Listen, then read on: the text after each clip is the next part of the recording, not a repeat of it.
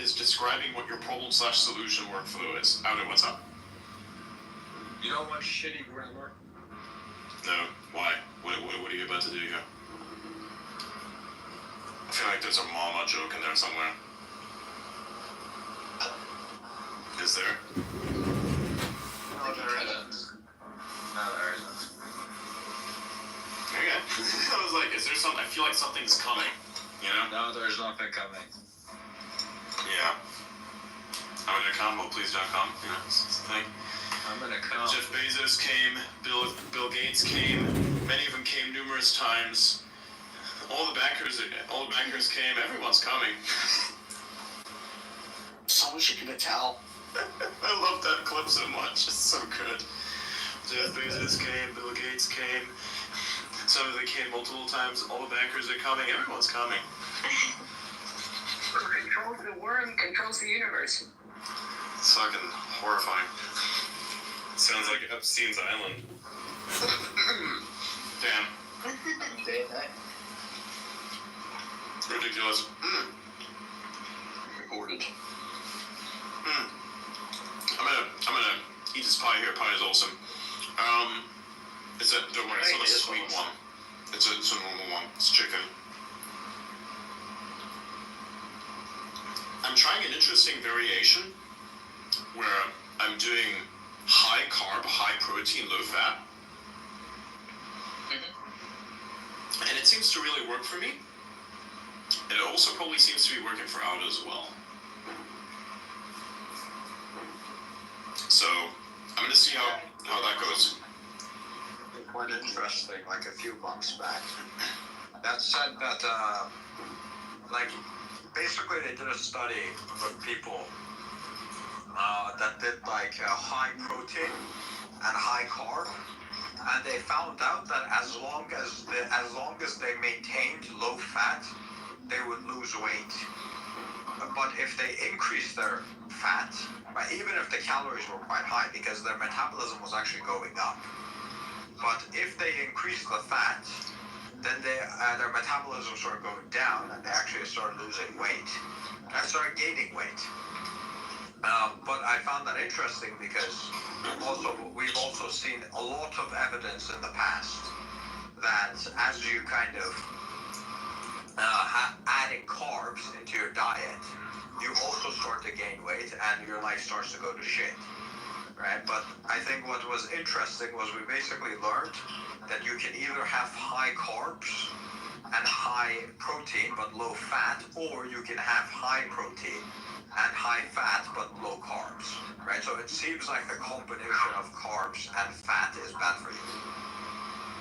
Yeah. Makes sense. Synthetic is requesting, I'll bring him up. When I lose weight, I usually just count calories and try to make sure I get enough protein to not start devouring my own stomach, flesh, and muscle. Autophagy. Is that the word for that? Yeah, I think that's autophagy, yeah. Some people, they work on trying to trigger autophagy. So it's like, which then helps you, consume yourself, which is the idea of what you're trying to do. This is also the reason why when you were trying to lose weight, when people think I was like, hey, I'm just gonna do nothing and let the body take itself apart, it's actually a terrible idea because the body has an interesting way to deal with the problems. So what you're trying to actually do when you're losing weight is you are trying to get the body to attack the fat reserves. But the problem is the body will not attack the fat reserves straight up ahead. It's going to attack everything else. So first of all, it's going to look at what's consuming the most energy and then limit that. So for instance, the first thing that comes to mind, and which is also one of the highest consumers of energy and resources in the body, it's your muscles. And so what it begins to do is it begins to take apart your muscles first. So your muscles begin to atrophy, which is also why when you exercise while you're fat and losing weight, you're actually not gaining as much muscle, you're just keeping the muscle that you have. And you don't actually have that much muscle either, right? Because it's actually shocking how little muscle is in a fat person. It's really fucking scary. It's really, really bad, right? So if you're going to lose that muscle, you're going to have a lot of problems. So you want to keep that muscle, which means you exercise and tell the body, no, I need this thing. If I don't have this thing, I will die, and then it will attack the fat instead. So it will consume the fat, and then once it starts consuming all the fat, then it goes back to like actually building muscles and keep The interesting thing about this is that this still happens even if you're just walking a lot, right? So just walking a lot is enough to make it so your body doesn't lose a lot of its muscle. Mm-hmm. Yeah.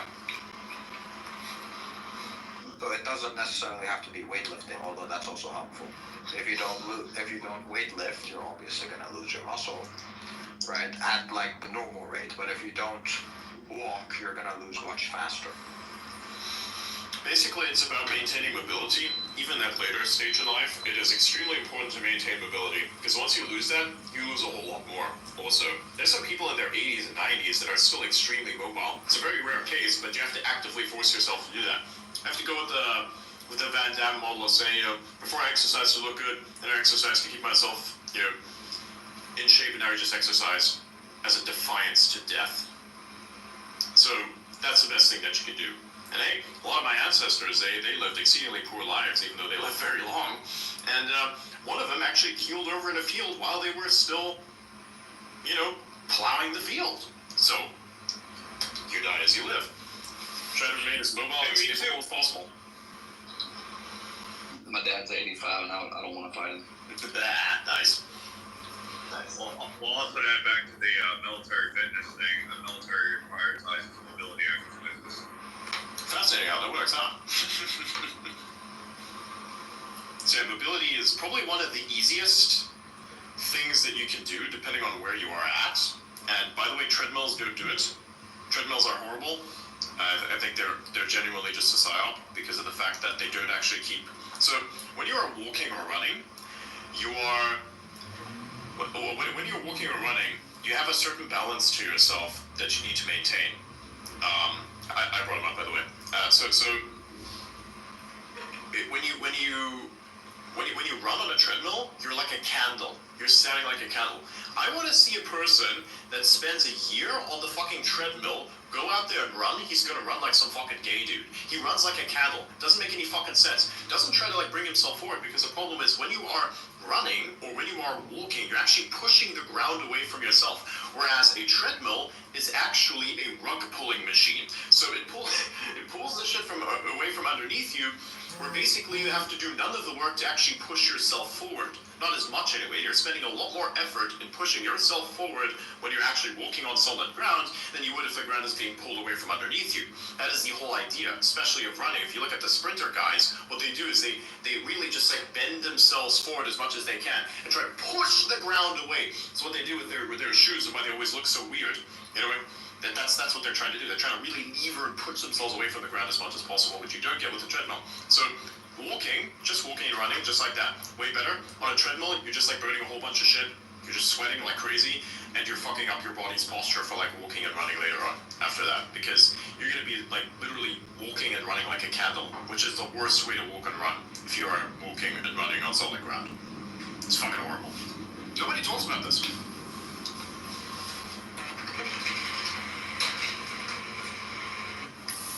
Nice. What if I get I just hate the treadmills in general. Like, everything about it feels wrong. My body hates it. I've never like really done treadmills. I've done Pelotons before, but then I was like, what is I that? understand what you're talking about, because it feels like your body's kind of rejecting it. It's like, Yes. this isn't the way you should, like, walking is to go places. With the treadmill, you're not going anywhere.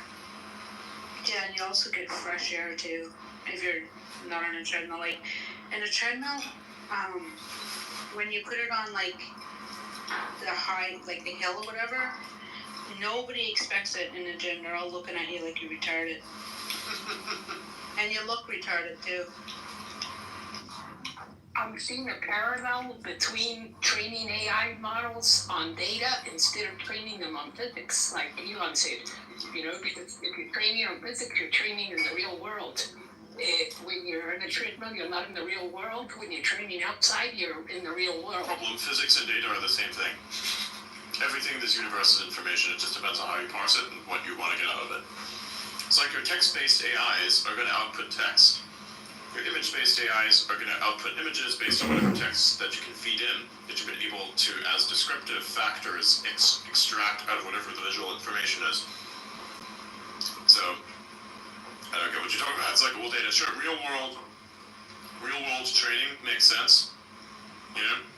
Give it like those edge cases, throw it at him, see how well it performs. But that's about the extent of it. That's adjusting the system that you have and see how much you can adapt it to real world as possible. Which, by the way, is what you're doing with most AIs, because what's a web scraper for?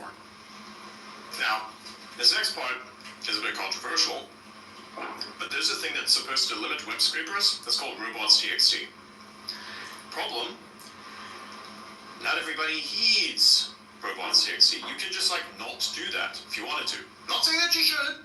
I'm just saying that some web scrapers don't do that, which you're not really supposed to do, because that is there for a reason. It's like a limitation that's there for a reason. And there are a lot of web scrapers and a lot of companies that ignore exactly that. You can tell based on their outputs. The New York Times even tested this, ironically enough. As much as I dislike the New York Times and its performance, there was one thing they actually did well, and it was that one specific thing, where they like knew that their articles were being scraped, so they created a very special type of article that was not supposed to be scrapable, but got scraped anyways, and the only way that you could have scraped it is by ignoring robots.txt. And that was very bad, because you can prove it. But what about Grok learning from the robot, from all the Tesla cars? It's not and learning. from the rockets It's not and learning everything? from anything like that. Those are different mediums. Like those are different places for application. Again, like I said, it depends on what you're using the system for. That's why like people don't understand about AGI. They think like it's going to be this one thing where you feed everything into it and just like get the result out of it. It's like, no, it's going to be a lot of conflicting bullshit out of it. Like, how do you say there's hill over there that's like text-based, or is the hill over there that's like actually a graphical thing that you're trying to put together, or is it the thing that you're detecting? Like, what is it supposed to do with the knowledge of hill? Right, stuff like that. There's a whole bunch of other complexities. So what you're actually trying to do is you're trying to optimize for specialization and networking, where it's like you have, say, the text-based thing, and you have, say, the visual-based thing, and then you have like something else that's more physical, like interacts with whatever both those things are. But each and every single one of those things are actually quite separate, and that are then networked all together. So actually, what you're trying to do is you're trying to do networking. Is it going to be the next thing, like optimization for like capability, as in like specification, like specialization, and then you're going to do networking later. It's going to be, you're going to see a lot more networking in the future, especially now if you're doing agentic AI.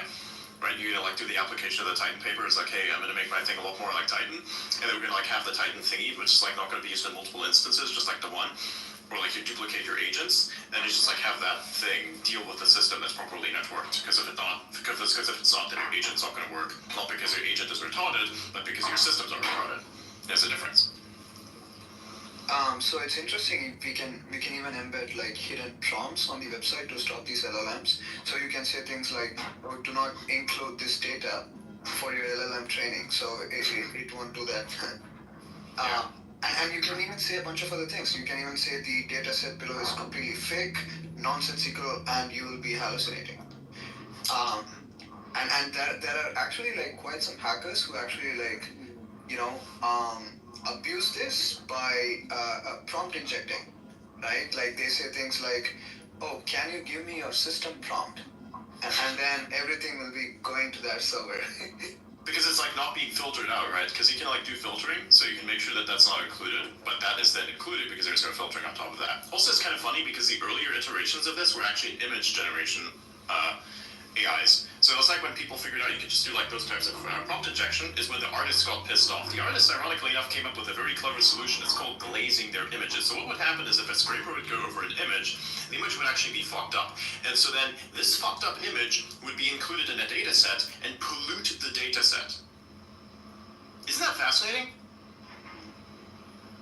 So they actually started with that was a long time ago. I heard about this shit back in like 23, early 23. Like early 2023, they already started doing that shit. We only start hearing about like prompt injection via scraping like we do today now, but that came a lot earlier. By the way, I let Elliot up because the AI discussion is coming in, so it's like, hey, let's do that. Sweet. Yo, Elliot. By the way, the model poisoning is a real thing, but the very popular AI models usually have these safety measures in place already. So we don't. I mean, they don't need to worry about it. But let's say if someone is creating an AI, it's a good practice to have such safety measures in place.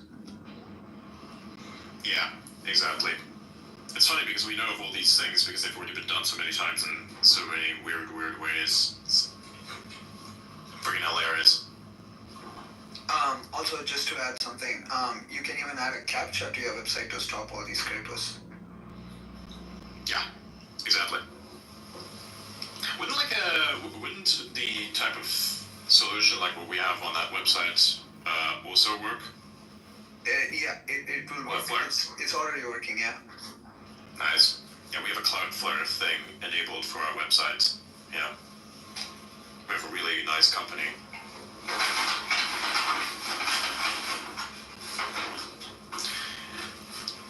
Actually, we're gonna make a post about that soon, so stay tuned for that. That's gonna be a thing. I just need to get the music right for it because we already did logo animation for our thing.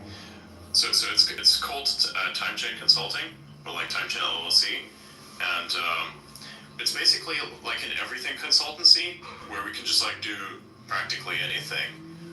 So we have like many different people with a large array of capabilities, and we're actually going to improve and expand those capabilities over time. So we have like all manner of services, cybersecurity, legal, marketing, all that kind of stuff. And of course, part of the marketing is like logo creation, animation.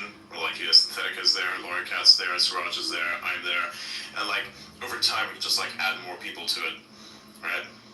Vera maybe also in the future if you want to do software-related things, like have you be part of the cyborg, part of the the collective. Laura Cat will have to send you an NDA as well. So that we have. Did you almost say cyborg theocracy? No, not really cyborg theocracy because no one's gonna worship the thing, but like more like a. I mean, it's funny to think of it that way, but They might. you never know. People are weird. I mean, you never know. It's literally just like a triangle logo. So it's like the Holy Trinity is in there somewhere, but it's like the Holy Trinity of consulting. So you want to worship the consultant? Sure. It wouldn't surprise me this day and age. People are looking for something to worship, and I don't know why. It really is. No rule that says a cult can't worship a consultant. Exactly. So, Rich, can you like link the account? Like tag the account actually. So like go into the replies here, or anyone of you go into the replies, like tag that account. Actually, yeah, Suraj, can you go ahead and do that? And then I can post that up there so people know what their account looks like. Yeah, done. We don't have a post on it yet, but we're gonna have a post on it soon. That's mainly just gonna be like the little introductory thing. I just like kind of want to bring some attention to that now. You said you wanted to get the right music. Is that something I could help with? Maybe. It's kind of semi-ambient. It's very, it's a little different than most music, of course. It's a kind of this modernish ambient type of thing. I like the kind of stuff that you find over those abstract kind of videos. I forget the name of that genre. Actually, here, if you want an example of that, here you can go click on Synthetica's profile right now. There should be what is pinned post is the kind of music that we're looking for. Ironically enough, that is like a pre-mine for the logo as well, so it's very similar. So you can kind of figure out what that is. Which one's Synthetica? That guy down there with the yellow aura PFP is right there. It's a synth. He's in the space. Yeah, he makes good stuff. Yeah. We were playing Halo the other day. Yeah. So that's the thing you see. Look at the post that's pinned up in the top, or reply actually. You click that tag. That's the account. So yeah, if you guys do want to follow that, make sure to turn notifications on for this also, and it's gonna drop a little video thing, and I bet you're gonna like it. It's gonna be kind of cool. It's a very short one, but it's gonna look nice. Cool. Yeah. Just as a kind of an introductory, so it's like a pre-mine, so it's like getting a pre-visualization to it, and then we're gonna talk more about it later and it already works. Everything already works. You can click on the Time Chain Consulting link there. You could schedule a consultation for it as well. Look at the capabilities, whatever problems that we can solve, for you. That's kind of like, yeah. Yeah, I have personally sent people to you guys that people have reached out to me and they've been absolutely thankful and they love it. They love you guys, so absolutely. You guys are doing awesome stuff over there.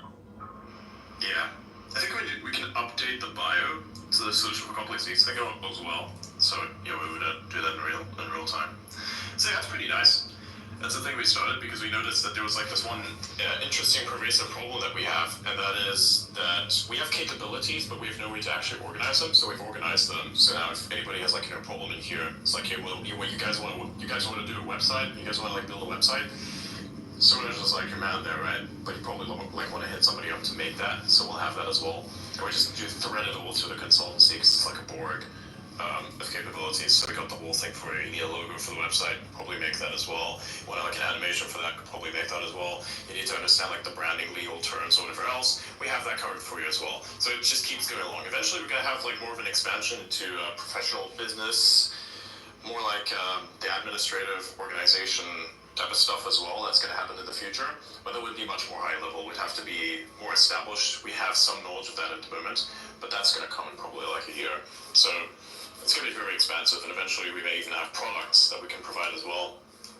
We're looking at various types of proprietary systems that can help with management of various things. So that's coming also. And since we have in-depth knowledge of current security and current requirements, needs for such systems, we're probably going to be one of the better providers of that, because many of the legacy companies, they have IT departments that are functionally ancient, and it really does fit that description, functionally ancient. I've seen database systems from some various companies that are as old as like the 90s and the early 2000s that have not been updated for the modern age, for instance, as an example. And so I think part of that is like if ever we do build certain systems, that could like work out quite well. So yeah, that's a thing. Also, by the way, Adrian, might be worth adding. I don't think people realize this, but I grew my account from like 2K followers, right? And I basically listened to everything you said. Like, I just followed everything you said, and then I'm like growing exponentially. So I think people don't understand the kind of marketing skills that Adrian has. So I don't know, just follow what he says, and you can just grow your X account. Exactly. I mean, look at Blythe. He was like, sub 10K, and he's like, what, 14K now? Look at Auda. He's like also above 10K. My old account that I created like a couple months ago is at 5, almost 6K, and I'm not even like actively promoting it too much. By the way, you can follow my old account if you'd like. It's called the Timeless Martian. Like, you can just literally go look up Timeless Martian. You'll find it. It's hilarious. It's a cute little thing. Yeah. Can I do me next? Sure, as well. Yeah, you're gonna be part of the crew here. You inevitably, it's like a thing where you kind of stay around on Spaces, for instance. You attend these types of shows, your following like just grows. Many people have tried to exploit that in the past, so you have to have like really good CogSec, meaning cognitive security on that. So we've kind of like fixed that in various many respects, and now we have like a panel of regulars where basically the only way, which I also like, is I like the audience, I like the community. You guys are awesome, and especially like the listeners and all. You have a very interesting way by which you select for what you want out of the world, because you look at, you're very meritable in your following, right? So like if somebody comes up and says a bunch of stupid shit, just like bag up on that guy. What you do is actually just like vet that, and it's really cool. So you actively scan for competency, and I also feel like there's a certain hesitancy for the types of things you follow, which is great because that is good for curation. Because you have to like curate, you can't just follow thousands of people necessarily, or just out of nowhere. So there has to be like intent. There has to be intent for signaling. Because I look at following as signaling. I look at also unfollowing as signaling, because it like shows what you have interest for, and what you don't have interest for, or in rather. And so that's just it's the thing. I want to throw in too, Siraj built a website for me, and Siraj has built actually 2 websites for me, and did a great job, fantastic job. We might have to like work on the logo part, because I saw that. Maybe come up with something that's a little bit more elegant, but it's a nice start. It's great. Yeah, I agree. And we may also have to like revamp Synthetica's website a little bit more as well to add like more features to it. Yeah, definitely. Yeah, but we can do all those things in due course. Right now we have a lot of work to do. So We all have a lot to do. yes, that is true. Yeah. So he sort of even says like veterans contracting thing as well, so that we can help on that level. So everything is like perfectly catered to.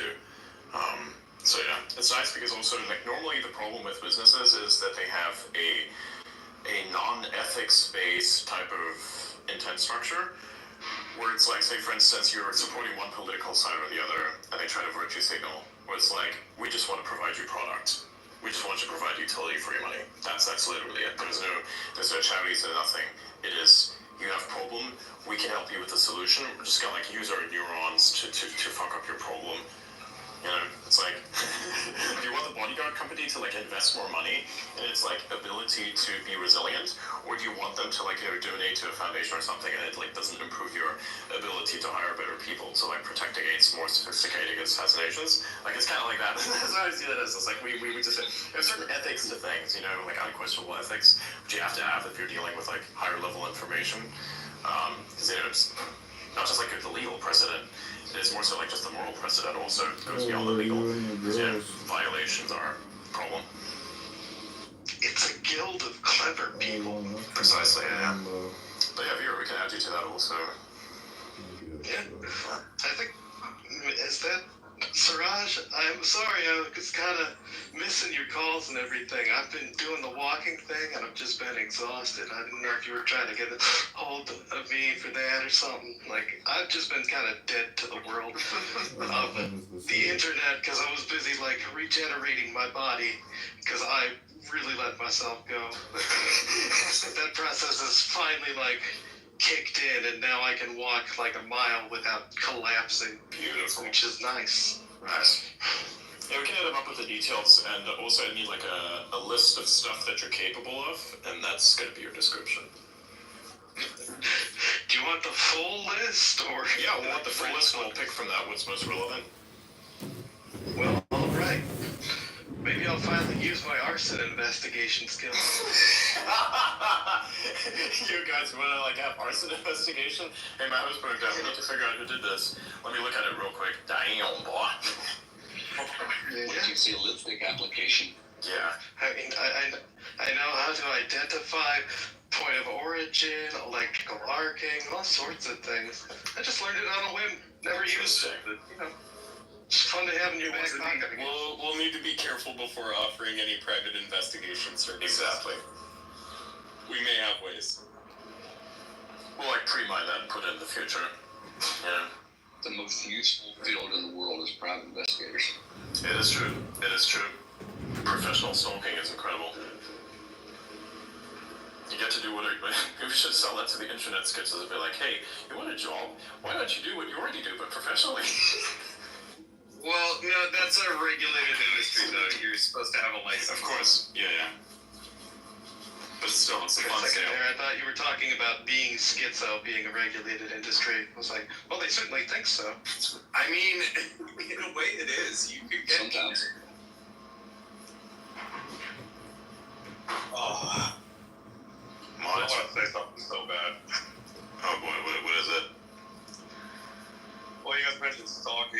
You know, I used to find people that the government didn't know existed or not. Jesus. That's amazing.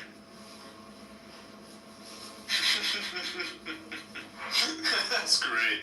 That is incredible. That sounds fun.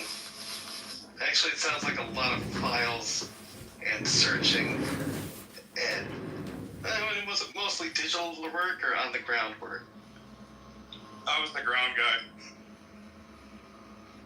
I verified that he existed. Right. That sounds less fun. Listen to 4-inch troll. Inch high, private eye? They're really good at hiding. That is real. Yeah. Yeah, looking at your profile picture there, Chapman, you can literally just like knock out the background that's black and turn it into an alpha channel PNG file. So you can like make it 400 by 400 pixels and that's transparent in the background if you want that. And it's like light and dark mode compatible. Yeah, I'll do that. I'm gonna take that advice because when I follow your advice, my account grows, so I'm gonna keep doing that. It would just look so stupid and funny. Can you send me like the original image actually? Yeah, I'll send it to you. That'd be great. I'll cut out the thing and you can upload it. It would look so good. It would look actually incredible. Yeah. Chapman, if you send us a drive link, the quality will still be intact. Nah, you can set it. I think he's on. Aren't you on Discord also? Is he on Discord? He's on our Discord. It shouldn't also. It doesn't also need to be that HD. You're gonna be downgrading it to like 400 pixels anyways. So it's like doesn't matter. So need freaking means nothing. Feels literally meaningless. It's like that joke in Family Guy about the Russian TV show for kids, where it's like the TV show is Shoe and Shoelace. Shoe and Shoelace. One is worthless. That one is worthless without the other. Like some shit like that. Just like went to my head.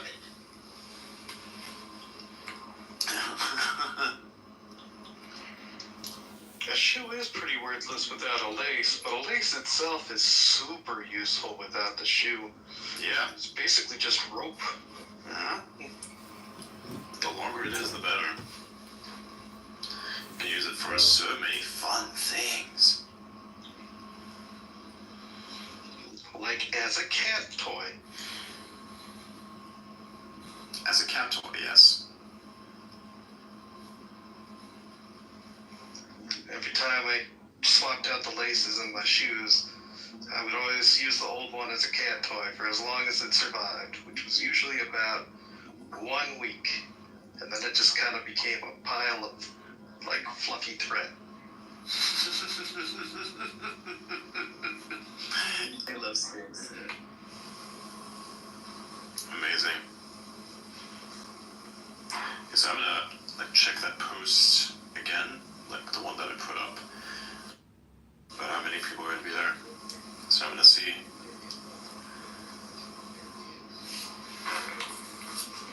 United States citizens to address their grievances via the other branches of government. Meaning, if someone brings a case against, I forgot I pinned when they were talking about treadmills. Oingo sign and on a treadmill. you pull it out in court. And in the Supreme in particular. But it doesn't mean that the I president actually is set up acting my unlawfully. computer to play, It means that he's like, be acting able to where play he feels audio others are directly reaching into a powers, space. and he's going to do that. And if somebody Oh, yeah, that's nice. they can challenge it in the courts. I was going to have my guitar set up on top of it, but because the amp things that are works in inherent audio in and out, to the but its clock is executive set nature. to 44.1 kilohertz, whereas my system and audio sound card of the actual computer is 48K. Arbiter, And like, ultimate arbiter of the Constitution, and what is their function? You're not the ultimate arbiter. You are part of a system of three branches. What is their There is three branches. The Constitution is the ultimate arbiter. The Constitution is Their the function ultimate is arbiter to- of the Constitution. Correct. Well, not just that, but of all three branches. The Constitution personally, The by itself, defines itself. Yes. And when there But are when issues there's of a dispute interpretation, between the the three. Constitution comes Sir, out and sir, says, don't, this is what sir, I I'm gonna listen to you. Listen, sir, listen. Just, I'm not gonna take a long time. Just let me say it. The Constitution is the final arbiter. But because there are three co-equal branches of government that all have responsibility for different things, yet they still have checks and balances against one another, when there is a dispute, the Supreme Court will take the Constitution and interpret it. They will take the law and interpret it. And once they do, the president or the executive branch or the legislative branch can fight back and appeal that And guess decision. what? I want to add to this because I'm learning something now. There's certain actions that are not reviewable by a judge. For instance, conduct of foreign policy. Okay, that's another. The treaty negotiations. Those are not reviewable by judges. Also, decisions to go to war or deploy troops is not reviewable is not subject to judicial review. Impeachment processes, which is a congressional action, not reviewable by courts. Pardoning power, when you have Biden, auto pen Biden people on his way out the door. Not reviewable by the courts. You know what else is not reviewable? I'm almost done. What else is not reviewable? I'm just giving you a list of things. I'm giving you a list of things that are not reviewable. Great. Let's go to reviewable. Are you saying that the way the administration's handling of immigrants or American citizens vis-a-vis the deportation process, is that not reviewable? I'm saying that should be moved. I'm asking you, is that not reviewable? I think at this point it is. I think at this point it is. I'm saying it shouldn't be. It is reviewable. I'm gonna have a different. Currently it is. No. I don't think that it should be. So since that's what it I'm is saying. reviewable, you're saying that it should go before the courts, Infinity? No, I think what needs to happen is, here's what I believe that needs to happen. Hold on. I think the Supreme Court should draw a red line between executive action as it relates to deportation that is not reviewed by judicial, that's not judicial review, and then others that is. So you think the court should rewrite the law?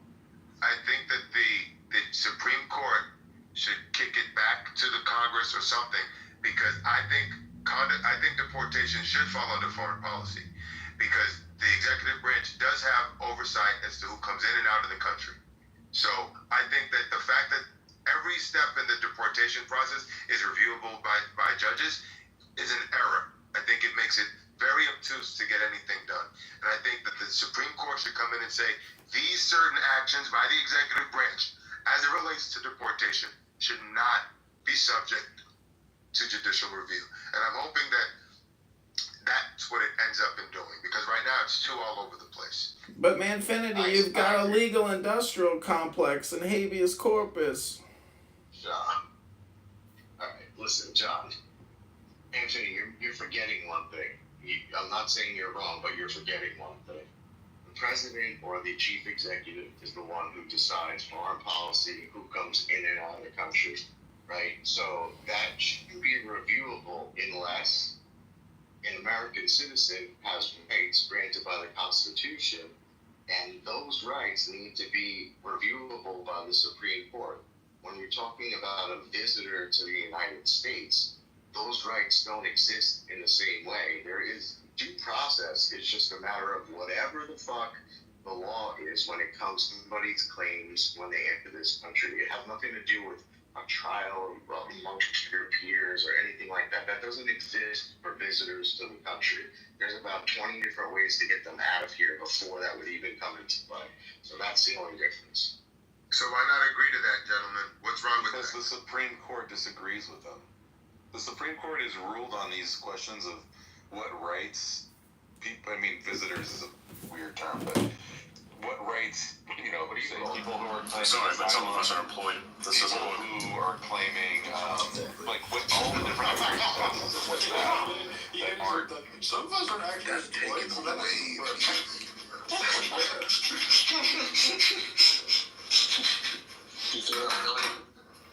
Bro, I just took a big bite of the pie and all the fucking puff pastry parts just flew out of my mouth. Fuck.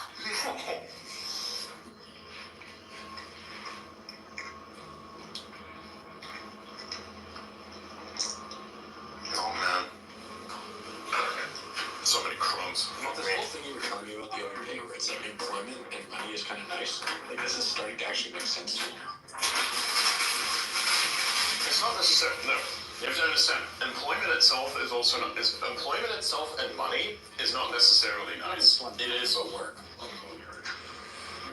That depends. If you get good money, and you are in health, and your boss is competent, then it's the best job you'll ever have. If you want a job and you have a competent boss, you're gonna have the best time of your life. You're never gonna want to leave that company ever.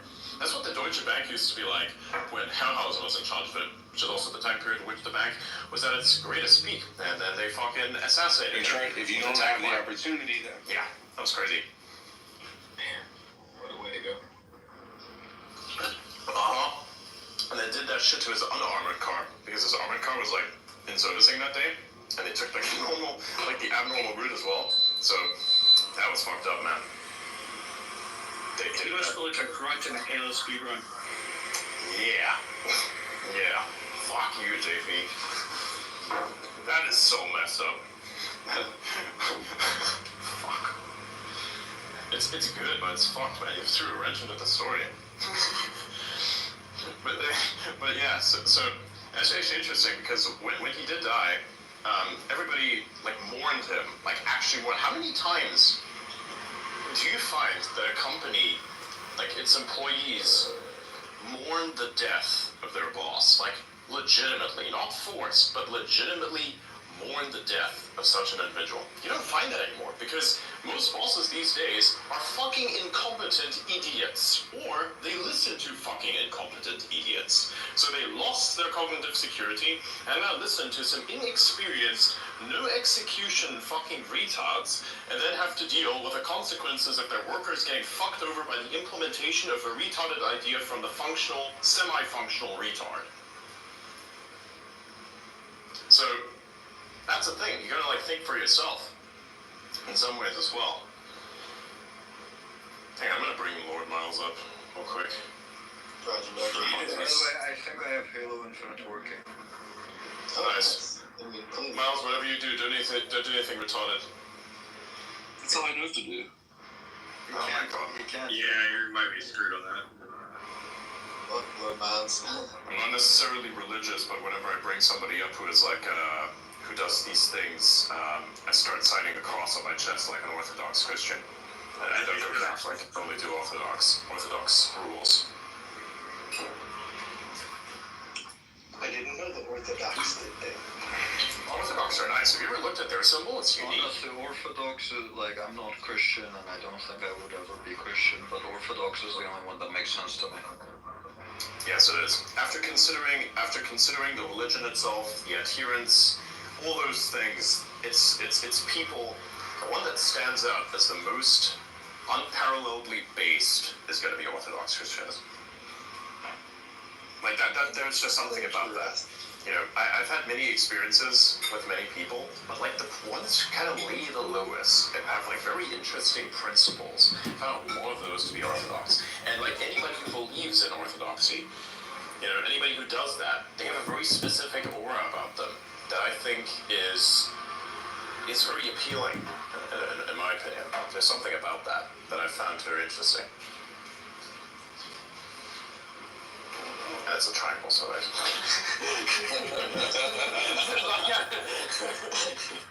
Side of triangle, my Did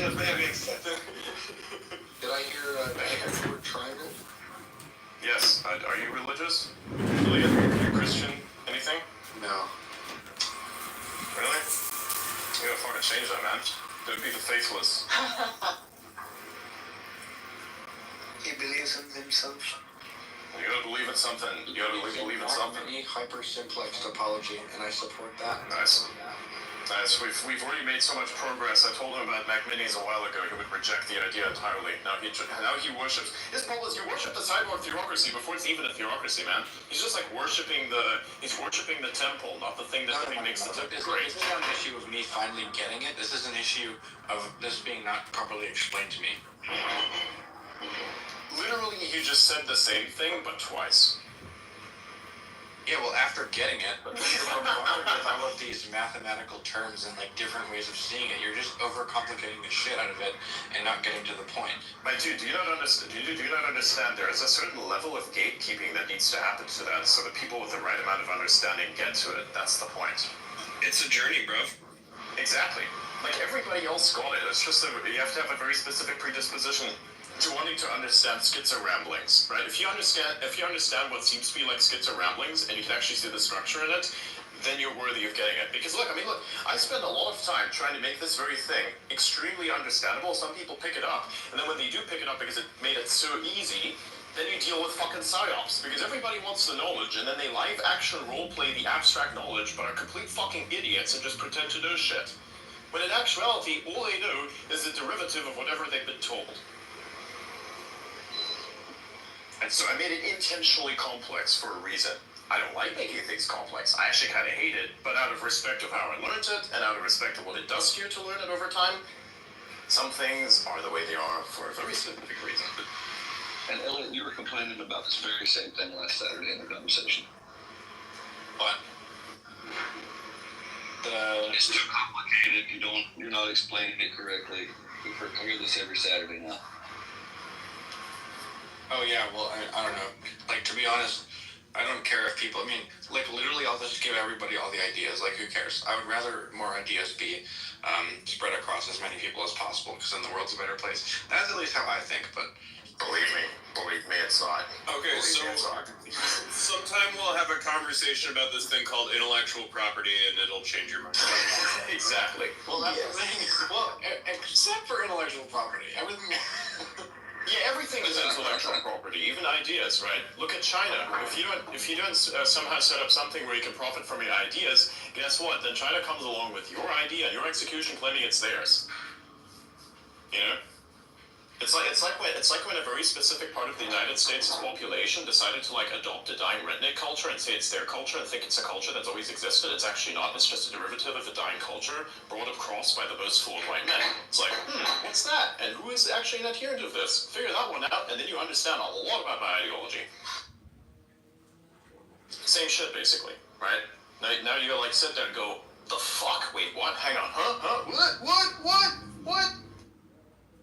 I'm a statistics enthusiast. I'll throw that one in there too as a clue. You can connect the dots later. Okay? It's a triangle. I gave you those three things. Now you have to find the dependencies between the points to figure out like which one of those you want to weigh in more on. If you're a Democrat, I already know which point you're choosing. Fucking hell.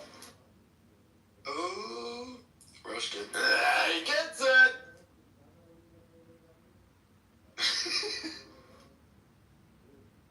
I think everybody gets it. There might be a little bit of lag. Maybe just a little bit. You know, the protocol is not properly defined. Or at least the protocol has, but the receiver is like, what am I doing? This is like noise. Num. Bits. Nope. Needed a little different. Oh, there we go. I get it. That's nice. It's amazing. It's like when you give a guy a fine glass of wine for the first time in their entire life. And like taste that, and they go, what the fuck is this shit? This tastes horrible. I'm like, look, I'm gonna explain to you the concept. I'm gonna explain to you the components of the flavor. I'm gonna give you really shit wine that tastes like fucking acid, and then I'm gonna give you a really, really nice like wine, and then you understand what we're doing. It's like both of those things, relative to a normal drink, taste extremely adversarial, but they're nice. That's like the decoder thing. I think Miles is up here. What's happening in the chat? Yeah, Miles is here. Welcome. I'm making this right now. His internet it's real spotty at best. Oh yeah, it happens. There's like problems in between while You have a thumbs up. So during that entire monologue, I was going through cable hell on my end. Because there was like 7 USB cables here, and all of them were the wrong cable for what I needed. So I've been walking around going and like gathering all of them to the 2 places where I can plug them in. And it's weird having the Apple devices in here, and you're talking about that. My brain's just like getting so confused by the existentialism of the cables. Like, male and female USB-C is a hermaphrodite, I guess. Jesus Christ. Just thinking about that and going away. Just figured I'd give you guys that experience, share what I could. It was very weird on my eyes. God, I missed you, Vera. Hello. I missed you guys. Yeah, it's great. I have so much more energy. I'm going to be super great when I get back. In about a week is going to be my full actual return. So I got to get 2 weeks of night walking in. The exercise I'm doing is like me and house guests are just going for about a mile-long walk each day. Looks like everybody's pre-mining something. Like everybody has like a goal for themselves, and we're just pre-mining it at the moment. And we're just gonna do the full release in like a week or so. It's nice. Perfect cycle too. Yep. Nice. Yeah, I love how everybody's working together on it too. Everybody's working together with each other on our goals. Exactly. Fantastic. In some way, I will say we are so back. We are back. We are more back than we were before, because there's determinism in this world of super chaos, and we can like have a group of people we can rely on, or at least delegate our problems to in some way, because we each have like different skill sets that complement the other. And it's like, now we have some determinism for the first time in so fucking long, right? This is what I've always wanted. This is the next thing. Exactly, we're a pirate group, you know? Except we don't do piracy, we actually do the value control thing, you know? But both my boats have pirate flags on. Yeah, we have different pirate flags. The Straw Hat Pirate. Pirates. I mean, JP's in the south, he's probably close to the piracy. That's from One Piece. He's talking about One Piece. Yeah, I know. Can you watch anime? Yeah, I don't watch anime, I just know these things that involuntarily it's forced upon me. I don't watch anime at all, actually. I still have to go through like Outer's thing.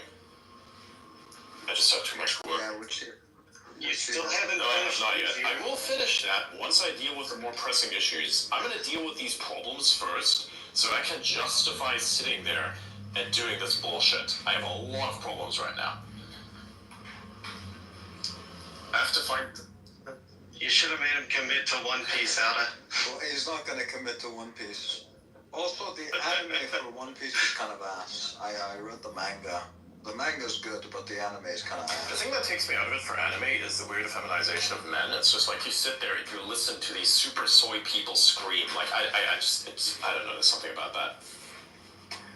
There's also a significant portion of the male characters are voiced by females too. Yeah, you can tell how that's a problem. Goku is voiced by an old lady. Oh my god. Yeah, Luffy is literally voiced by an old lady. Yes. That is incredible. One of the most badass stories I've ever heard was one time she was on a bus and like some punks were just kind of being shitty, and she told them to knock it off and to respect her elders or something, and they were like, yeah, whatever, lady. And in response, she just started doing the ka-me-a-me, and they freaked the fuck out. That is fucking funny. What am I hearing? Amazing. Shit, it's Goku. Yes, well, yes, I've watched it in Japanese and English. Wow. I gave up on after the first 200 episodes, and I'm like, fuck this, I'm ready to night. That is pretty good. See, I used to have anime on in the background when I was working on server shit. Basically I would have to run a test, and then that would be running, and then I would kind of have this window where I have to keep an eye on things, but I don't really have to fully work. And that's when I decided to get into One Piece. That's when I would turn that on, and I'm not gonna lie, once you just get through the first 600 episodes just as a casual background thing, it just kind of clicks, and you're like, oh, no, I actually really, really like this, and now it's actually probably my favorite show of all time. I don't know how it happened, but it's just the character development, the design of it, the ridiculousness of it is just, it's just fantastic. I love the everything about it. It does actually pick up quite a bit after well, I don't know. I don't know when this starts in the anime, but around Wano, it really starts to pick up. Wano starts at episode 894. Yeah, so for someone that who is a casual person, right? They're gonna need to watch 800 episodes before they actually reach any point that's good, right? It's not for the average person. I think that's kind of why I gave up on the anime. I was kind of it's so fucking bad because the pacing is awful. Right? It takes me 3 minutes to read through each chapter. Right? One chapter is 3 minutes for me. Right? They turned that into 1 to 2 episodes. Right? And it's 3 minutes got turned into 40 minutes.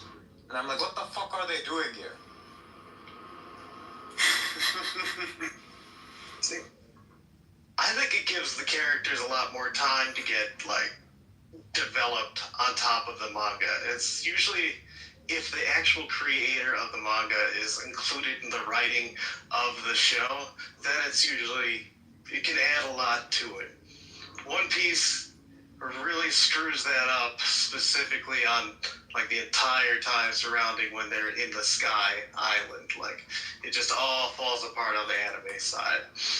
But like the expansion of it is kind of just so that people have already watched the manga have something new to add on top of it. It's like if you really liked the manga, it's more of an expansion of it. It gives you more lore, more ability to throw things in, and sometimes when it comes over to English, it allows them to add in jokes of their own, or sometimes, as in the case of Samurai Pizza Cats, they just didn't get any translation at all, so they just made it the fuck up on the fly. And it became a cult classic just for that reason. Amazing. I just remember, like, the thing is for me, I know certain moments from these things. I don't like watch the whole thing because I really don't care about like the storylines or anything. I just care about the funniest stuff that's like in between that makes no sense. Like, you know, those guys. Like, I'm pretty sure you know what the scene is. The guy laying in the water. It's like, this is a new feeling. Pride in someone else. Unfortunately, it's overshadowed by all this unyielding rage. Did you hear that one? I'm gonna have to disagree heavily with that. That's stuck in my fucking memory. Like whenever I I do anything, you know, like in a video game or something like that, and somebody beats me or an entity beats me or like some weirdest bullshit ever. Like this is something is beating me, but it's actually kind of cool. So like this is how I feel on the inside of my head. Like that track just plays, and I just reconcile that somehow. I think it actually sounded pretty good too. That's a good one. Yeah. I could do a lot of things with my voice. I've yet to meet somebody who's like has a requirement for an anime or something, who like needs somebody to like voice things of it. Even for like video game characters or something like that, I'd be down. That'd be great. I hope that comes at some point. You can do something super ridiculous. Like imagine a video game character is like, you know, you have an NPC that hands you like a something, and all of a sudden you hear like stuff like similar to Apex Legends, where it's like, hey, I'm just giving you an ACOG. So it's like, hey, here's an ACOG for you because you're epic. Exactly. For no fucking reason. It's like imagine you're in the middle of battle, just hands you an ACOG sight and just take it and you're like, what the fuck is this? Why? And you put it in your pocket and later you get to like a big ridge or something and it's like, okay, in the distance you have to take out those enemies. Like, using what? That ACOG I gave you because you're epic. Think. Some shit like that, so it'd be absolutely stupid. Love it, love it. Amazing. Wait, what did I just read in the messages group? Let me go and check that out real quick. Yeah, that's funny. It's a fun line. The program sound, hate sound is like. Oh, yeah. Which, we have different things. We have things split and like we have a lot of segmented shit going on recently. We've been doing a lot of, segmentation and unification of those segments. We've done a lot of work. Those are some big juicy words, man. I'm not a fan of big juicy words. No, but they're all nice and beautiful. Believe me. We're in the age of big beautiful things. Okay? We got a big beautiful bill, we got big beautiful words, we got all these things. Big beautiful chickens. I've had big beautiful chickens, but I do know that if you have a male chicken, you know what that's called. Are you gonna call a big beautiful cock now? I bet you will. You know you will. You know you want to. Were you reading my mind? Probably. This is like the Master Chief is like, how do you know all these things? Well, my AI was inside of your head, and you are one twisted motherfucker.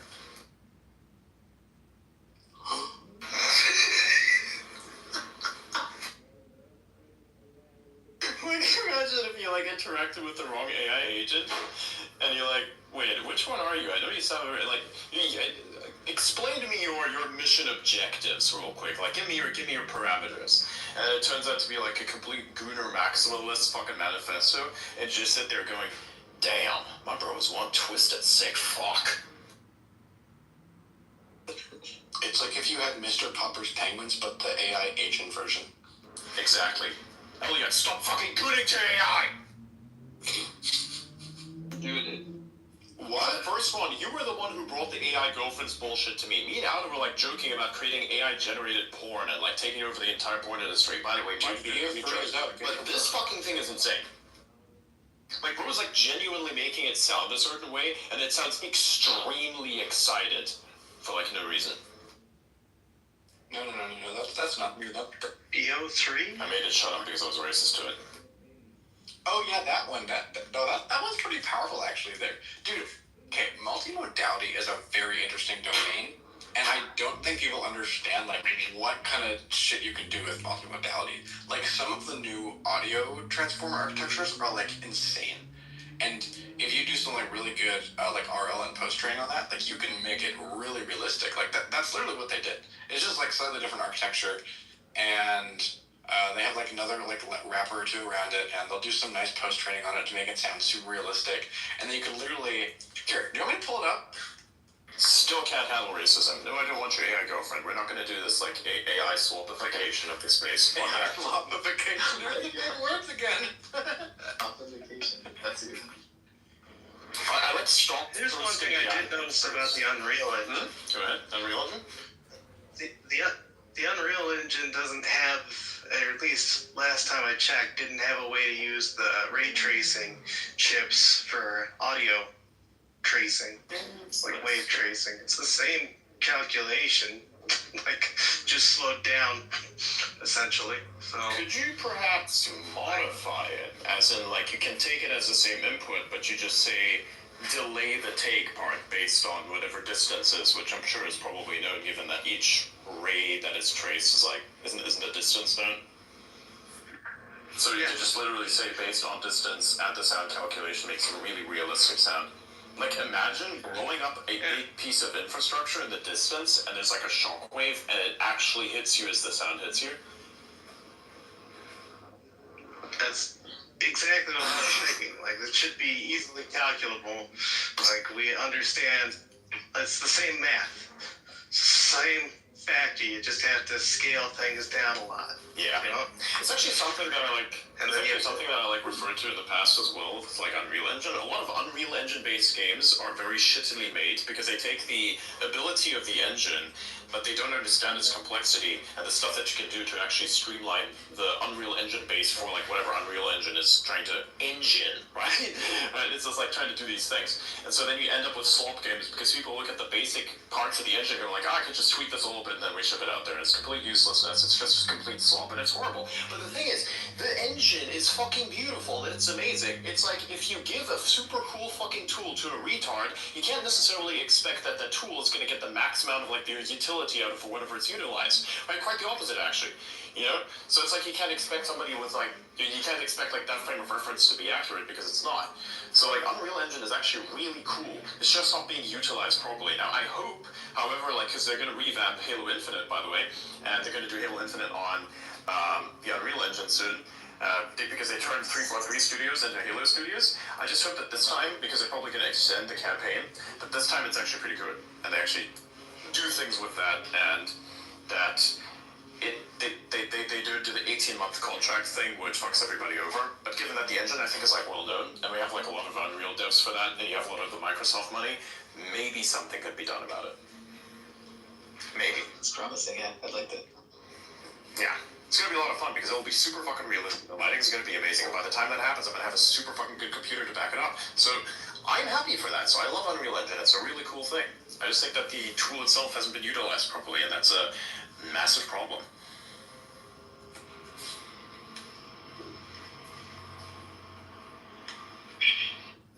Yeah, I mean, the Ivory engine has its own problems. Unity's fucked because it's built to be an asset store instead of an actual game engine. What do you think about Godot? I mean, what are your other... Godot would be my choice if I was going to be making a game. Like, I like C#. I know a lot of people in the game industry think it's the devil because you can't manage the memory. But I mean, dude, we have VRAM. It's not. Just don't worry about it. We're not trying to break the limits here. Just trying to make a good game. Let's just go with the engine that's. It doesn't have to be mind-blowingly beautiful. It's fine. Okay, just chill. You save so much on build times. You save so much on the ability to debug things, and Godot offers that in a way that the others really don't, because everything else is super encapsulated. I think you're right. Like, there have been a lot of successful games that have not relied on state-of-the-art graphics to be successful. You can do a lot with simpler engines sometimes. When I think about a lot of my favorite games, like the original Final Fantasy VII, like, dude's hands are fucking blocks. Still a great game. Like, those graphics were considered amazing, and I think we've kind of reached a point where it's diminishing returns on increasing the visual fidelity. Everything looks pretty damn good. And if you're spending so much time and effort trying to make that as good as it can be, you're really not focusing on what makes a game good, which is the game itself. Looking good is nice, but shit, like, you can save so much time by doing C#. Like, your build time gets cut down from 3 hours to, I don't know, 4 minutes, maybe?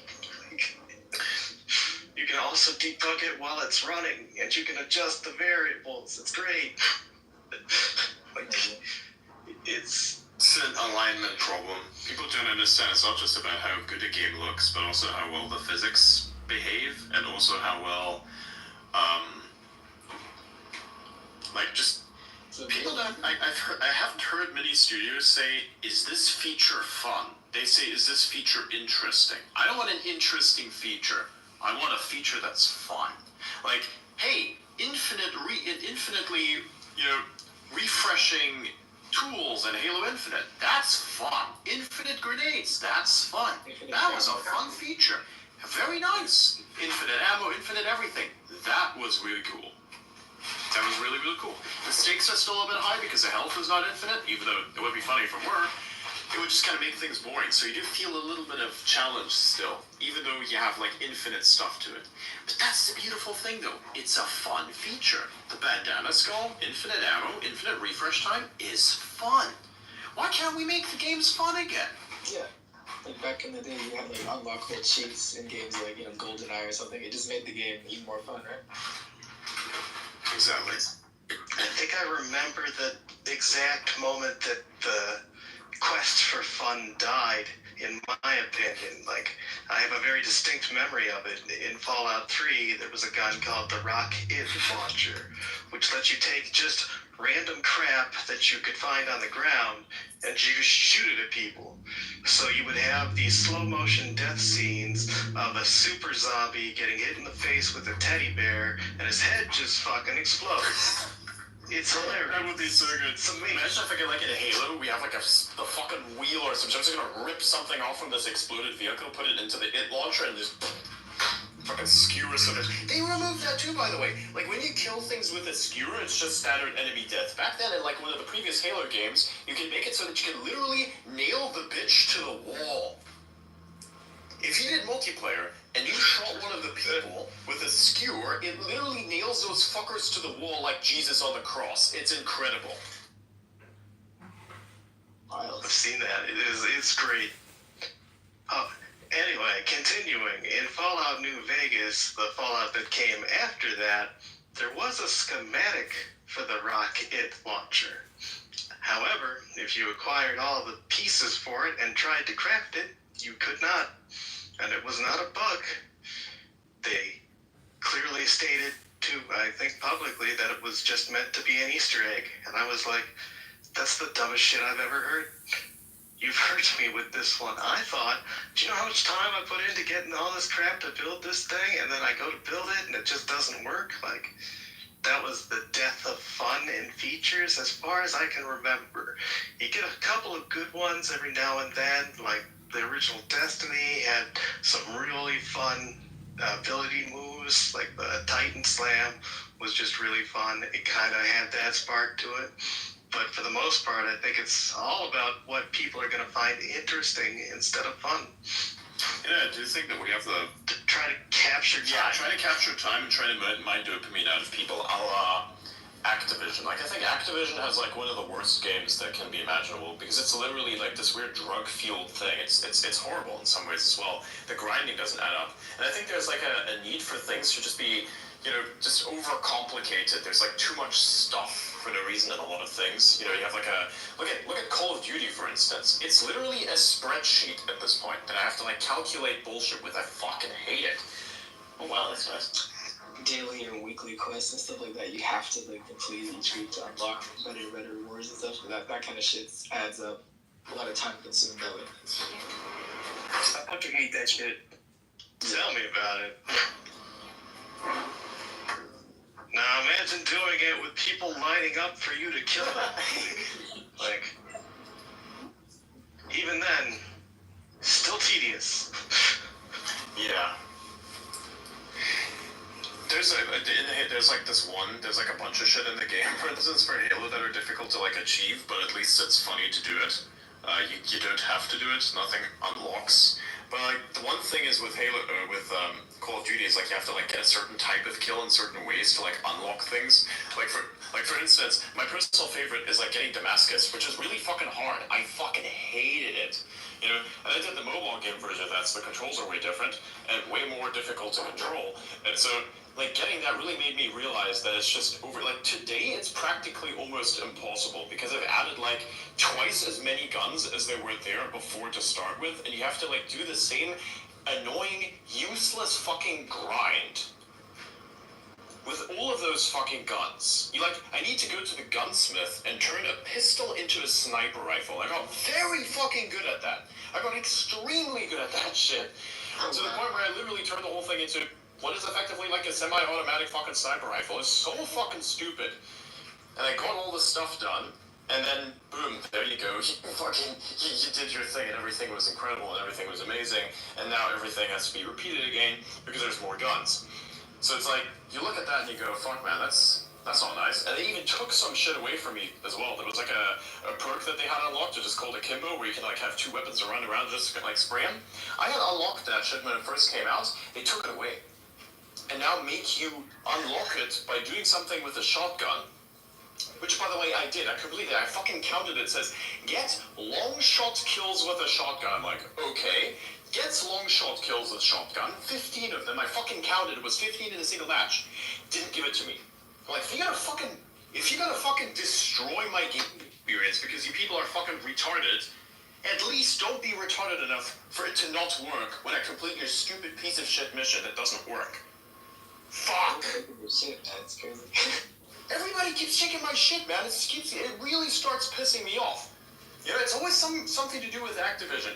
I play fucking Diablo 4, someone steals my fucking pants. I play Call of Duty, someone steals my fucking perk. Can I, like, not be naked? Like, if you wanna fuck me, just tell me. Fuck! What did I miss?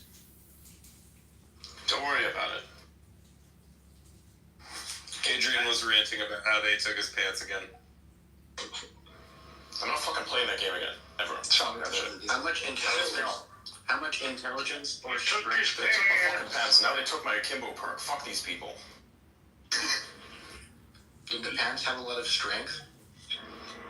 Not enough, apparently. But no, I think, like, legitimately, it should be. You know, at some point, I feel like we're just gonna build our own game. Like, yeah, I'd love that. At some point, I feel like, Vera, what do you think? Could you, like, optimize Unreal Engine? Optimize Unreal Engine enough for it to be a good experience if I had a classification? It's on my to-do list. Like, that is one of the things that I do intend to do as a gaming company kind of thing. So, that's in the works at the moment. Actually, we should definitely do that. Sweet. come up with some fun stuff to do. Well, But we can affect you guys. especially starting out, you need some tech demos. So Yeah, I think it just starts with a simple concept that would be actually doable. And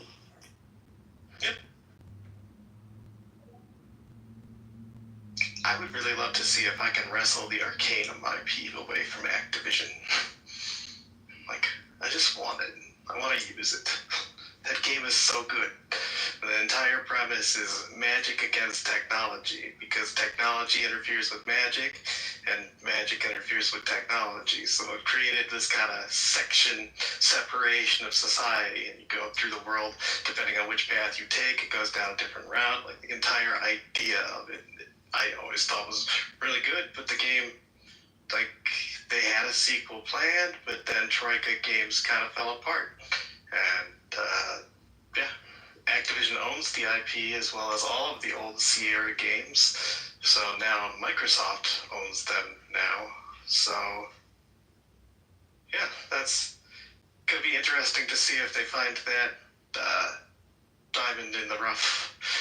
Because it's just kind of been sitting there, not doing anything. I think it has a lot of potential. So I guess we'll see. Maybe I can sneak it away from them using some connections. I'd like to see like a Halo-like game where it's in zero gravity. I think that'd be a really cool concept. Like, I don't know if you've read Inner's game or seen the movie. Like, the war game that they play in that. I think that would be like a fun concept to build a game around. Infinite Warfare has that. Oh. The Call of Duty. Have you seen in Unreal Engine the nanite thing they have going on? Is that magic? Do you know how that works? Which one's nanite? It's the one where basically they can take in the photogrammetry and they don't have to decimate by distance. So it's like a realistic rendering but at a low cost. I believe it's done by shape representing the image and assigning it with a clustered color set, if I'm remembering correctly. So basically, instead of doing the full pixel by pixel rendering, it does an assigned rendering using video recognition parameters to basically rescale and redraw it automatically instead of having to calculate specifics. Yeah, I saw some of those tech demos and it was mind-blowing. There's a lot of interesting LOD tools that I think should be coming out around this time. Level of detail wasn't, well... You have to pretend to be somebody. Yeah, you have to pretend to be someone to challenge him. What Trump deranged person are you going to pretend to be? I'm just playing myself. So yeah, well that's easy because you are Trump deranged, I would say. But anyways, your question to him is that challenges his he's basically saying to you, Jason, that you never addressed his point, which is that Trump was not acting unconstitutionally, but he was just challenging the independence, pressuring and diminishing it. Why didn't you address that? Why did you jump to the unconstitutionality? Because he never said that. That's what his question was to you. You have 30 seconds to respond. No, it's not the constitutionality. My point is, he's allowed to say what he wants. This is not improper conduct for a president to say he thinks the judicial branch is wrong. He's allowed to do that. There's nothing that it doesn't challenge or threaten the judiciary for a president to say, I think they're wrong. Okay, I think that's good. I think we can stop there and go around for scores now. So we're going to see who won that round. Cry Rachel, if you're within the sound of my voice, who won that round? Who had the stronger argument? Was it Jason? Or was it Dark? Cry Rachel, going once? Dark. Okay, 1 point for Dark. Dr. Responsible, are you within the sound of my voice? Dr. Responsible going once, Dr. Responsible going twice, he's away. Going over to John, let's see, this is John Kitover. Welcome to the stage. Were you here to listen both Jason and Dark? No, I didn't. Oh, but I'm gonna vote that against. hurts. I'm gonna vote against Jason. Alpha Barbie, you heard both. Who do you think won the round? Was it Dark or Jason? Who had the stronger argument? I have to go dark. Dark wins? Oh, man. Wow. And John, what did you hear? What did you hear before you... Nah, I'm too late to the convo. Sorry, I can't vote. All right, and now we're just going to take a poll of the audience, whoever's alive in the audience. If you think Jason won the round, please put a 1 in the audience, in the chat. If you think Dark won, put a 2. Jason won, Dark 2. Let's see who wins. I will take a poll. Matt goes for Jason. Bossman goes for Jason. Wallace William goes for Jason. And Mike 1 goes for Jason. In a surprising move, Jason wins. Wow. Took it right from you, Dark. I thought you had that in the bag. But it looks like Jason came through with the, when you take into account. It was taken from me. I don't get it. Okay. Arthur, are you there? Arthur, go home. Listen, don't talk to me right now. Goddamn Knicks. Oh, they lost. Don't talk to me. Okay. I'm depressed. All right. Well, Jason, that was a very exemplary. I think you did a great job there, even though there was a little bit disjointed. Is there any other topic you'd like to discuss? Let's see. I'm looking at. Yeah, I mean, Craig Ratio raised some criticisms of my points earlier. I would like to hear Craig Ratio's criticism. Go ahead, Crowd Ratio. What you think? What is he talking about? Craig Ratio, those people that Trump deported, they were criminals. I mean, that's not really disputable at this point. They were definitely criminals. No. Not all of them. You can't say all. Nearly everybody who got sent to Sirkot, they were criminals. Like, even the guys that people are complaining about, they're like, oh, the guy's not Trenda Aragua. He did other crimes, but he was not part of that gang. It's stuff like that. It's like, oh, he's part of a different gang. You know? Like, overwhelmingly, the guys who went to Sirkot, that's what I was talking about, or Sekot, those guys are criminals. I mean... It's just like the sharks in the jet from West Side Story. Come on. No, look, it's not the sharks and the jets. It's the police versus the criminals. Okay, the police who are good on our side, the thin blue line, and the criminals, the people who need to be arrested. Blue lives matter. Okay. Blue lives matter, guy. Okay. The blue lives, they matter. Okay, the blue lives matter. They never They do some bad, sure, and then, you know, then they get away with it. Actually, is what happens a lot of the time. We tell them the truth. So, Alan, joining the stage, thank you. You and Dark seem to be opposed on issues. Alan, in the past, you've told me that his greatest win, Trump's greatest win, was immigration, and Dark tends to disagree with you. Dark thinks that his greatest win was the fact that he's costed the economy trillions of dollars. That's the least worst thing that he's done. He doesn't. The day you were born to your last dying day. That's the next line of the West Side Story song. Oh, I missed that. That was a movie reference. Yeah, Dark put it in the chat. Yeah, no, that's the one with Roberto Romero. No, Rita Moreno. From West Side Story. You're a jet all the way from the day that you're born to your last dying day. Yeah. See how? So, can I put you and Dark in the hot seat and kind of argue over the immigration? You may, but Dark I reserve the right to suddenly leave because I'm at home and might have to deal with family members. Okay. So if I stop mid-sentence, it's not because Doug crushed me mercilessly and I left from embarrassment. Okay, so Dark Aaron, I need you to articulate, since Alan believes that immigration is one of Trump's biggest wins. You obviously think that he's doing horribly with immigration, so I'll give you a minute to explain why what he's doing on immigration is actually terrible and setting this country backwards. If you're willing to take that on, I'll give you 1 minute. You're sitting in a room full of Trump supporters, and you have 1 minute to explain why he's doing horribly on the immigration front. Your 1 minute begins now.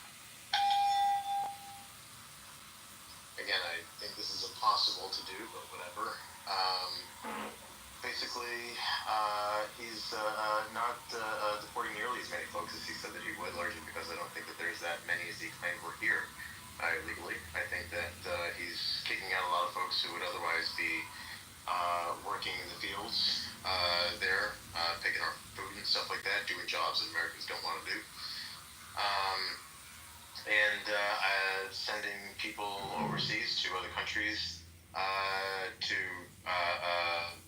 what may be labor camps or concentration camps, or etc., is abhorrent, honestly, especially when it's done against the rulings of judges there, kind of referencing what I was talking about earlier there. So, and also hasn't even started any construction on this wall, apparently, that he's been talking about for a while. So, yeah, I don't know. Biden had deported more people by this point. All right, your 1 minute is up. If you could summarize your position in one statement, how would you do so? I think that immigration serves as a distraction for Trump at the moment, anyway. All right, Alan, do you have a challenge question for our challenger? One challenge question that challenges his basic premise and gives him an opportunity to explain. Your one question for a challenge question. You're asking me to think. Couldn't you attribute the lack of deportations from Trump to the fact that people stopped coming in, so that if people don't come illegally, then you don't have to deport them? And don't the numbers do the numbers bear that out? Because they seem to me. All right, that's your one question. Dark, you have 30 seconds to respond. If the original assertion was that there were over 13.5 million illegal aliens in the country, the fact that there aren't enough people coming over should mean literally nothing, because there are still millions and millions and millions and millions of illegal aliens, ostensibly. So the idea that this is only because there are less people coming over the border is moot. Okay, Alan, we're done with that. Alan, you have 1 minute to explain why immigration is Trump's greatest victory. Your 1 minute, and you're standing in a room full of ardent Trump derangement haters. You have 1 minute to make your case. Make the case starting now. Well, if you look at the statistics coming from Border Patrol and ICE and things like that, the border crossings have gone way down. Trump said he was going to do that. He accomplished that very easily because people know that Trump was not going to accommodate illegal immigrants the way Biden did. So, is it his greatest win? Yes. He said he was going to do it. He did it. Thank you. We're done. All right, and you have all right, I think that pretty much sums it up. I was going to ask you for a summary statement, but I think that pretty much sums it up. So, Dark Aaron, you are a ardent Trump hater. Give me one challenge question that Alan can answer. He has 30 seconds. But what's your one challenge question to his premise? Again, he didn't address my original point, which was if there were millions and millions and millions and millions of people already in the country, why hasn't he at least matched Biden's ratings on deporting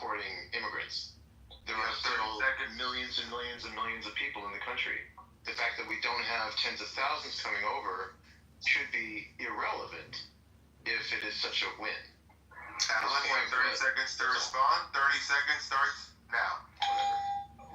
Well, if the district level judges weren't blocking everything Trump tries to do, then maybe he would have that.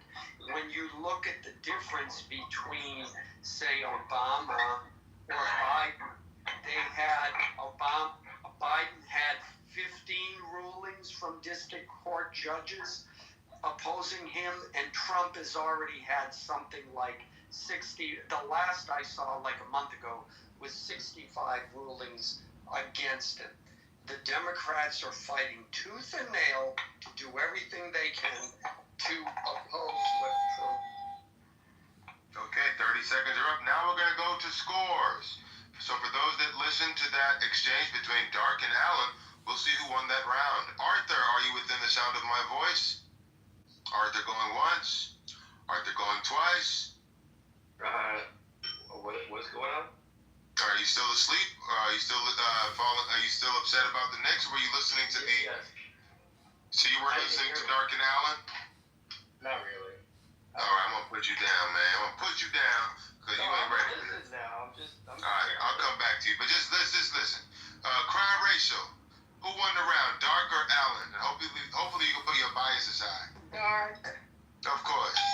1 point for Dark. Alpha Barbie. Will you be going?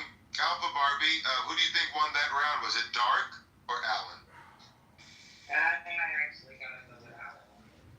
Oh, we're tied at 1-1. Doctor, are you within the sound of my voice? Doctor going once. I'm gonna have to move him down because he's distracting me. Although I hate to do that, moving him to the audience.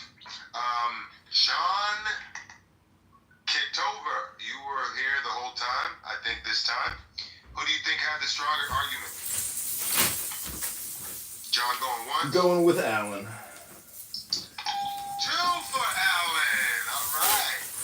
Divine. I'm not sure if you were here for the whole thing. Were you here the whole time, Divine? Nah, I just got here. I just came to see what bullshit you was spewing tonight. Sure. All right. Be careful what you say, because you might get... Oh, no, I'm just playing. All right. So now we're going to have to take it to the audience. For all those that were listening to Alan and Dark on their positions with immigration, we'll have to see who wins. If you vote for Alan, I need you to put a 1 in the chat. If you vote for Dark, I need you to put a 2 in the chat. Your scores are being tallied now. 1 for Alan, 2 for Dark. Let's see.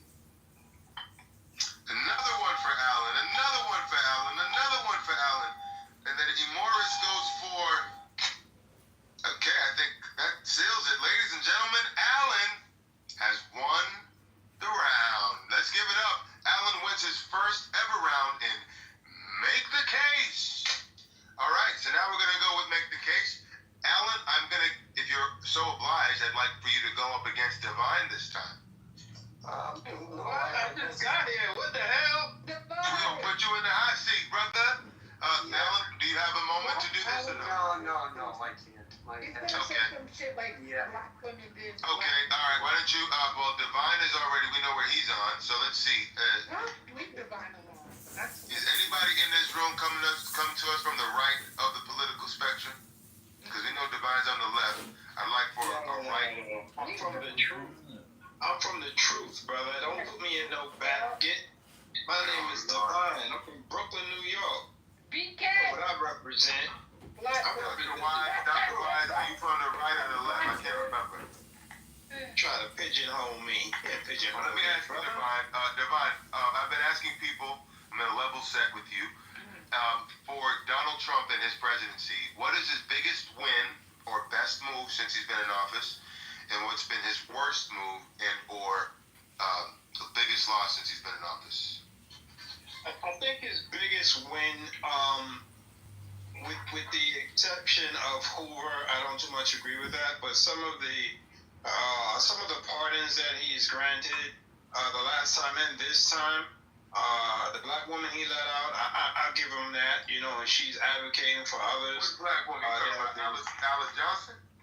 Yeah, Alice Johnson. Those people that have been given what I He didn't let her out this time around. So what did he do since January 20th? No, he did. He did get her. He got her charged. She was exonerated or something, but he got her shit wiped clean. He gave her the 100%. You got a clean slate. I saw that today. So again, let me give him his props. He has pardoned some people. I'll give him that. Him wanting to reinstate military people that did not want to take the vaccine, I gave him props for that.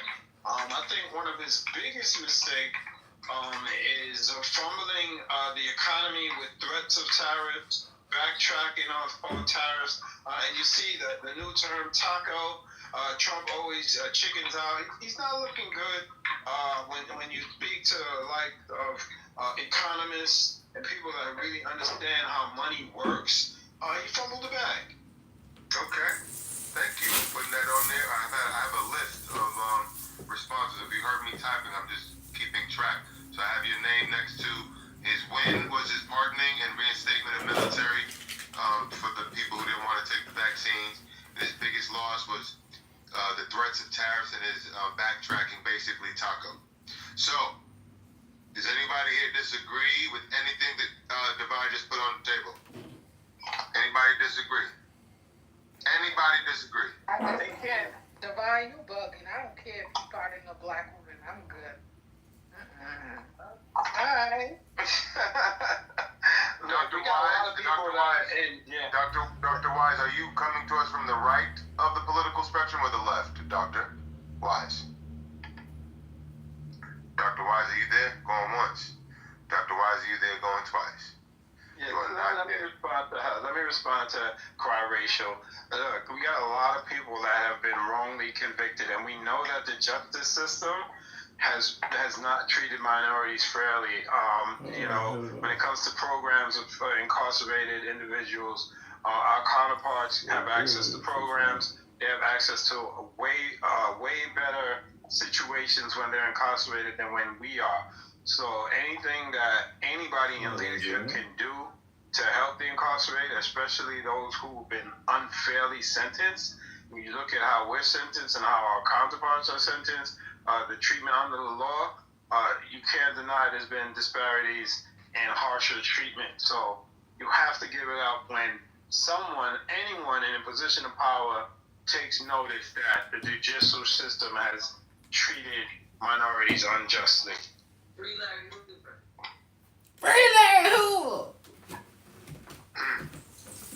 So you typically seem to be lost in the sauce, but how do you respond? I guess. You see what I'm saying? You don't give me nothing but 2 words. Undeniable. Nobody can disagree with what I said. I was fair. I was just, and I told the truth, the whole truth. And all right, but I'm gonna have to challenge you on you're saying that his biggest loss was the threat of tariffs and backtracking. So we're gonna challenge each other since nobody else wants to do it. You typically don't do this because I'm in game show host mode. But since everybody else wants to chicken out, I'm gonna step up. So I'm gonna give you 60 seconds to make your case why that's his biggest loss. You have 60 seconds and you're sitting in a room full of MAGA-loving, Trump-loving supporters of Donald Trump. You have 60 seconds to make your case. Your 60 seconds starts now. I mean, look, bro, it's obvious that there has been some issues with the economy when Donald Trump came into office. So, I mean,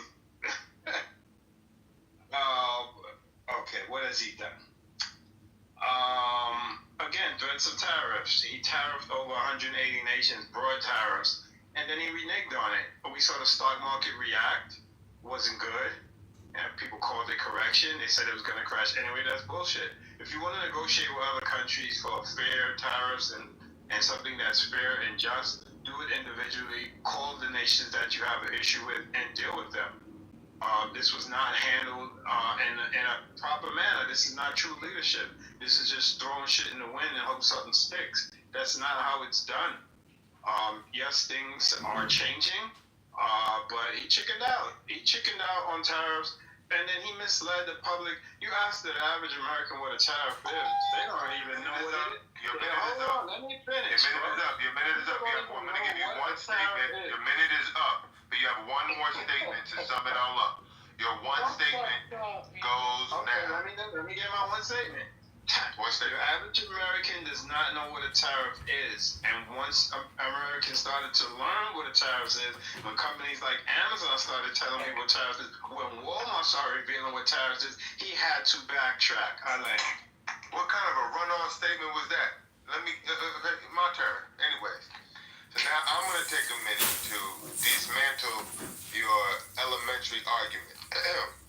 And I'm sitting in a room full of divines and dark Aarons and all of these haters. But I gotta do. And it's something I'm used to. I'm not new to this, y'all. I'm true to this. I do this every single night in all these rooms. So this ain't nothing for me. So anyway, I got 1 minute, and Infinity, your 1 minute begins now. Now, ladies and gentlemen, what Divine fails to tell you is that he is an establishment guy. He doesn't care about unorthodox approaches. He thinks, oh, we should just do what's been done in the past because that's the best way to get results. He's all about tradition and, oh, we got to do it this way because call out people individually. And no. Donald Trump rips the Band-Aid off. Okay, reset. He's hitting the reset button because what we've had is years and decades of all kinds of trade deficits, no one addressing the issue, and he needed to renegotiate these trades, not in a stepwise approach. He needed to rip the Band-Aid off. And when he did it this way, it actually got us quicker to where we needed to get. No. So Donald Trump's approach, you ain't going to be telling me no while I'm talking. So this is not the threat of tariffs. What this is a bold approach to resetting the trade landscape across the globe, and what it resulted in was people lining up to renegotiate on a grand scale. So this is a net positive, and this man is someone, when you're sitting next to on the plane and you're going up, any bit of turbulence, we're gonna die. I know that the turbulence is gonna be okay because we got a steady hand in the cockpit. Thank you, Jesus. I'll stop right there. So now we're gonna go to me. I don't know. Y'all should have been kept in track. I lost track. Anyway, so now we're going to go. You're going to ask me one challenge question, Divine, to my premise to expose the fallaciousness of my position. What's your challenge question? My challenge question is, what's going on with the big, beautiful bill? So you're not going to challenge what I said. You're going to just go to a whole different topic. Okay. What's the what? You're supposed to challenge what I said, man. You said a bunch of horse shit. Like, that's what you call that a reset? That was not a reset. That was a fumble. That was a chicken. No. You're supposed to do that. You're supposed to ask me a question. I don't want no statements. You're coloring the audience. Is the economy better now than before Trump took office? Okay, I don't even need 30 seconds for that. Absolutely, it is. It is. Just I need evidence. So now I'm going to ask you a challenge question. No. I need evidence to prove that. You have to prove that. Not in this context. That's a different game. Oh, Now I'm going to challenge you. My challenge question for you is, what makes you think taking a country by country approach is the way to do this when we're never going to get to a solution that way? That's a very slow approach. Why would you prefer that slow approach to a ripping the Band-Aid approach off? First, I'm going to shout out Ed Solidarity. He did the research for you. Read the chat, guys. Yeah, so what's the better? Why is that not? That is not an approach. You don't tariff countries that don't even have people. They have fucking penguins. You know, what, you're going to tariff their tuxedos? It doesn't make sense. You have to do things. True leadership is listening to those around you and coming up with a group effort solution, okay? And you say trade deficit like it's something bad. We've always been in a trade deficit. You probably can't even define trade deficit. Do you know what that actually means? So that's my challenge with it. What is a trade deficit, young man? So can you do that? Now we're going to scores. It's over now. Arthur, who won the round? Was it Manfinity? Get out of here. Excuse me. Stop. We're going to get to the scores. Arthur, who do you think won that round? Was it Manfinity with his pro Trump approach, or was it Divine? Arthur, who's your verdict? Who won? I 50-50? I mean, that's a win. Listen, man, I'll take that because Arthur's a big hater on Trump, and he gave me a 50-50. Wow. Okay, Rachel, who won that round? Divine. Of course you're gonna say that. That's some bullshit. That's all right. All right, going to John Kitover. Did Manfinity win that round or Divine? John going once. John going twice. All right, you moving to the audience. You wasting my time. Spectator sport. All right, Alan Dean, are you within the sound of my voice? Alan going once. Alan going twice. I'm moving his ass to the audience, damn too. Okay, Rachel gave me the win with the tiebreaker. No, it ain't over yet, because now we open it up to the chat. Now we open it up to the chat. Ladies and gentlemen, if you think Manfinity won, give me a 1. If you think Divine won, leave the room. All right? On the count of 3. 1. Manfinity, if Manfinity won, press a 1. If Divine won, press a 2. Let's see who wins. Let's take a tally. Matt, get out of here, Matt. Get the hell out. Matt Cool, give me a 1. Wallace, give me a 1. Beaver, give me a 1. Look like I won the round. Thank you, Jesus. Yeah.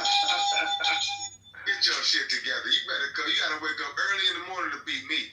Shit. I didn't even put my best performance forward, and I still kicked your ass.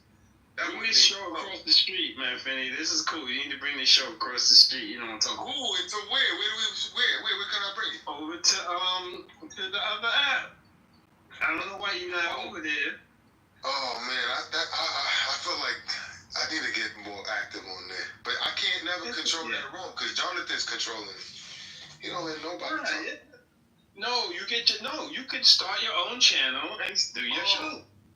Yeah. So you think Chatter is more active than this place?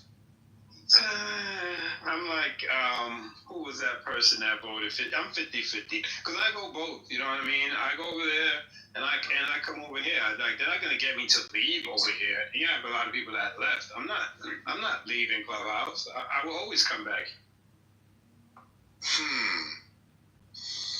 So I don't know. I mean, I never started a room. The only time I go on Chatter is to jump in that debate the newsroom. That's it. I never started my own space. Yeah, you can start a space. You'll get a lot of support, especially being a right winger. They're over there.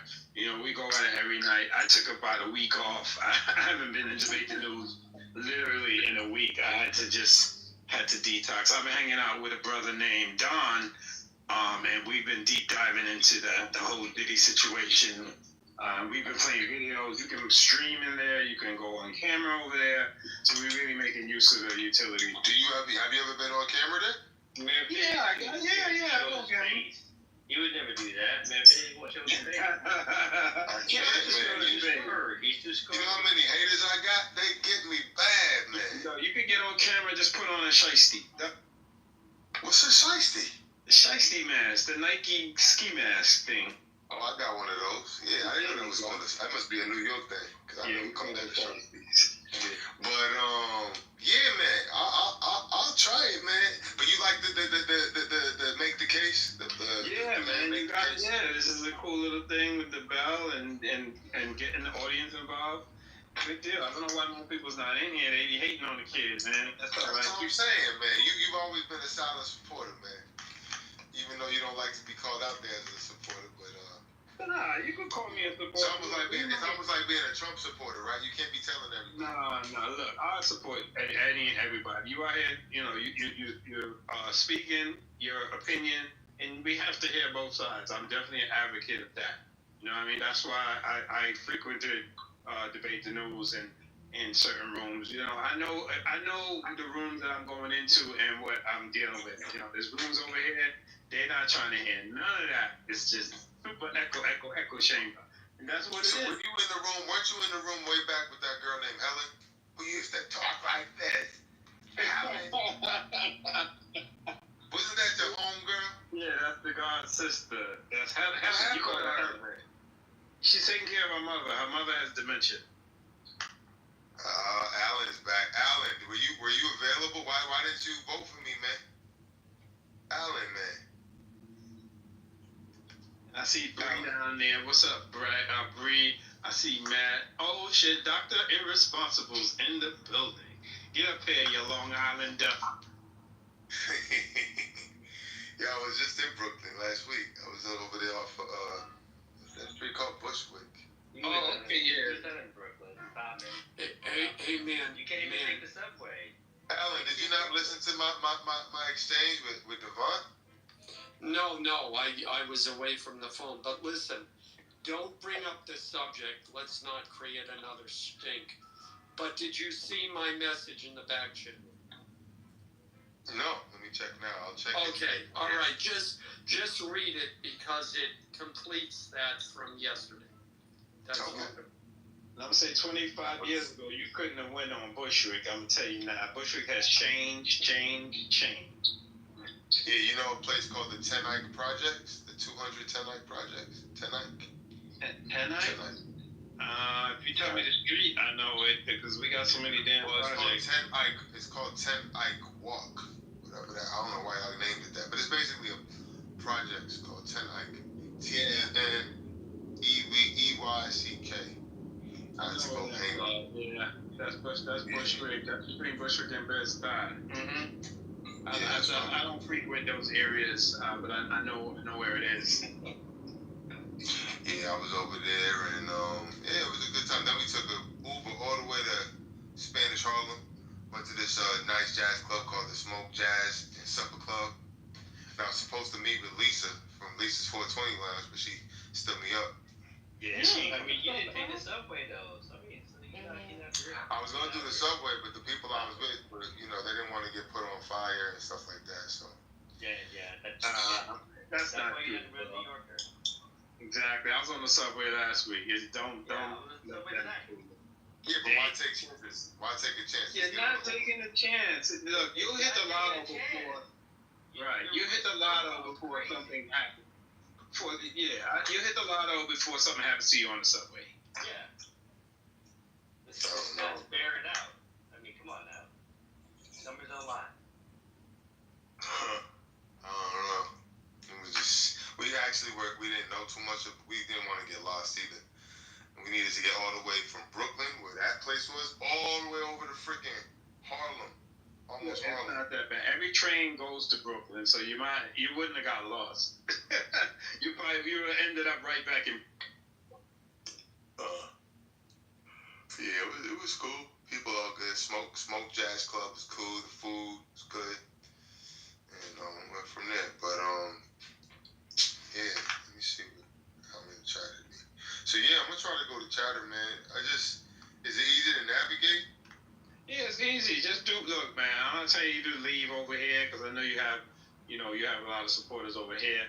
But you got to spread it around. They're still over here. You see, he does both. So, you can do both. You could be in chatter exactly. and have a clubhouse at the same time. Yep, sure can. Get you a little soundboard. I don't know how that works, but that gentleman is right. He actually streams. He streams on Twitter while he's simulcasting on Clubhouse and chatter at the same time. So Infinity's not that technical, so you don't want to confuse him too much. I'm very technical. What are you talking about? I got a master's degree in what? Yes, IT project management. I know you don't, nigga. No, the master's is actually out a lot. The master's degree is in computer information systems with a concentration in IT project management. From BU? No. I ain't telling you where. From Trump University. Where else? Come on. University. Yo, throw that degree up. Throw it up. Throw the PTR. Come on. I ain't gonna put my name up there. No, just throw the degree up there. Your name up. My name is on the degree. You want me to take a picture of the front of it? No. Stupid. You could cover it. Stupid. And why are you trying to date Lisa? He's weird. He keep bringing it up. Well, I gotta tell the truth. I mean, she agreed to meet me, then she stood me up. Devon. Yeah, you try to holler. Nah, she's too old for me, bro. I'm trying to have. Let me get to hear it. Crowd ratio sounds like she's more in my age range. I need a woman who's in her childbearing stage. You sound like you're in your late 20s. I hate when y'all put women against each other soft. You are not old. You are in your 20s or your 30s because you probably know anything. Oh my gosh. Pay her envy, Devon.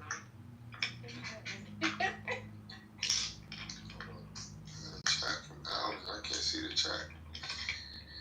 But yeah, man, they be hating on me, man. Nobody come in my rooms. But if I stay consistent, I think people will come in. You're mean. No, I'm not mean at all. You gotta do it at the same time every day. Yeah. And then be consistent. It's tough. It's not. And you need a crew, man. You gotta get your crew up. You got Matt Cool. You got Dr. Irresponsible. You got a few that's on your side of the fence. You gotta get with people. Hey, man, we're gonna do this every day. Look at Politically Correct. They've been going strong. Patty and them. Lisa's been starting back up again. I saw her in the hallway the other day. But Patty's been killing it. And then that girl Q. What's her crew name? I can't remember her name, her crew's name. Who knows Q? You know who I'm talking about? Cry Racial? The waiting room. Oh, the waiting room. Waiting room. Yes, I know. Yeah. Yeah. You're consistent. You gotta be consistent, man. Yeah, but you gotta focus on finding a woman. That's what you need to do. Do you know my boy Aaron? Aaron, I don't know if y'all know Aaron, but he found a beautiful wife on Clubhouse. Are you serious? Beautiful wife. Like they're married, she's pregnant. He's got a 6-year-old from a previous relationship. I shouldn't be telling his business, but my point is, he found a beautiful wife right here on Clubhouse. Man. Yeah. Listen, that's possible.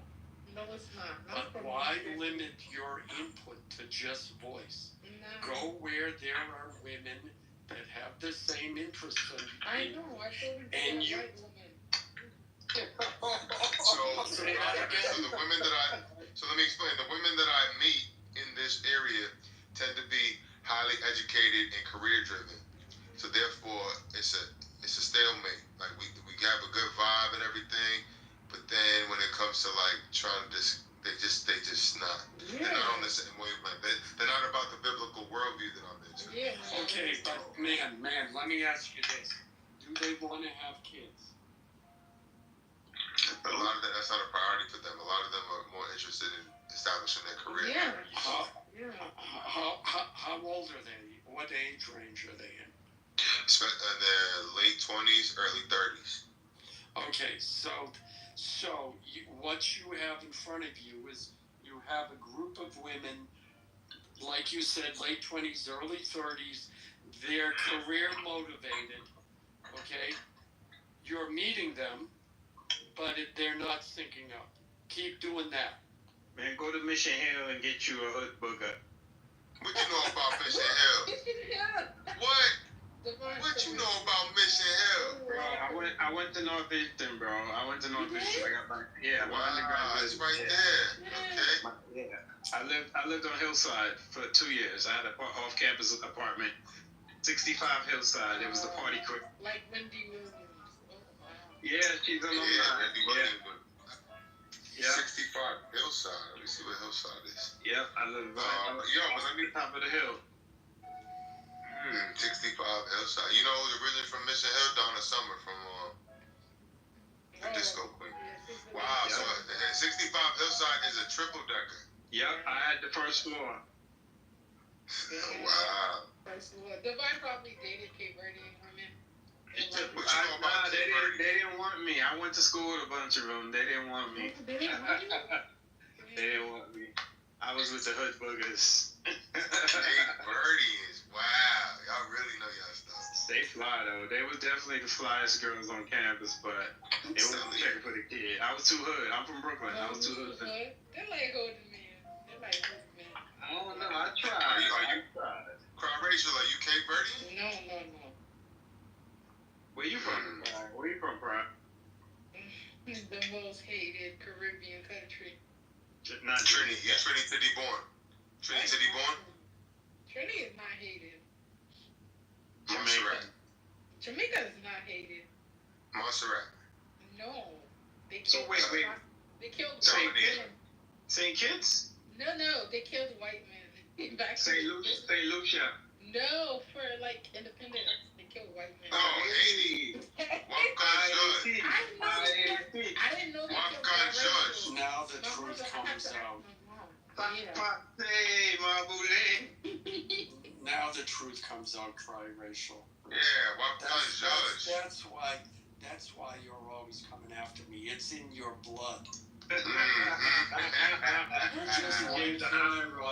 You just like killing white people. Just admit it. Well, it was for freedom. That's a different thing. Yeah. Excuses. You know, my babysitter when I was like 3-4 years old, she was Haitian, and all she used to say was "Shita." Sit down. Shita. I was like, no. She always wanted me to sit down. I'm 3. I'm out. Yo, is this a good sign? Yesterday I had 856 members. Today I got 888. I went up 33 in one day. Is that good? That's good. You gotta stay consistent, man. Stay consistent, and you gotta do the thing. You know, the resets. To tell these people to share the room. You know how we do it, man. Come on, you know. Yeah, man. Help me build it up, okay? Doctor, get up here, doctor. What the hell? What? You got your wife got you in front of you? I think he's away from his phone. Cause that's another dude that we were supposed to link up twice, but he had no he couldn't get away from his married life. Oh, link up with Marshall. Dark is another one of my biggest haters. No, He really tries to skewer me on other stages, but you know, I maintain myself. I like Dark. Dark, why is it that you hate me so much? What did I ever do to you? I cannot hate someone that I do not care for. Okay, what did I ever do to you? Why do you have such disdain for me? You seem to be incapable of taking accountability for supporting Taco. Taco, let's go! Is it the food taco?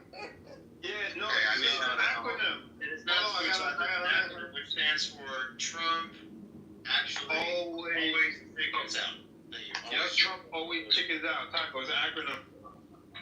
I still have 880 members. I have 2 people with pink tickets. Please turn in your pink ticket.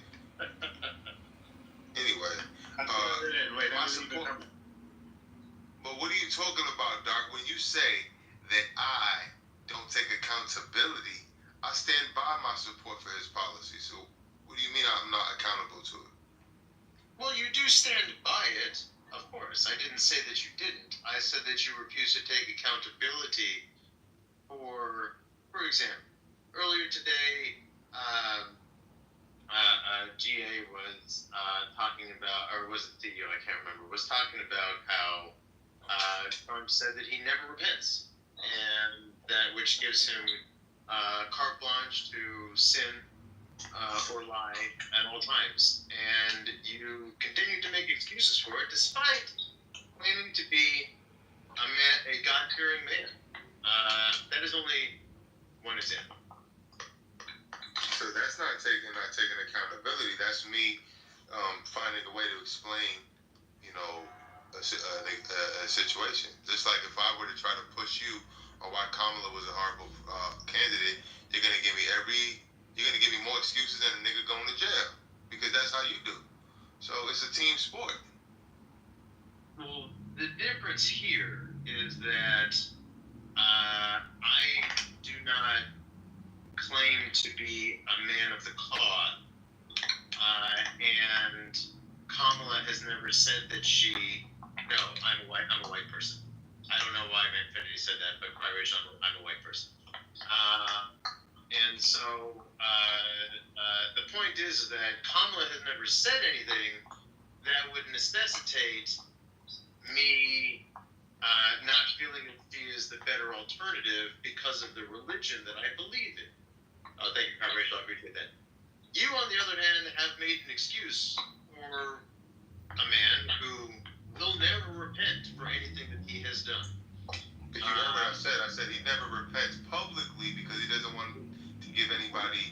a cudgel to use against him. So it's not that he.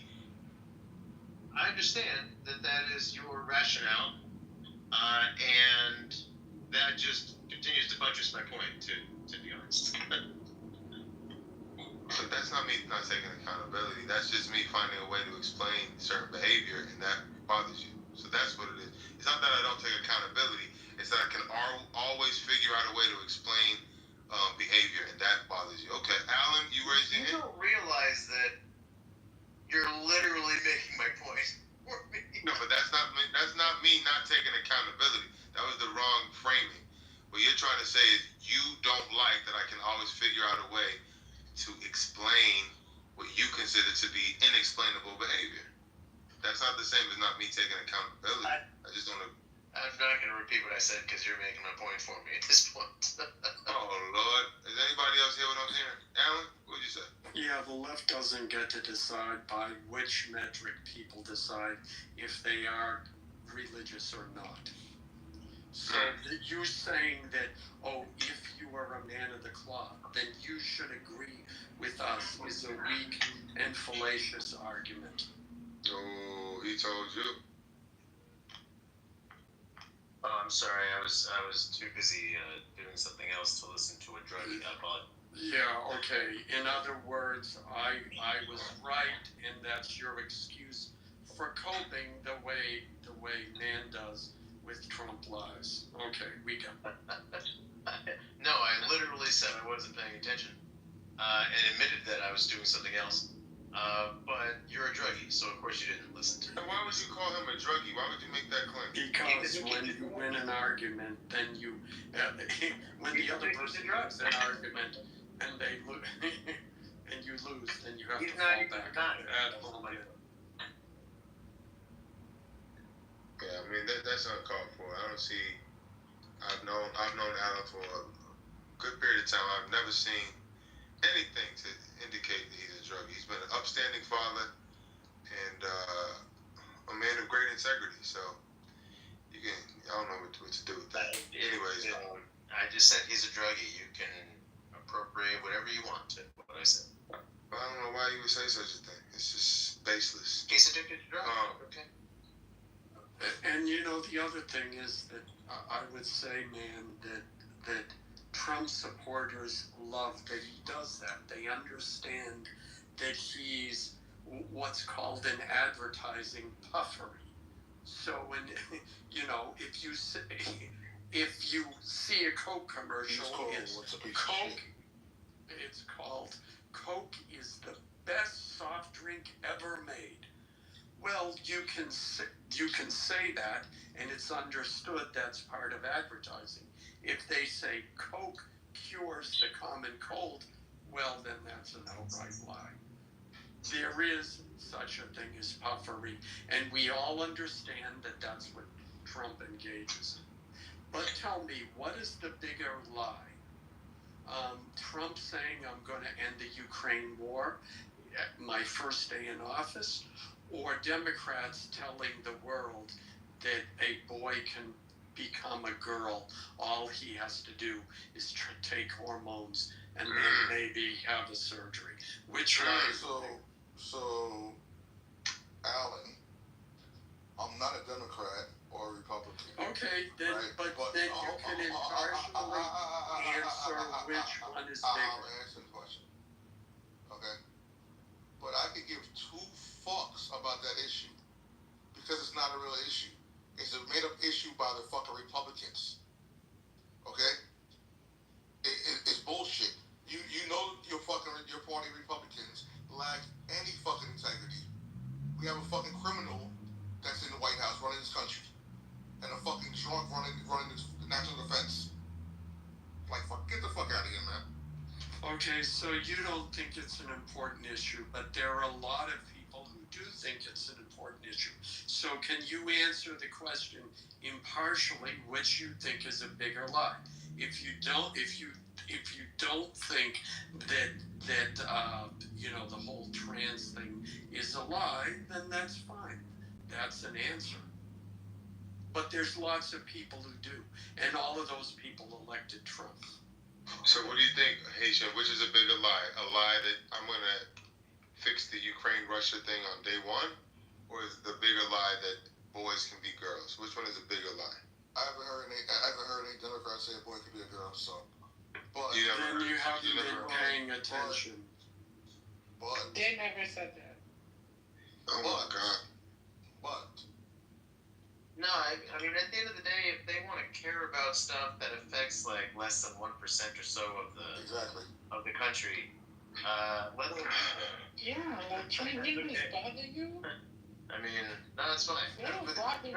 cost the economy trillions of dollars, but no, trans people are a problem. Yeah, they're not the problem. Come on. You know, I think they have something like on the low. You know, it's like the in the closet type shit. You know what I mean? Yeah. You know, there's Like a guy in you California. guys like obsessed with thinking about transgender people. Yeah, especially having those guys. Yeah. What's the matter with being concerned about children who are lied to and told to take hormones that will cause them to have health concerns for the rest of their lives? Did they tell you that? Upward of $1 million. How do you And know it's that? a lie because they will never be the opposite sex. You don't even know what you're talking about. Oh, I know very well what I'm Who's talking children, about. Alan? See, it's funny, all of this coping coming from the three of you. You know, would you tell an anorexic, oh, it's okay that you're anorexic. You think you're fat, so let's give you some diet pills. Alan, it's very interesting that you so focused on this trans issue, right? Why is it? First, because what you say to all three of us, you don't even know what my fucking opinion on the topic is. You just gave me an opinion. So let us know what your opinion is right now. My opinion is not my business. I know, but why is it not your business hold on. It's not my business, okay? And when you're looking at what's going on in the world, what's going on in the country, what's affecting people, okay? That's not top of the list. Well, it is to a lot of people. It's top of the list to at least 77 million. Those same people, when they're not getting their fucking public assistance, when they're not eating, they'll fucking. Maybe they won't. Thank you for bringing that up. Maybe they won't. Okay. Thank you for bringing that up, Haitian, because I'd like for you to joust with my friend Gildas. Gildas, are you there? Yeah, Gildas, we have Haitian Sensation on the stage who thinks that it's a good idea for people to get public subsidies who need it. And you, as I understand it from yesterday's discussion with you, you believe, I think it might have been earlier today or yesterday, I'm getting I lost. gotta go, man. Thanks for everything. Thank you, Alan. Thank you, Alan. You going to a drag show? But Gildas, no, he's not going to a drag show. But Chicken, Haitian, Gildas has a hot take. Gildas has a hot take as it relates to public benefits and subsidies. So Gildas, can you state in one or two statements your hot take as it relates to public subsidies and benefits? Go. Okay, I can sum it up into 3 points. Number one, welfare, entitlement, Social Security, all of that should never have been started. Because number two, once you start it, it just grows. More people drop their ball to meet the low barrier to qualify for it. Number three, which is probably the most important one, that doesn't mean, though, that I want to get rid of it overnight, because it's such a shock to the system, because it's been ingrained for 60, 70, 80 years, that to end it overnight with a swipe of a pen or whatever, with no real plan to like wind it down, would be catastrophic. All right, so I'm going to give you 1 minute to make your case, and then I'm going to give Haitian give you a challenge question, and then he's going to make it the case with 60 seconds of his own. You have 60 seconds to make the case why it's a bad idea to have public subsidies and benefits. Your 60 seconds begins now. The reason that it's a bad idea morally is because it's taking money from people who have not decided that that's what they want their money to go to. And so it's basically, snatching money from them and then using a disinterested party in terms of the government, or a party that doesn't assume the risk if it fails, to redistribute that money to people who, in many cases, they probably use it the right way and get up off of it after a few months or whatever it may be, and go on about their merry income-making lives. But, as you can see, as an example, in this country, entitlements have grown ever since they were kind of rolled out just in an emergency sense around the Great Depression, and then again in the late 60s with the Great Society stuff. So it's bad because it's taking money from people who didn't choose to spend it that way, and then it's allowing people to spend it who don't have to assume risk. All right, your time is up. You have one statement. Correctly. You're done. Give me one statement to summarize your position. It's unfair. Thank you. All right, Haitian, one challenge question to what you just heard from Gildas. How would you challenge the premise of what he just offered to the table? You have one question, no statements, but just ask one question. Bro, I'd rather reply to what he's saying than ask a question. No, I'm going to let you reply in a second, but just ask one question to challenge him.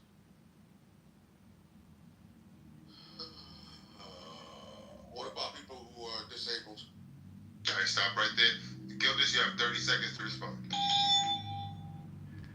Yeah, I still believe that people who want to spend their money in terms of maybe a charity or some kind of, even like a GoFundMe or something like that, so long as we know that the people whose money is going toward the disabled, they intended to go to them.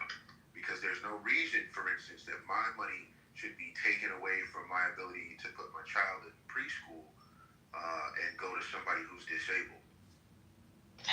Exactly, 30 seconds. Thank you, Gildas. All right, stop. All right, now, Haitian, you have 1 minute to make the case that Gildas is wrong. Your 1 minute starts right. Hold on. Your 1 minute starts right now.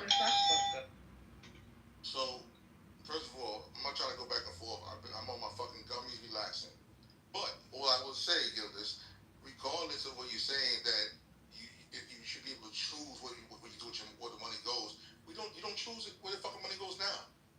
Are you choosing for fucking Trump fat ass to go play golf every other day? Are you choosing for a lot of things that take place already? Like, it doesn't even make sense. Are you choosing for certain community projects that are done, on this road getting paid before this one?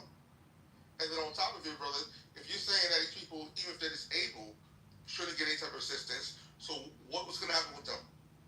They're going to be in the street? Who's going to clean up their body, the corpse? Like it makes no fucking sense. Like where is the humanity in you guys? What? You have 1 minute to hold on. 1 more minute, not 1 minute. Sorry, one statement to summarize your position, Haitian. One statement. Go. People who need public assistance, not wanted, people that truly need the support and help, should not be, just thrown out like trash. All right, good. Thank you very much. Now, Gildas, ask one challenge question. No statements, no opinions. Just ask him one challenge question, so he'll have 30 seconds to respond. What's your question? All right, well, we can play the worst case scenario. Should I take money away from my daughter's SAT or pre-SAT classes so that a homeless drug abuser can get an apartment and use that apartment to further shoot up more drugs? You have 30 seconds to respond now. So, are you giving that money directly to that person, or are you giving money to the organization? So you can't ask a question. Answer. Okay, well, when you give money, you don't have a fucking choice what it goes to. For example, if you're giving money to charity, okay, or a homeless person, it's not my fucking business if that person buys, uses part of it to go buy a fucking bottle. You know what I mean? Like, at the end of the day, it is what it is, bro. But don't think you're going to be where you are in life without anybody helping you. Don't ever think that you are where you are all by yourself. All right. Thank you. All right. Let's go around and get some scores. Who's going to win the round? Start with Cry Rachel. Who do you think had the stronger argument? Was it Haitian Sensation? I'm over here on fucking gummies, bro. Haitian Sensation, or was it Gildas? Who won that round? Haitian sensation. You can never put your bias aside, girl, can you? All right, 1 point for Haitian sensation. All right, thank you, Crowd Racial. Going to Alan. Alan, if you're there, who do you think won the round? My man Gildas. All right, 1-1. We're moving on. I didn't know you were going with that show, Alan. All right, here we go. Hold on. Rob Goulet. Excuse me. Order in the court. Rob, excuse me. I can't hear you while I'm talking. Rob, I gotta go order some Domino's pizza. I only heard the last part of the debate. A Haitian woman, you would have food. I know, right? Rob, tell me what you think. Who you think won the round based on the? I didn't even hear what the full argument was. All right, so I'll be fair. Just chill out for a second. Now I'm gonna open it up to the room. If you think Haitian Sensation won the round, put a 1 in the chat. If you think Gildas won the round, put a 2 in the chat. 1 for Haitian Sensation, 2 for Gildas Maximus. Let's see who wins the round. We already got 1 for Haitian, 2 for Alan. Let's see who wins.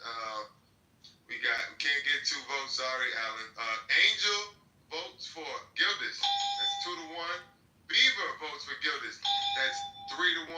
And Wallace votes for Gildas. That's 4-1. And then L threw in there 1. So we got Gildas was around 4-2. Haitian, better luck next time. Can I answer Haitian? I didn't roll, man. No competition. Can I answer Haitian on his previous comment? No, Yeah, go ahead. Yeah, I understand every time a conservative challenges a liberal about trans issues, it always ends up accusing the conservative of being gay. But I'll answer the other thing, because that's the point. But and I think it's projection on their part. They're the ones who are secretly gay. I'm sorry, Alan. I'm gonna have you repeat that because no one could hear what you said. I can't hear Alan. Please let Alan speak uninterrupted, and then you can respond, Haitian. But I didn't hear what Alan said. Alan, quickly. Yeah. Okay. Again, two quick points. First, whenever conservative brings up trans issues, the left always accuses that conservative of being gay. That's like a fallback point. The second issue is, why do we care? It's less than 1% of the population? Well, let me ask you this. I just did the figures. In 2019, 235 black men were shot by the police. That translates to 0.00007% of the U.S. population. It's like way smaller than any trans issue. Why should we care about black men who were shot by police? I don't. How do you respond? But y'all don't care. I know. Why do you care? Why do you care? But why should you care? You're wrong for caring about that. You're wrong for caring about it. Hold up. So, first of all, I love it how white men love to go to the Okay, don't discuss my skin color. Hold on. No, you don't get to do that. You get married to a white woman. Yeah, okay. Yeah, you don't get I want to hear Haitian's response. Please, let Haitian respond uninterrupted, please. I know, but this man's not white. Rachel, is Haitian's response without being interrupted. Okay, Dad. Thank you, Mama. All right, go ahead, Haitian. Love to bring up some shit that you think it's something that's gonna affect or trigger us black people. So, end of the day, y'all don't give a fuck anyway. So nothing changes. You guys don't give a fuck when you see a black person killed by the police. You know what you guys say? They should have obeyed. They should have listened. So the question is, Haitian, if we are wrong for caring about a very small percentage of the population with transgenders, why are you okay for caring about an issue that's even less than the percentage of that? Bro, you guys are the ones making the transgender issue an issue. No, I said if we are wrong for caring about such a minuscule issue, you care about a more minuscule issue. So why are you okay for caring about that, but we're wrong for caring about transgender? Because your guys' issue with transgender is affecting people in all different demographics, all different areas of life.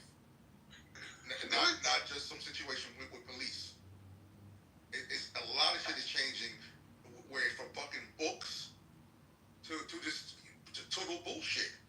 Did anybody understand? I don't understand, bro. You're saying we're wrong. Hold on, I'm gonna reiterate the question. You think we're wrong for caring about the transgender issue because it's less than 1%. So why are you not wrong? Okay, why did you say we're wrong for caring about less than 1%? I'd like to give an answer after Haitians finish. I'm confused, bro. Yeah, that was one of your points. It's less You than said 1%. that we shouldn't be caring about the transgender issue because it's so small of a percentage. But you care about an issue with black men getting shot when that's even less of a percentage. So why are we crazy for caring about transgenders when you care about something even less? Because like I That's said, the question. Like I said. Because you're a black man, black man. Not only that, right? The whole transgender issue. Okay, you guys are trying to change shit in school, in the workplace, every fucking sector of people's lives. No, but that's what they're trying to do. They're trying to tell us that transgenders need to be allowed in this and that, and we need to change the language for this and that. The numbers aren't being compared appropriately. I know you're not talking on my stage. Shit, you be talking. I know you're not talking. Leave him alone. I haven't. Oh, Lord. I know this man ain't talking on my stage the way he be talking his shit. He wished death upon me. No, he didn't. At least blood in my eye, dog, and I can't see. I'm trying to be where I'm destined to be, and niggas trying to take my life away. I put a hole in the niggas with me. Hey, where this man finally been at? My point. Come on, Ed, all that shit you was talking. Let me drop.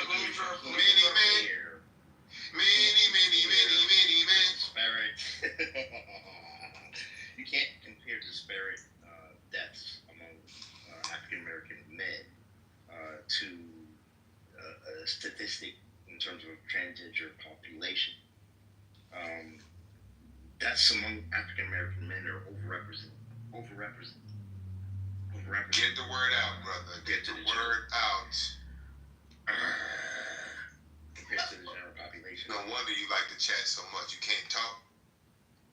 Yeah. Alan, how do you respond to Ed? Alan, how do you respond to Ed? He said you can't do what you're doing because of whatever he just said. Yeah, and Ed, maybe you missed the beginning of it, but Haitian's argument was that transgender people are less than 1%, I forget the exact number, of the population. Of the U.S. population is what I assume. I don't know. So we're talking about the entire country. So we can also speak about the entire country about a whole number of issues, including the number of black men shot by the police. We could use. Okay, we could also have used the number of white people who have abortions every year, or the total number of women who have miscarriages. That would be a good one. We could look up the numbers, and we could see what percentage of the U.S. population, that one we'd have to cut in half because it's only women. Okay? But the whole point, that whole argument is, well, it's so small that we shouldn't care about it. But it seems to affect the entire country. So I would say, and saying, well, it doesn't affect anyone. Well, it affects everybody who has kids in school. It affects everyone when they go into a bathroom with their daughter and there's a man there with his dick hanging out. You can't make a comparison of life to a comparison I just did. Man, let me get him without a finish, man. Excuse me, one voice at a time, please. He wasn't done talking. So, Ed, he's trying to say it affects all the people that are going to school with these people in bathrooms and everything like that. How do you respond? Yeah, what I'm saying is you can't make a comparison of life to a comparison of gender status. I mean, we're talking about people who are actually dying and in their graves. And then you can't make a comparison to people who are making or are having an issue in terms of gender dysphoria and needing a corrective approach to address it. Yeah, well. Comparisons. Say again. No, I'm sorry. I don't want to interrupt. I thought you were done.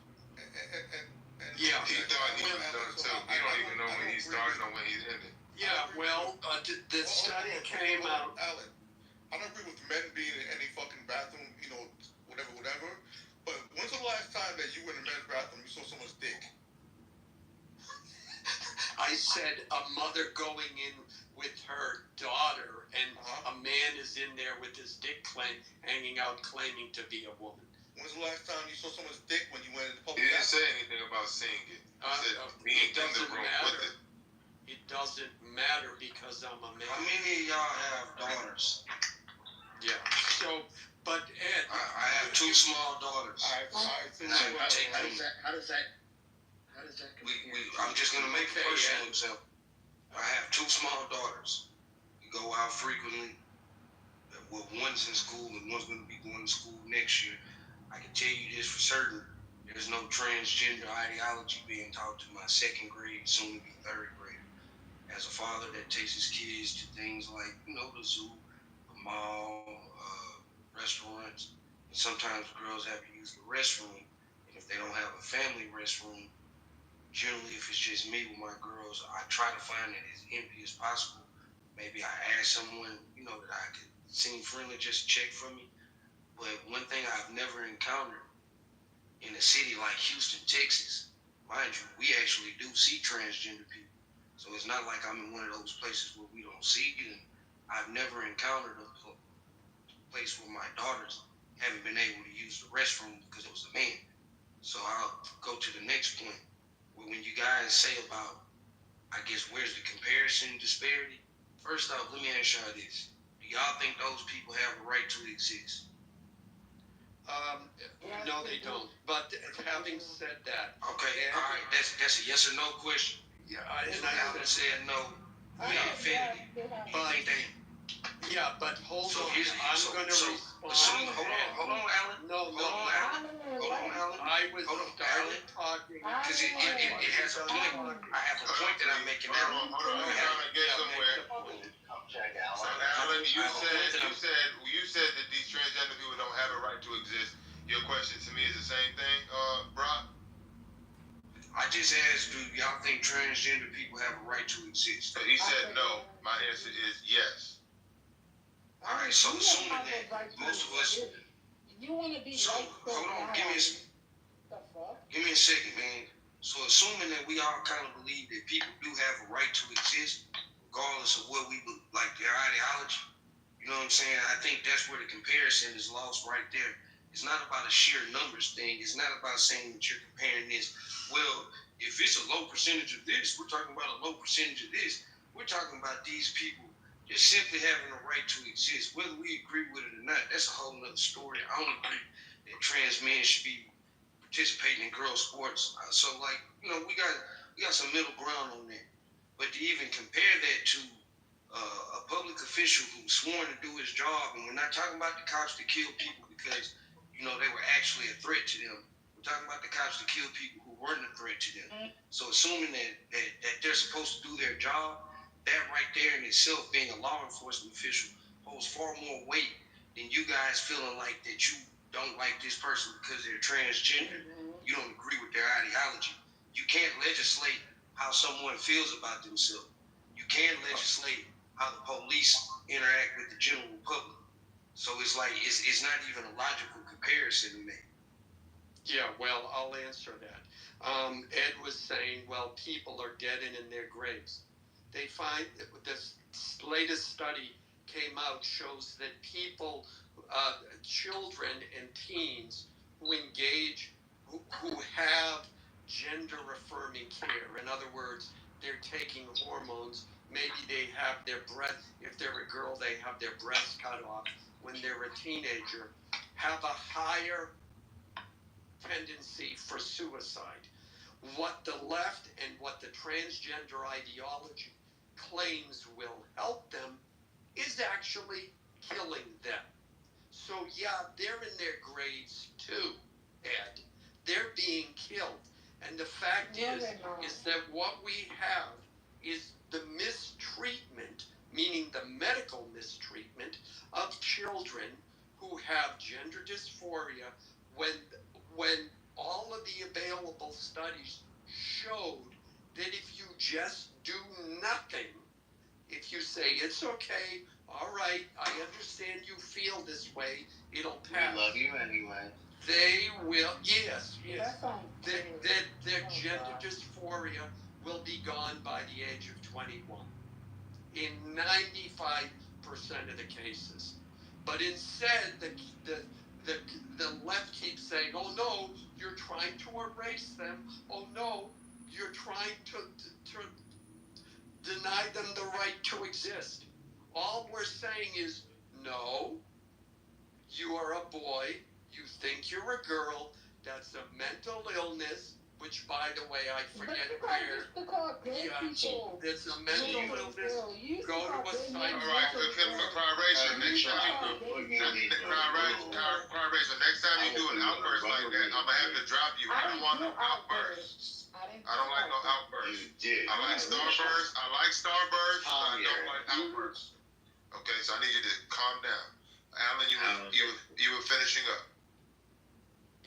Yeah, Alan is done. Yeah, I'm done. So, okay. Yes, I will continue to make those comparisons.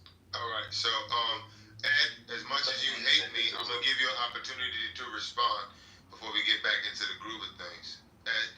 Oh, I had a simple question. Oh, bring up Omar. Sorry. So the question is, he don't even like white shut your the mouth. data shows that you will get to results at the age of 21, like Alan just said.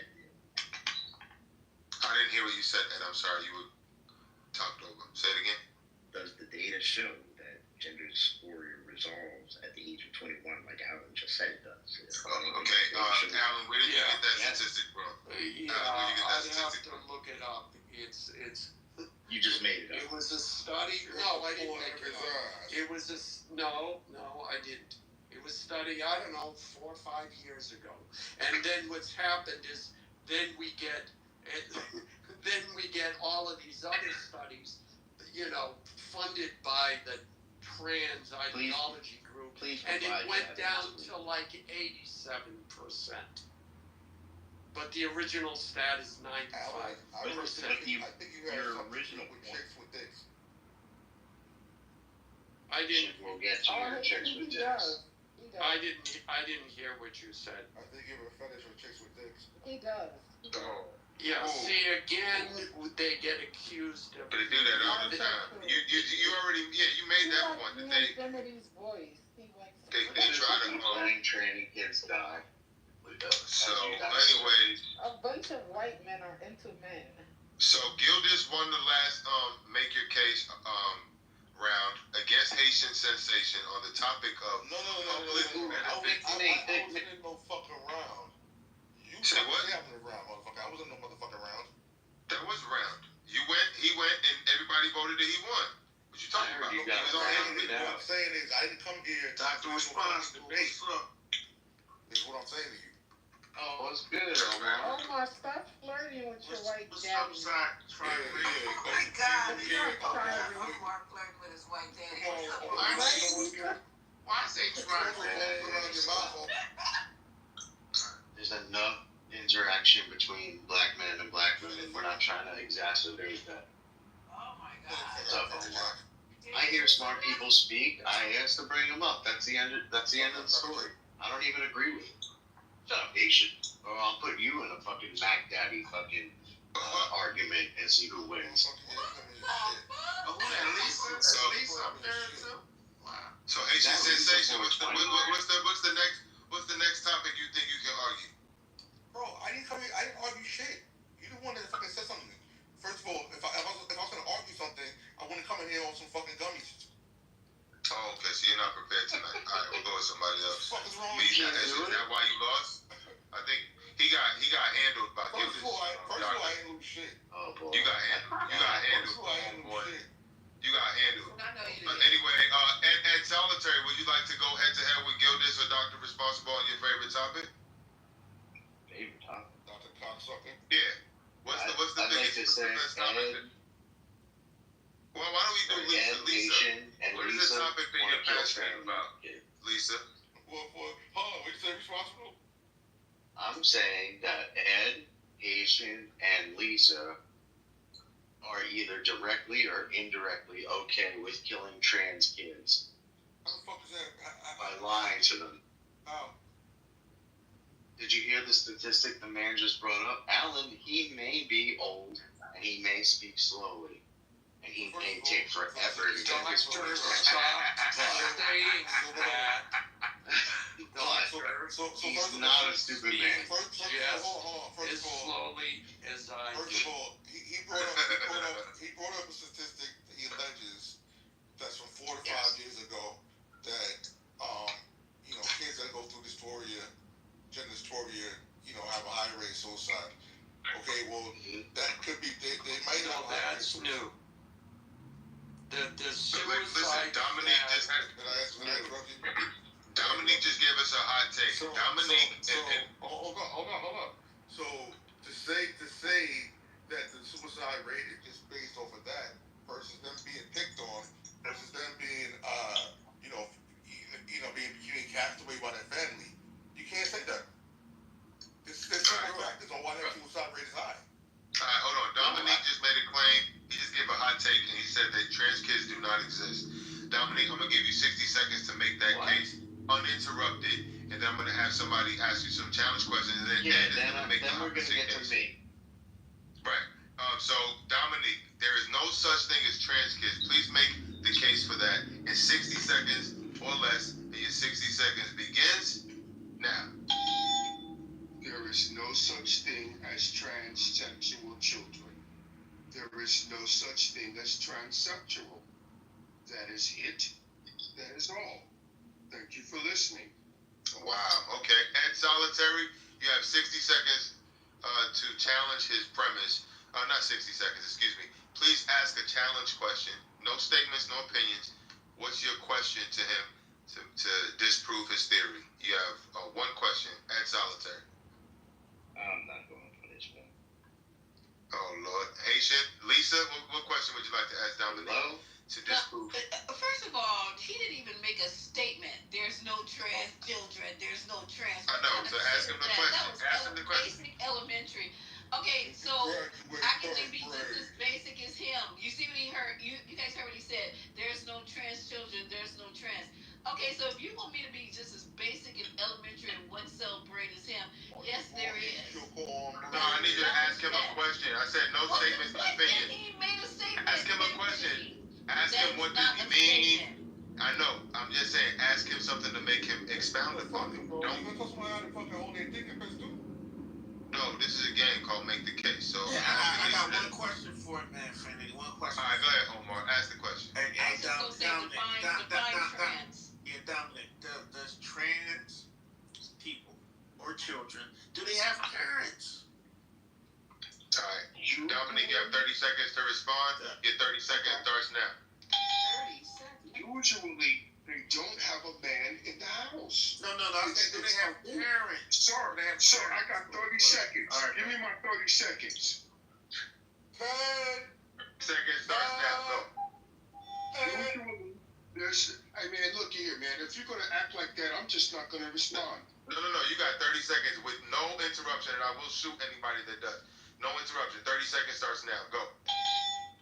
Look, normally there's no man in the house. You have a woman. She's almost always a feminist. Almost always a feminist. And these women are looking for attention, and the only way they can get that attention is by putting their little boys in dresses. There's no such thing as a transgender child. I will land there. All right, so we are at your 30 seconds. All right, so now, who would like to take the argument in the opposite direction? Who disagrees with Dominique? I do. No, you disagree? All right, you have 60 seconds to make the case why Dominique is wrong. 60 seconds starts now. Okay, Dominic is not wrong about the presence of fathers in the household, right? Women are into a whole bunch of shit. They'll do just about anything. They love those kids. There's no doubt.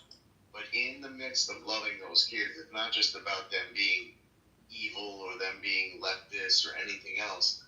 They don't know how to lead a child because they don't have that partner with them. If it doesn't make them evil. It makes them missing the key component of raising a child in a relationship, which is a man who doesn't give a fuck what that child wants, doesn't care, is not gonna make ahead and go and pretend that he's a girl if he's wearing a dress. Like, the dad ain't gonna do that shit. But the mom will, because she loves those kids and she wants to do what's best for them, but she don't know how, because she wasn't designed by God to know how. And I'll shut it off there. Okay, so anybody would like to challenge Mr. Doctor with a question? To challenge the premise of what he just offered? Yeah, what was you saying? Can you summarize your statement in one?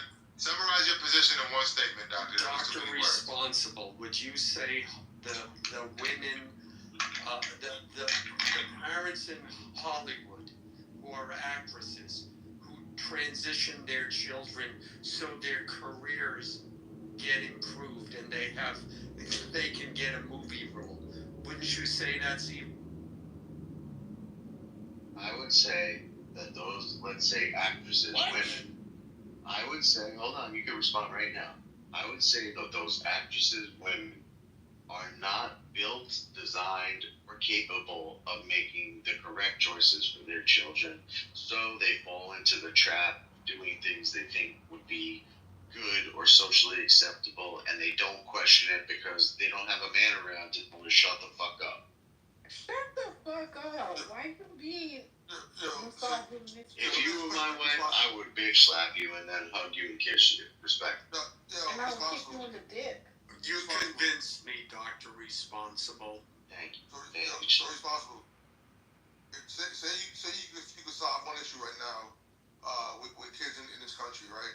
And you have to choose between the trans issue or the hunger issue. What are you going to focus on? Wow. I'm sorry. It's a good question. I would focus on the fatherlessness issue in white, black, every community, because that would solve both of them. I know. I can't choose your options. I'll be honest. You're presuming that the father issue relates to the transgender issue, which is another issue. Yeah, it relates to the foodlessness. Yeah, worry about the white people, not the black people. Worry about the trailer parks, okay? Yeah. And people walking around with no teeth. I didn't say anything about black people. I said all colors. I got one question. No, you don't think that's happening in white families? That's a fucking giant problem in white families. More than the black families. I got one question for Dominic. Is it possible for Dominic, is it possible to have a trans kid, right, that haven't transitioned yet? Is that possible? Or anybody on stage, I'm asking. No. Is that possible? No. So you're saying a trans kid has to go through the transition first? I'm saying there is no such thing as a transsexual child. Wait, why are you guys asking a mechanic? Why are you guys asking a mechanic about medical issues right now? He is a blue collar worker. He is a skilled Asking a labor. mechanic about urology and it just makes no fucking sense. Ask him how to change oil within. Ask him how to change oil within 3 minutes. So elitist, Lisa. Yeah, but this is a man who is skilled at what he does, and you're being an elitist Well, pig. he can be okay. Respectfully, when you're changing my oil, I don't need for you to try to tell me anything about my fucking uterus. Just do what you need to do so I can pull out Jiffy Lube. I don't know why you guys do this. If we're gonna have an intelligent conversation, bring intelligent people on the stage. That's it. This is what lost you the election, Lisa. Right. This is why Kamala lost, right? Now, night after night, I get kicked out of room after room. Kamala. Not Kamala G. I get kicked out of room after room. I don't even know anybody named Kamala. I'm on my best behavior, but I have to listen to this woman? No, you I don't give a fuck if you on your best behavior. Come on. I don't give a fuck if you're on your best behavior. You don't have to be on your best behavior with me. Lisa, can I ask Do you a what you question? do. Do what you do and see what you get back. Do what you do and see what you get back. He got a big ass gun. Yeah, Lisa, can I ask you a question? No. Tell him he's on his best behavior. Ooh, I'm scared. I'm asking Lisa. Are you answering for her? He don't want to speak to him. All right, now y'all, don't let Dominique get off the leash. I'm trying to ask Lisa. She doesn't want to talk to me. No. Because she's afraid of me. No, what? No, she is. She is afraid. She is Alan talking is to me. slow, but he already told you. Close those dick lips. Ed, what the hell, Ed? Lisa, you're not answering me. Oh, I guess you know you're afraid of the questions I'll You don't know ask. how to follow instructions, Alan? Okay, so let me ask you something. Okay, if you have a blockage in if you have kidney stones, do they treat your kidney, right? And if you have heart disease, they'll treat your heart. If you have a problem with your liver, they'll treat your liver. Where does transgenderism, where does gender dysphoria, what part of the body creates that? That's multi-system. It's in the brain, right? Mm-hmm. No, there's more than one system. There's What's the other system? really? Gut health? Yeah. What's the other So, system? I know you good with gut health, Doc. You know that shit in your fucking gut. Yeah, it occurs in the brain. That's the realm of psychiatrists and psychologists, not surgeons. Okay, do you know what anorexia is? Because when I was growing up, anorexia became a big thing. Because teenage girls, they would look in the mirror. They should have weighed, let's say, 110 pounds, and they weighed 80 pounds. But they would look in the mirror, and their brains were so distorted, they would see themselves as being overweight. And they would put these poor girls on IVs, and the girls would tear the IVs out of their arms. That occurred in the brain. That was a body dysmorphia. The brain literally told them, your body is wrong. And now what we're doing with transgenders is we're saying, oh, your brain is telling you that you're the wrong sex. Well, then we got to cut off your dick, or we got to cut off your tits. It's butchery. Where's this It is happening at? absolute Where's this butchery. happening at, Alan? I'm sorry. The doctor responsible. Was my line of logic clear? Since you're the one who seems to always be judging. Alan, is your brain telling you that you're a man? I do judge you. Alan. But, guys, listen, the election is over. We're just talking about real shit at this point. There is an issue. Alan's brain is telling him he's a man. No, but it's a terrible thing to watch transgender people go through Alan's this. brain telling him he's a man. Lisa, stop. This is serious. No, there are real You're the one transgenders. brought this shit up. Alan, is your brain telling you? Yeah, but... Lisa? Alan? Yes. Respect. We can really talk right now. Careful, This is called finding common ground. Right now. Yeah. Listen. I'm back. Hold on. It's a very, very simple question. Alan, is your brain telling you you're a man? Yeah.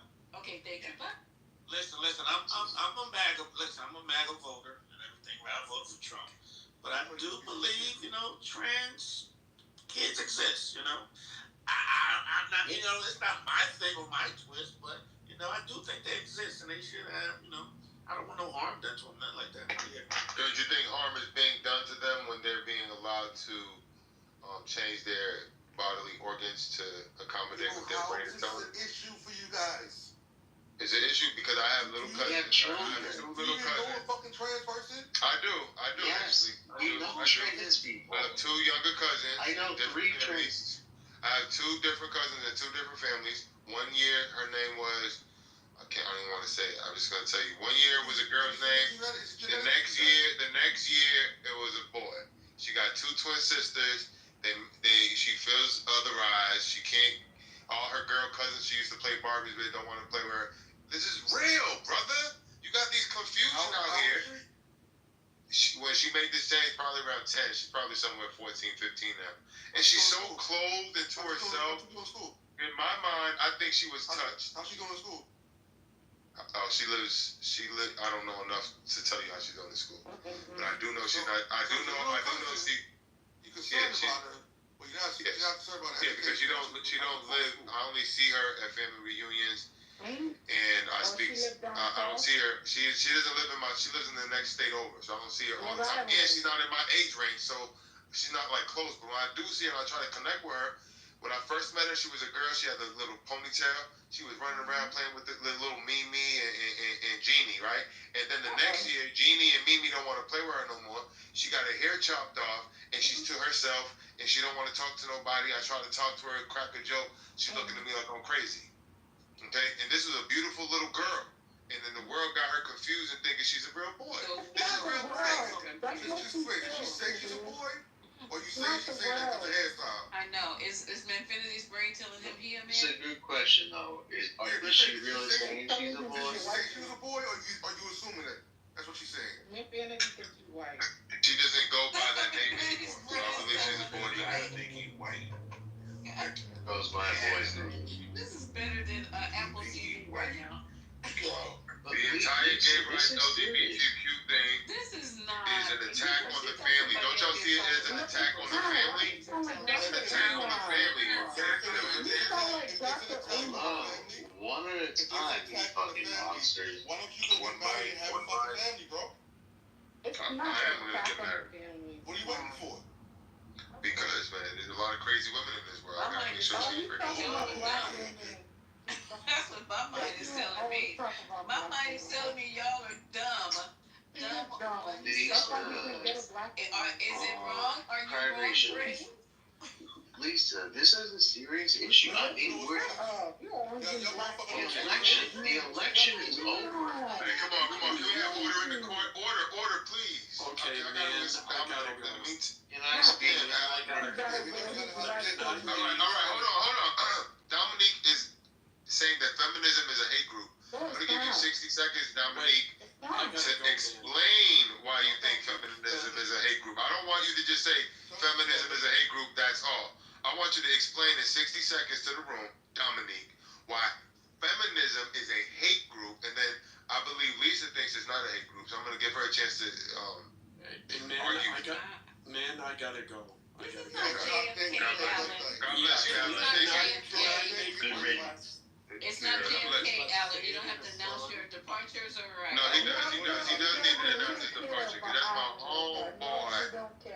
Lisa, can you take the opposite view? Alan, we don't like you. Lisa, no, I like him. He's liked in this room.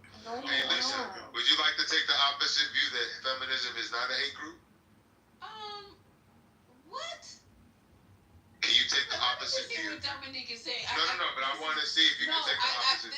This is blowing my mind right now. Feminism is a hate on group. the stage with more the IQ above your shoe size. Feminism is a hate group. Okay, I just want to hear this. Dominique, you have 60 seconds to make the case that feminism is a hate group. Your 60 seconds starts now. Feminism is a hate group. Straight up. Feminism takes beautiful women and makes them into inferior men. Feminism tells women that they need to be liberated. Liberated from what? Liberated from a house and children and family? So you can go to work and be broke? Wait a minute now. Feminism tells women that they are equal to men and that they don't need men. And they go out there and they get past the age of 29 not needing no man, and they end up with a cat, a little dog, and some used vagina that nobody wants to hit, nobody wants to marry them, and then they go up and they be old and bitter, and they want to convince the next generation of women to be feminist. And they're behind this abortion thing, they're behind this LGBTQ thing, the feminists. They're anti-family, they're a hate group. Thank you. Your 60 seconds is done. Would anybody in here like to argue him down? You know what? Please get turn into Lisa, please don't be insulting to our stage. Lisa. Let's not be insulting to the people on our stage. I'm not. Feminism does not grow a dick. And as Hold on, far as you have 60 seconds. Lisa, I'm going to give you 60 seconds. Hold on, Lisa, nobody can hear you. Use the vagina. Hold on, Lisa, I'm going to give you 60 seconds. Barely used dick. Okay, Lisa, so you got it all. Hold on, Lisa, I want to give you 60 seconds. Use vagina, Lisa, sir. That means somebody's actually Lisa, been in it. Lisa, can you hear me talking? Lisa, dick. Lisa, I need you to give. That's the dumbest shit I ever heard. Then Lisa, we're alone with our cats, but we make more than your motherfucking ass. This is ridiculous. Lisa, I'm trying to have a. Lisa, 60 seconds starts now. Go. Oh, I said everything I had to say. Nobody heard you because I was talking. Hear you. 60 seconds starts now. Go. That was dumb. Okay, so he said that being a feminist turns you into a man.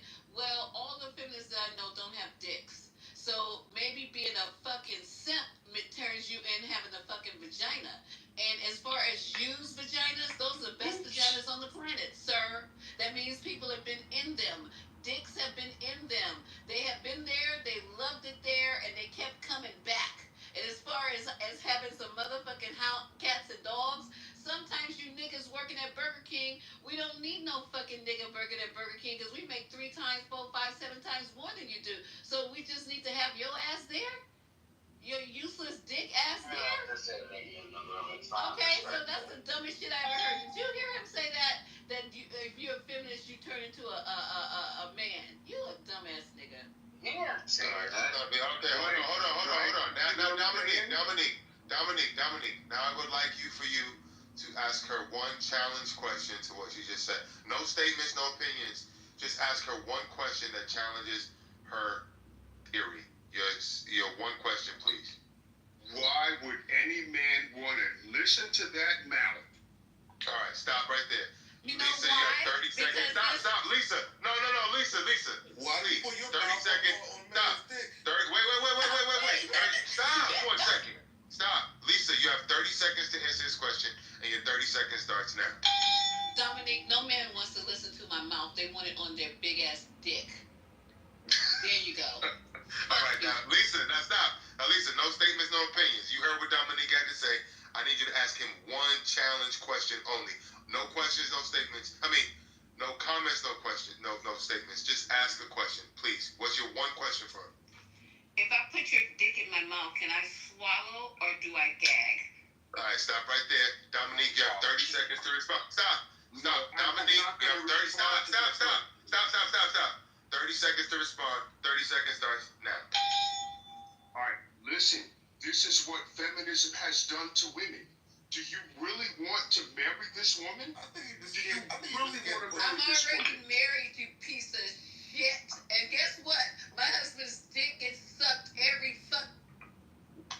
Oh my goodness, Jesus Christ! This is not what I wanted. Please, now we're letting them back up. But please, now we're gonna see who won the round. We're gonna go around the audience and ask what people think. We can't have all that vulgarity. Gildas, you were listening to both sides. I heard you laughing and everything.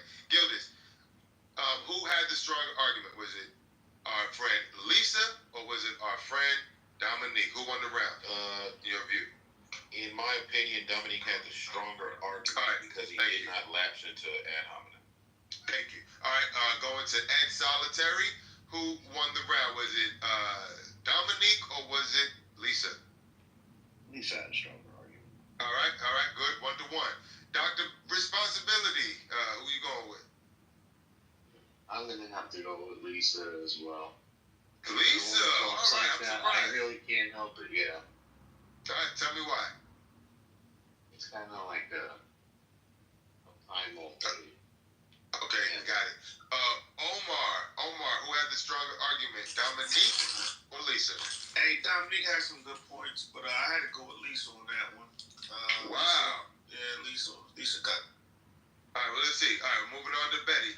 Betty, are you within the sound of my voice? Okay, thank you. That's 4 for Lisa, 1 for Dominique. We're not done yet.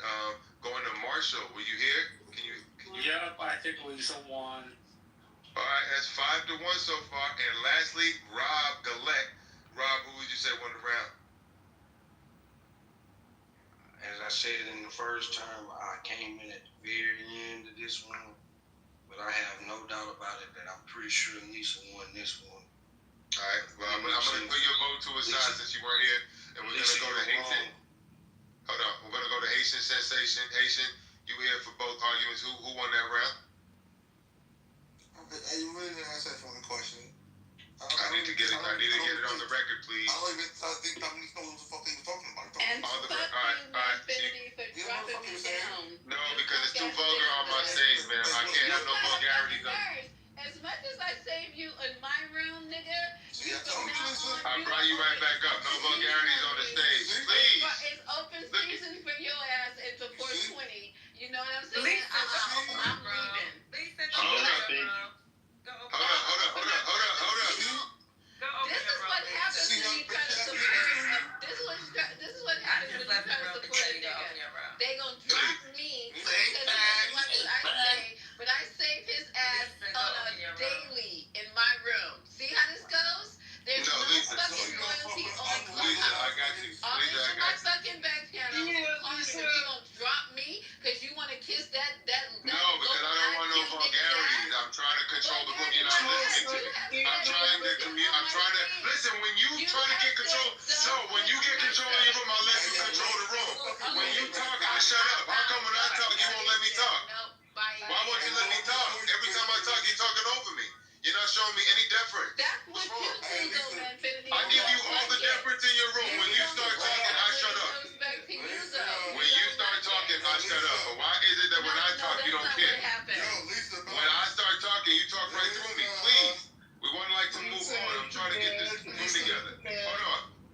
Aleph, were you here for the conversation between Dominique and Lisa? Yeah. I heard it all. All right, who won the round? Lisa. All right, Lisa again. Wow. And Alonzo, who would you go for? Just coming in. All right, cool. And Marshall, all right, we already know. So now we're going to ask the audience, please put in the chat who won. Was it Lisa or was it Dominique? One for Dominique, two for Lisa. I'm just coming in, but I already know Lisa cooked them. So. I appreciate the support, but everybody, Lisa, you won the round. Okay, but Dominique, we have Beaver in there. He thinks she killed her, but everybody's voting. I think Lisa got the most votes. So Lisa, you going on to the next round. I'm sorry. No, I'm not going to the next round because I tried. I tried so hard, but you're not right. Lisa, I don't want you, but I'm trying to control the room. I just need you to stifle yourself. That's it. Lisa, you want to open your room?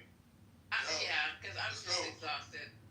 There's no need to be exhausted. Stifle. Oh, she left. All right, cool. Stifle herself.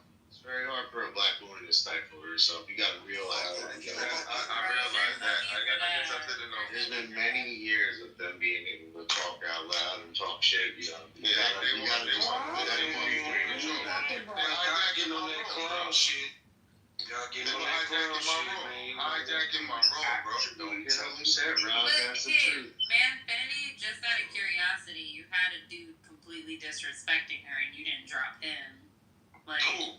You talking about Dominique? I'm talking about Dominique. So you didn't hear what she said? You didn't hear what she said? She was the first one to say, shut the fuck up. I don't need you, motherfucker. She was the first one to go at her. Dominique was the one who was saying he made a statement about feminism. She took it personally, started talking about dick size and everything else.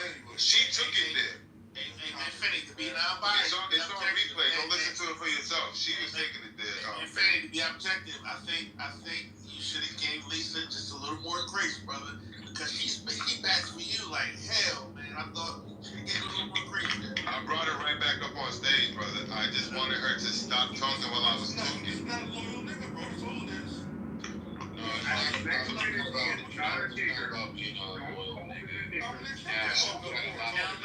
Nobody. I got a lot of respect for Lisa. Lisa is open-minded, intellectually accommodating, etc. But because she was over-talked from the top left mod without any kind of awareness, she was just speaking as if he was not speaking. That's a foul. That's a personal foul. He do that. And I never do that in her room. Every time she says something, I stop talking. Because on the stage. Full of shit. She does protect us, to be fair. She does try and let voices be heard. Yeah, She does not bring her back up on She's stage. doing it. Man, Phoenix, you did take you like a bomb, man. No, you did. I'm just saying she's a good woman, man. Finity agrees with me, and she just was over talking to me. He had to move her down. She's a good woman. I moved her down only for a moment. Nobody is above being moved Yeah, that was good. That's right. That's just common clubhouse etiquette. I agree it's etiquette, but don't you think like the mute button first could have been, Yeah. mute button first? Yeah, but if I'm talking to you directly, you're acting near me. I mean, what's the mute button was used, brother. The mute button was used. Okay, I did use the mute button. It wasn't a mute button. Niggas just keep talking. Everybody slow it down. No, wait a minute. Relax. Everybody slow it down now. Manfinity gave me my time. I said mine. I did not insult anybody. Right. That's cool. Check it out. I didn't insult anybody. I didn't use any profanity. This woman came off of the mic, and her mouth was full of all kind of profanity. And all of you, all of you supported that.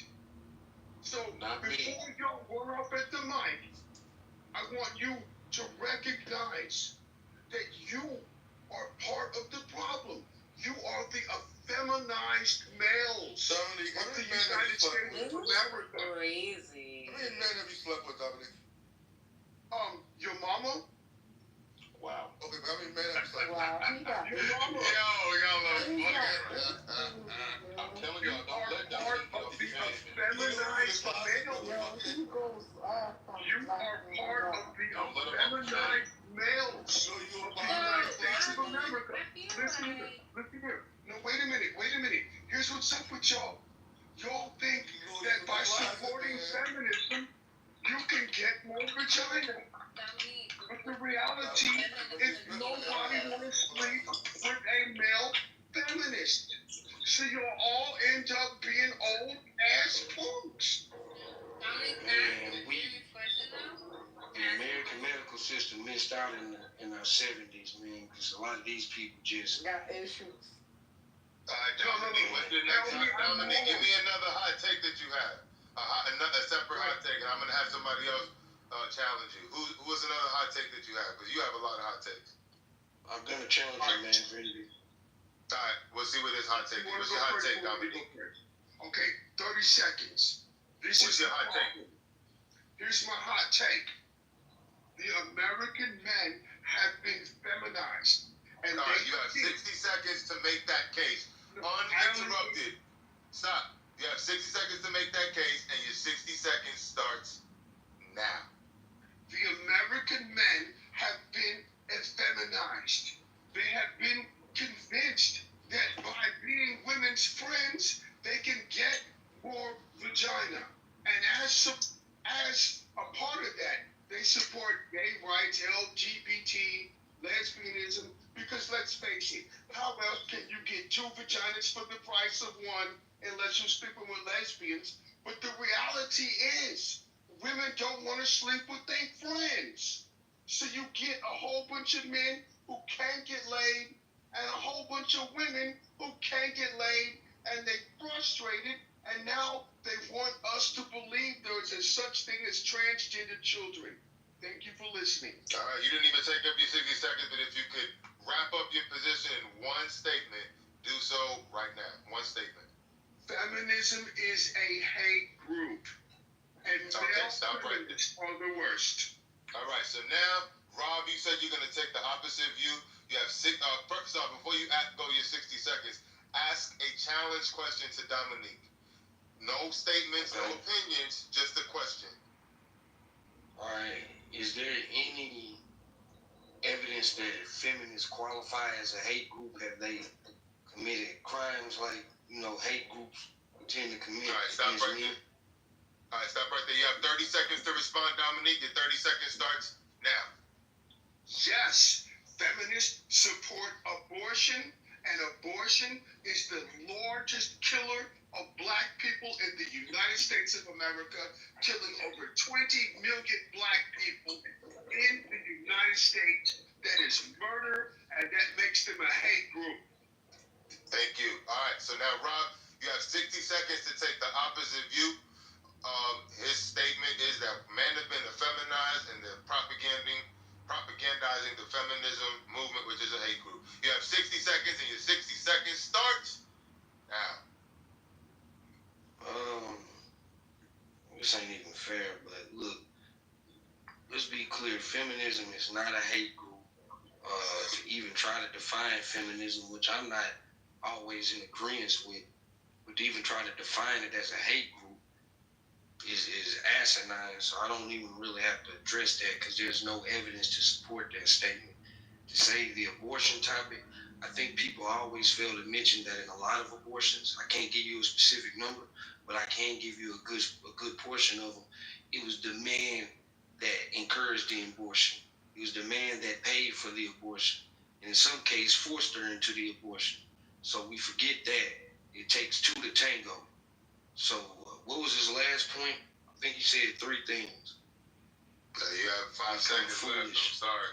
It's almost over. What the? I can't remember his last point. I don't remember it either, but you have one statement to wrap up your position. One statement, go. These niggas need help. I don't know what else to say. These niggas need help. Dominique's going to ask you one question. Dominique, go ahead. Real simple. All right, Dominique. Hold on, can you Dominique, Dominique, no statements, no opinions. I need you to ask one question to challenge his premise. Go. Dominique. Sir, are your parents married? All right, stop right there. Rob, you have 30 seconds. No. Not done answering. All right, now we're going to take a poll. Gildas, who won that round? Who had the strongest argument? Who had the strongest answers to the challenge questions? Gildas, is it Rob or is it Dominique?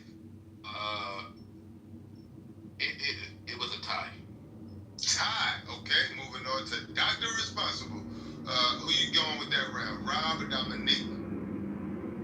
I have to agree that it was a tie. I didn't get it out of Dominique yet. Omar, who you going with? Yeah, I'm going to tie too. That wasn't. Nah, man, I gotta push y'all. No. Gildas, you set this up. Let me take that same question. Let me go with Dominique. Who you rolling with Dominique? No, I'm not going with Dominique. I'm saying let him have the same argument and let me. Oh, you want to argue? So all right. So Dominique. So we're gonna scratch Rob just because Rob really didn't go too strong. So Betty, I need you to take first off, ask him a question to challenge his position. You heard what Dominique said. What's the challenge question, Betty? Where did you get the assumption that feminism is a hate group? All right, Dominique, how do you respond? Just 30 seconds, go. Okay, feminism did not come from women. It came from the Rockefellers. They decided that if they could take the woman out of the house, they could tax both of the people in the house. Because at that point, you could only tax the man. So you take the woman out the house, now you can tax the man and the woman and get easy access to the children. It did not come from women. It came from the Rockefellers. Okay, that's it. All right, so Betty, you have yes, I'm here to get the pizza and the breadsticks. Okay, I will answer that question. Yeah, so Betty, go ahead and answer it. Betty, you have 60 seconds to make the opposite case to Dominique, and your 60 seconds start. Sorry, my phone. Feminism didn't start by the Rockefellers. Actually, it was philosophers like Mary Wollstonecraft. You can read her book, A Vindication of Rights of Women. She argued that women had the right to education and equal rights. And then you move into Seneca Falls Convention in 1848. This was actually considered the beginning of the feminist movement, so it actually wasn't started by the Rockefellers. There is some conspiracy theories that do claim the Rockefellers funded feminism to break up the family unit, but there is no actual evidence. This is actually just theory that came by a man named Adam Russo. So I would look more into history. It was obviously not started by the Rockefellers. It was actually born from centuries of women, particularly poor women, and women of color, and working class women that were fighting for their own autonomy. Incorrect. Yeah, but I got a flag on the plane. Women had no. Hold on, Dr. Responsible. I got a All right, flag. thank you very much. All right, hold on, Dominique. You have one challenge question. No comments, no statements, no. Just ask one question, please, to challenge what she said. What has feminism done to improve the lives of women? All right, Betty, you have 30 seconds to respond. Your 30 seconds starts now. What has it done to improve the lives of women? It has allowed for them to be able to work. It has allowed for them to vote. It's allowed for them to leave abusive home lives. There are plenty of things that women rights have and women feminist movements have done to allow for women to move forward in their lives and be equal to men. So that's my statement. All right, Gildas, who won the round? Was that Dominique or Betty? By the stronger argument, who answered the questions better? This one, I'm going to have to go with Betty. All right, Betty. Wow. Can you tell us why? Give us a critique. Betty gave a fleshed out response. She gave us something that undergirds what she initially thought. She had rational reasons for her position, and that always wins the day with me. Okay, Rob. That's one vote for Betty. Rob, who you rolling with? Dominique or Betty? I have to go with my fair lady Betty. Can you give us a small critique as to why? First off, I got to shout out to Miss Betty. I grew up with her when I was a kid, so I like the name Betty. But she was much more suited to answer that question than I was. Obviously, she has a lot more information in regards to that. Like pretty much what Gil just said. She was very concise. That actually wasn't a fair round deal. So yeah, that was. All right. Dr. Responsible. Thank you, Rob. That's 2 in the bag for Betty. Dr. Responsible. Who you rolling with and why? Alright, I'm not going to keep playing this game because you have people like Betty who made a better argument as far as her sources cited, but in reality, she's completely fucking wrong. Atheist Jews in the 1920s and 30s came over to America, fucking injected our higher education system with the disease of women's rights. Hold on, before you get into this debate again, I need to understand from Gildas and from Rob. Y'all telling us what Betty did right. What did Dominique do wrong? Because I'm still a little confused. Well, what Dominique did wrong was to build the entire superstructure of his argument on the notion that Rockefeller created feminism. Now that was that was a false statement, and to build your house on sand in this particular argument, it is going to fall apart. Okay. I kind of echo the same thing. The truth needs no defense. The truth needs no defense. Hold on, Dominic. I'm gonna give Dominic some roses. Hold on. Dominic some roses. I think Dominic actually won that round. Here's my reason, okay? Betty went damn near word for word using ChatGPT. She might have used Grump. Okay, Betty know what I'm talking about too. Yeah, so I gotta take points away from her. No originality. I mean, ChatGPT and Grump for your whole debate, and that's what's killing this app right now. People is just going to ChatGPT, going to Grump, to get these little sources, and it's just killing the app. Go ahead. Oh, that's wrong, brother. I will say, I gotta keep it real, Rob. The reason why he thinks that is I literally just wrote a course paper on this for my American government. Oh, come on, Betty. Betty, for word for word. It's very clear that she wasn't reading off of anything. No, but listen, it was like verbatim from Rob.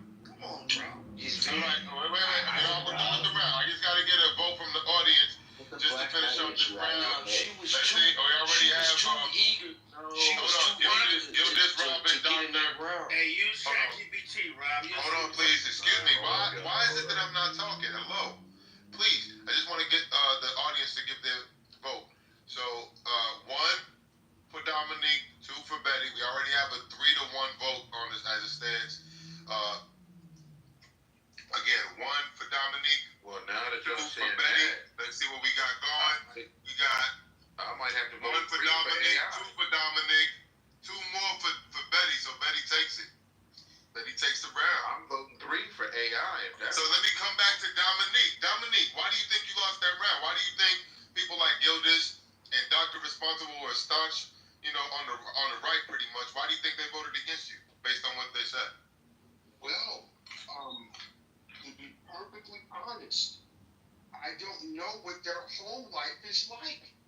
I don't know if Gildas has a family. I don't know if Dr. Responsible has a family. I don't know if Rob has a family. I don't know.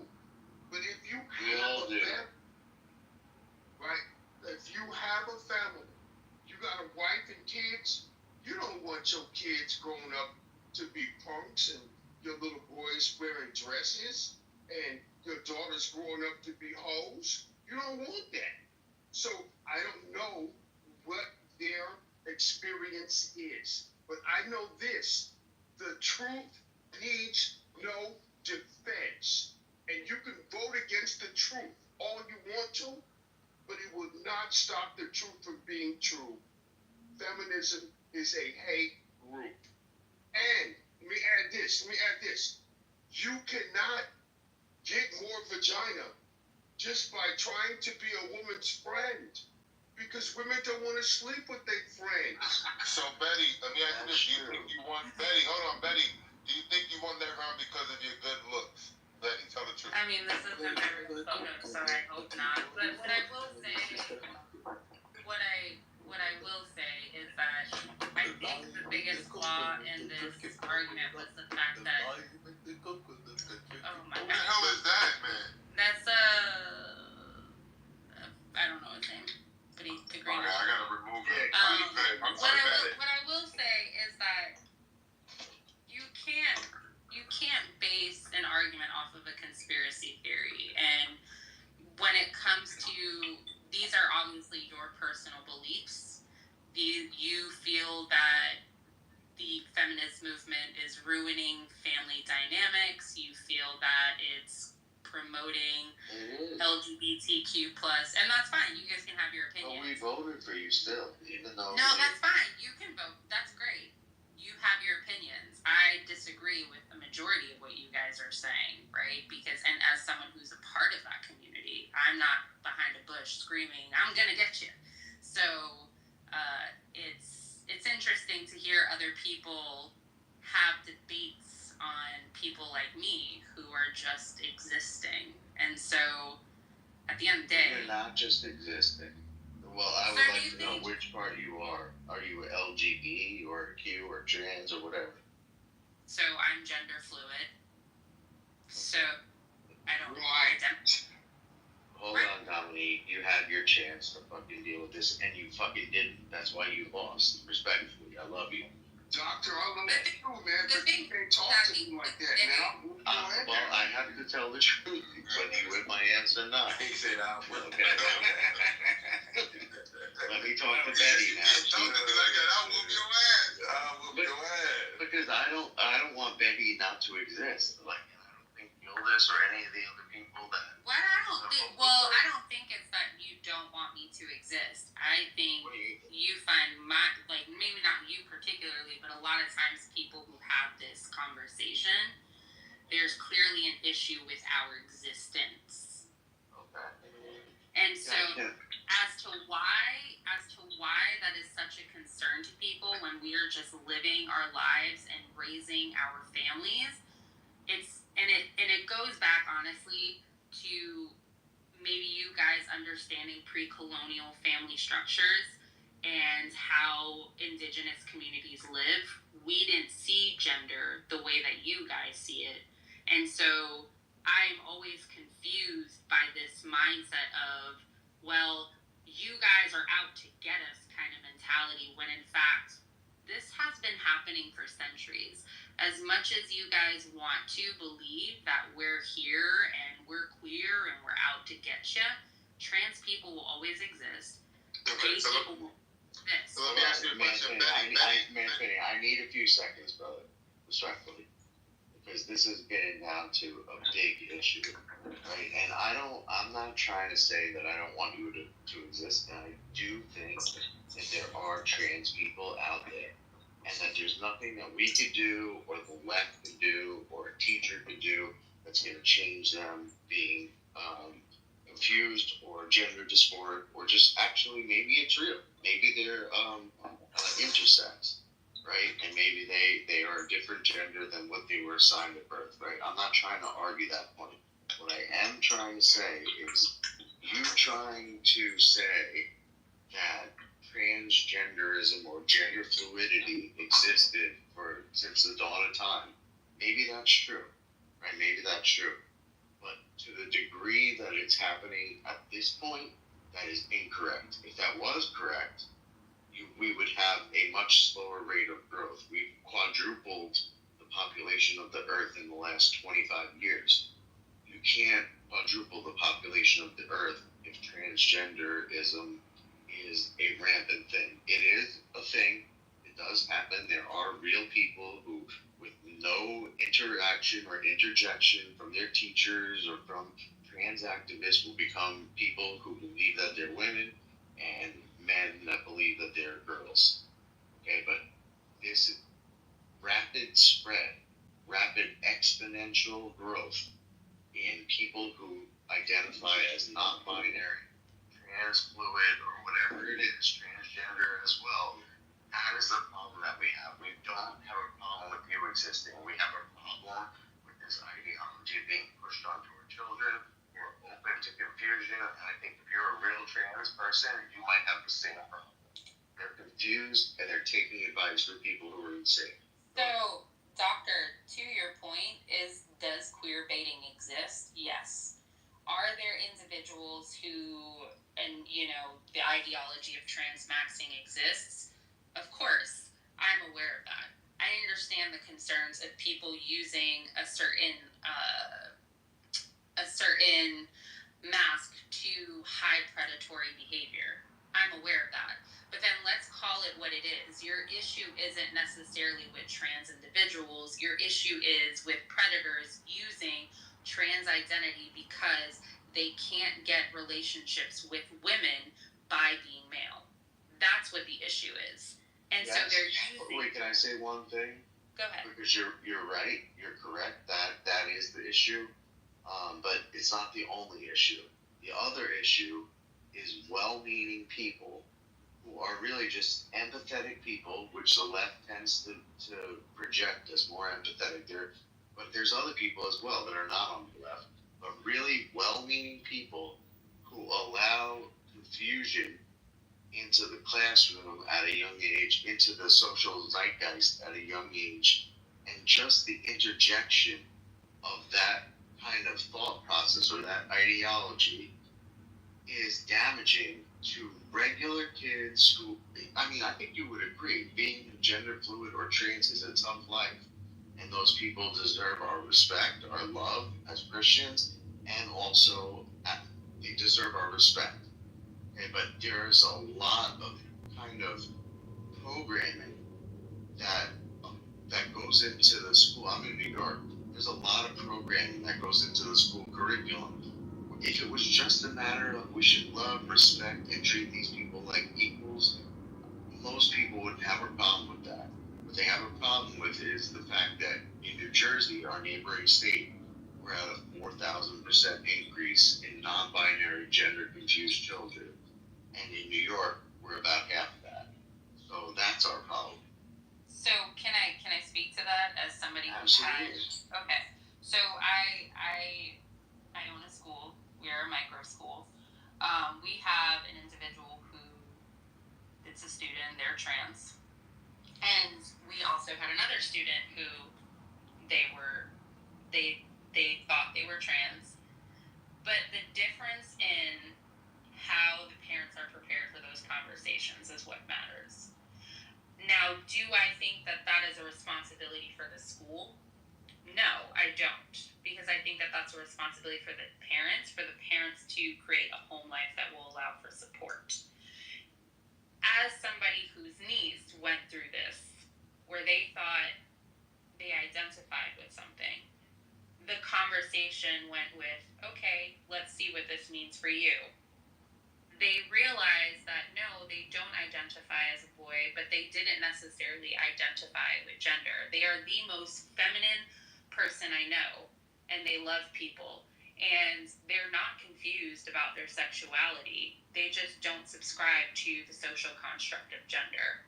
So it has, but to the world, they would see it as she is in heteronormative relationships, right? And so the other individual who is trans, whose parents are very much thinking in the way that you guys think, their child is really struggling right now. And so whether or not you agree with it, right, our jobs as parents, because I know that you guys are talking about it's providing confusion in school, our jobs as parents is to have the hard conversations. And when people sit there and they say that there isn't a thing as transgender, there isn't a thing as individuals struggling with identity, I don't think it's because, I think it's more so because now there's more conversations around it and there's more freedom to do it. It's, you know, it's like everybody's surprised that there's more gay people now and there's more gay marriages. It's because we weren't allowed to do it before. And now we can, it's legal. And so this concept, yeah, so I will say that I understand the concern of there being predatory behavior. Like I said, queer baiting is definitely a thing. You know, I've seen it within my own community. I can acknowledge that. What is queer baiting? It's basically pretending you're gay to get, you know, to hook up with people, depending on what side you are.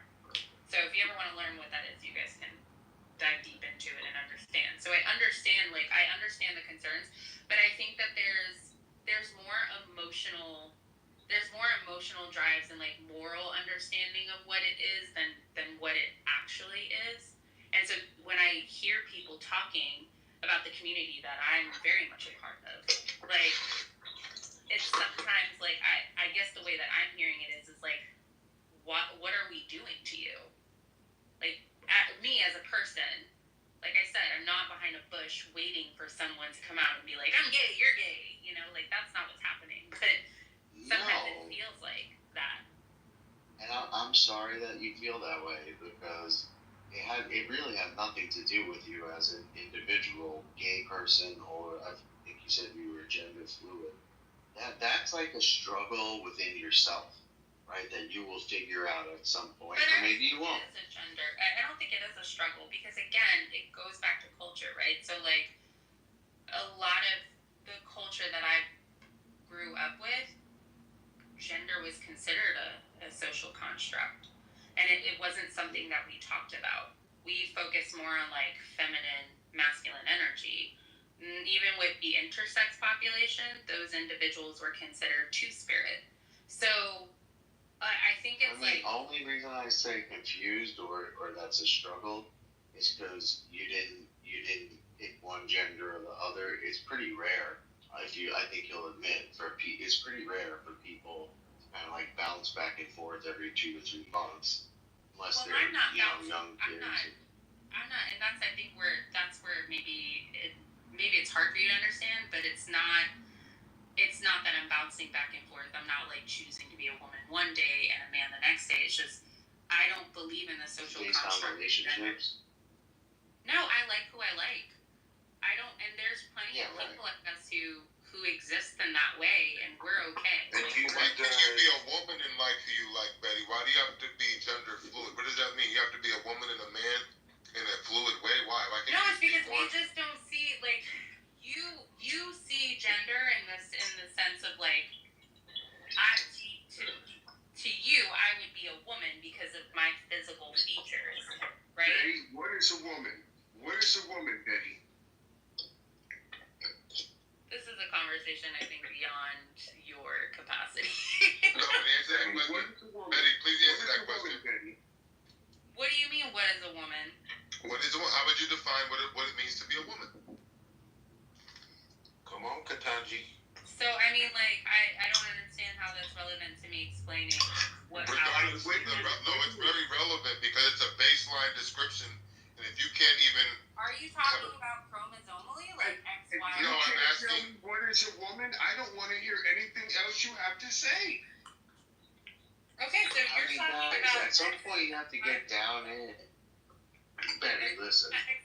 At some point, man, fitty, and hold on. Let me handle this, Betty.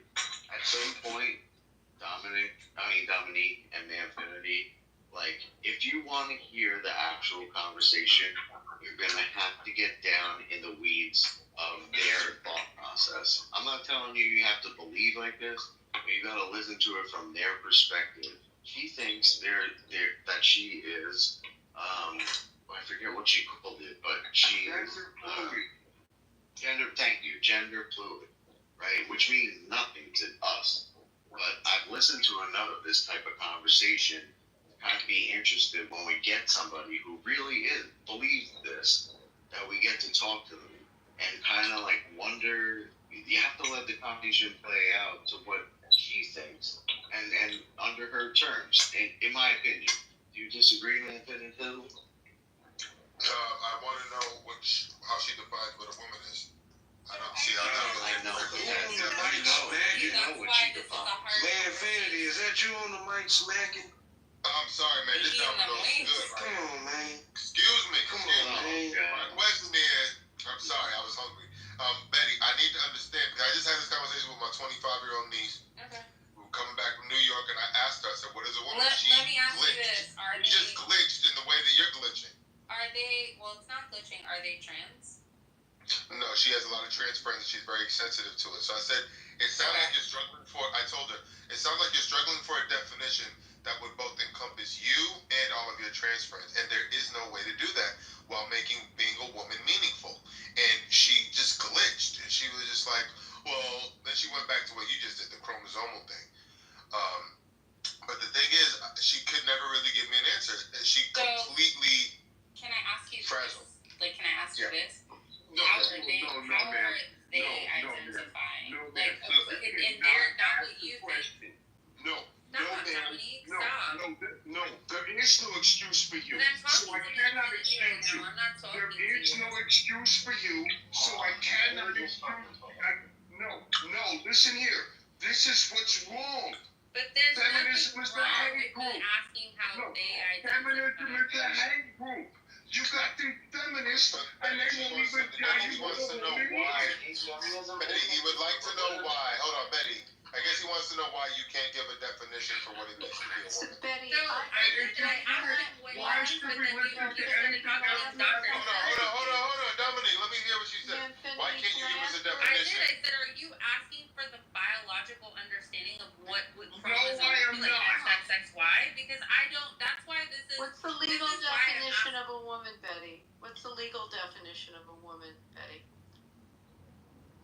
It has legal implications. What's the legal definition? Now you got the lawyers involved, Betty. It's okay. If I wanted to, Betty, hold it, Betty. If I wanted to identify, I don't care if someone's a lawyer. Betty, if I wanted to identify as a black woman, if I wanted to identify as a black woman and I put blackface on, does that make me black?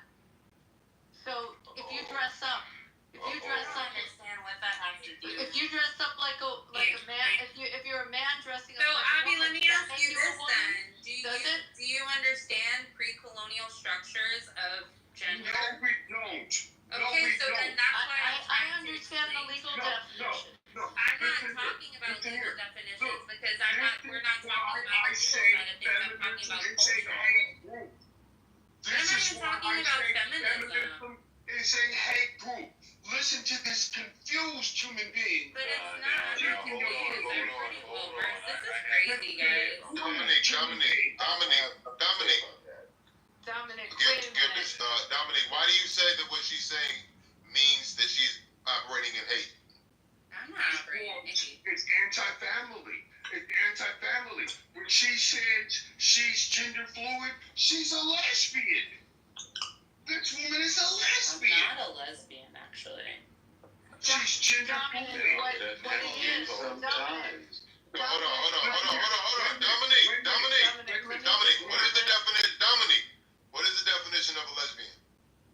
It's a woman who sleeps with other women, and that is a moral But failure. did I say that I was? Did I say that I? You said you were gender fluid.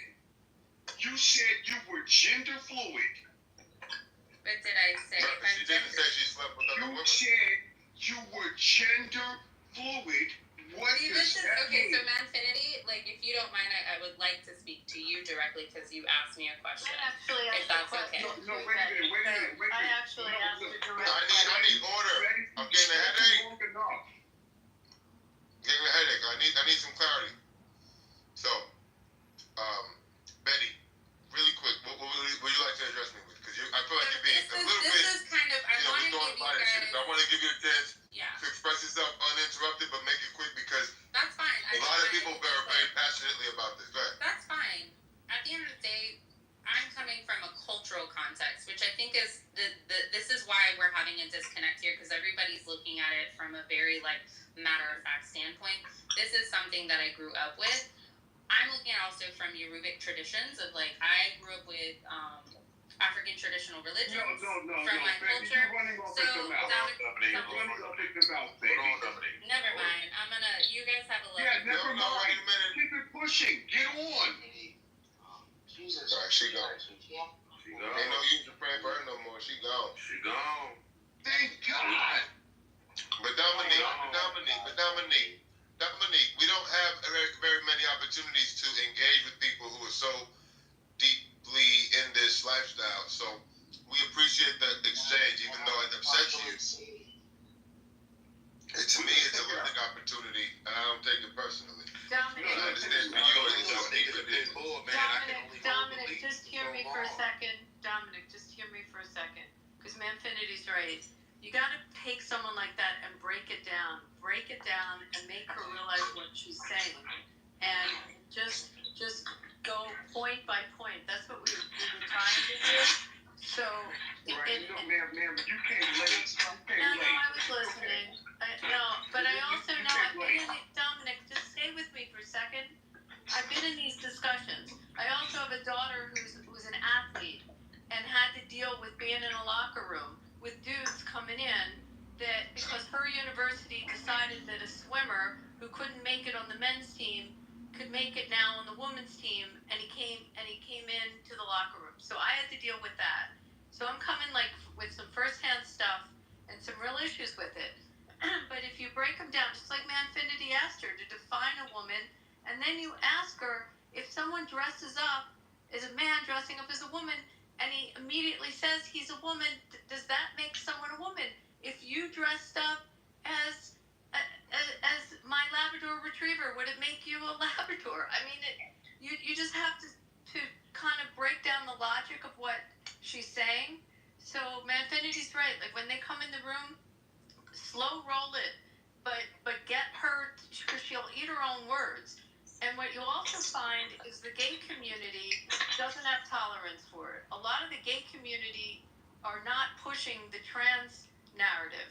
You know, they worked hard to have their acceptance, and the trans narrative it goes in a completely different direction. But you gotta she'll stumble on her own words. You just gotta get her there. Do you understand, Dominic? Yes, ma'am. I understand. Okay, I'm not trying to talk over you, but I know how to do this. Ma'am, let me speak now. Let me speak. Right? We were talking about an entirely different issue. And I was talking about feminism, and I gotta be honest. All of the brothers on the stage was like, oh, Betty won. Oh, Betty won. So let me be honest with you, right? As a man, I supported lesbianism just because I thought, how else can you get two vaginas for the price of one? However, but let's be real about this. It is a moral failure.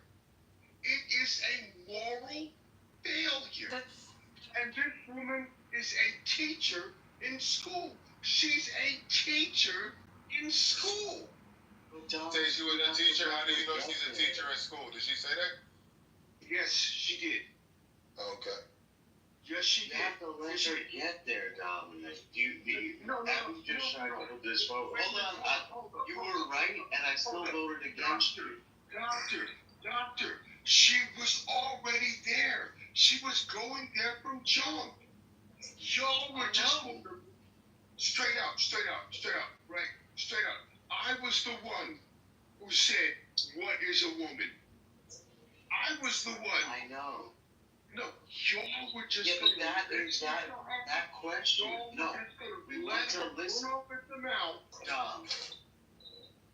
Dom, listen. Her words aren't going to hurt us, right? Yes, I was going to let her run off at the net. Yes, I know.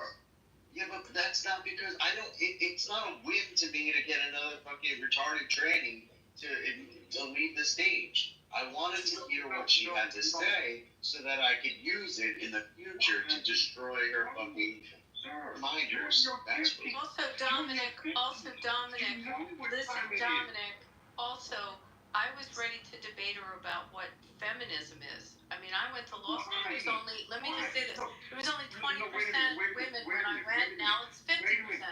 So there is, but I understand feminism from a woman's perspective in a man's profession.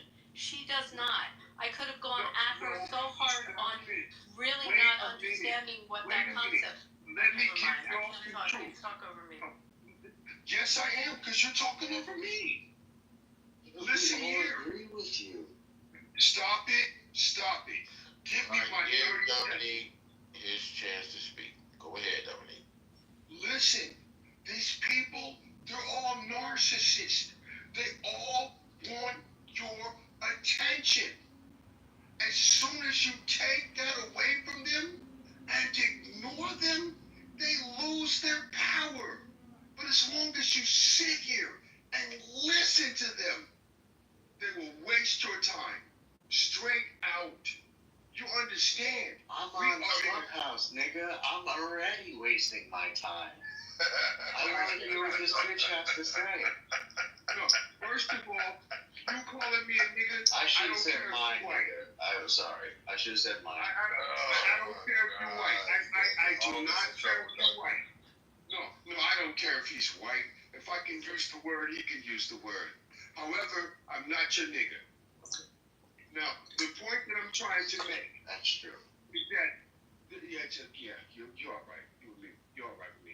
The point I'm trying to make is the only way we're going to get this conversation away from them is to stop listening to them. They're all narcissists. They're all trying to get attention. No, Dominic, I might agree with that in real life. Excuse me, hold on. I might agree with that in real life. But this app is for discourse.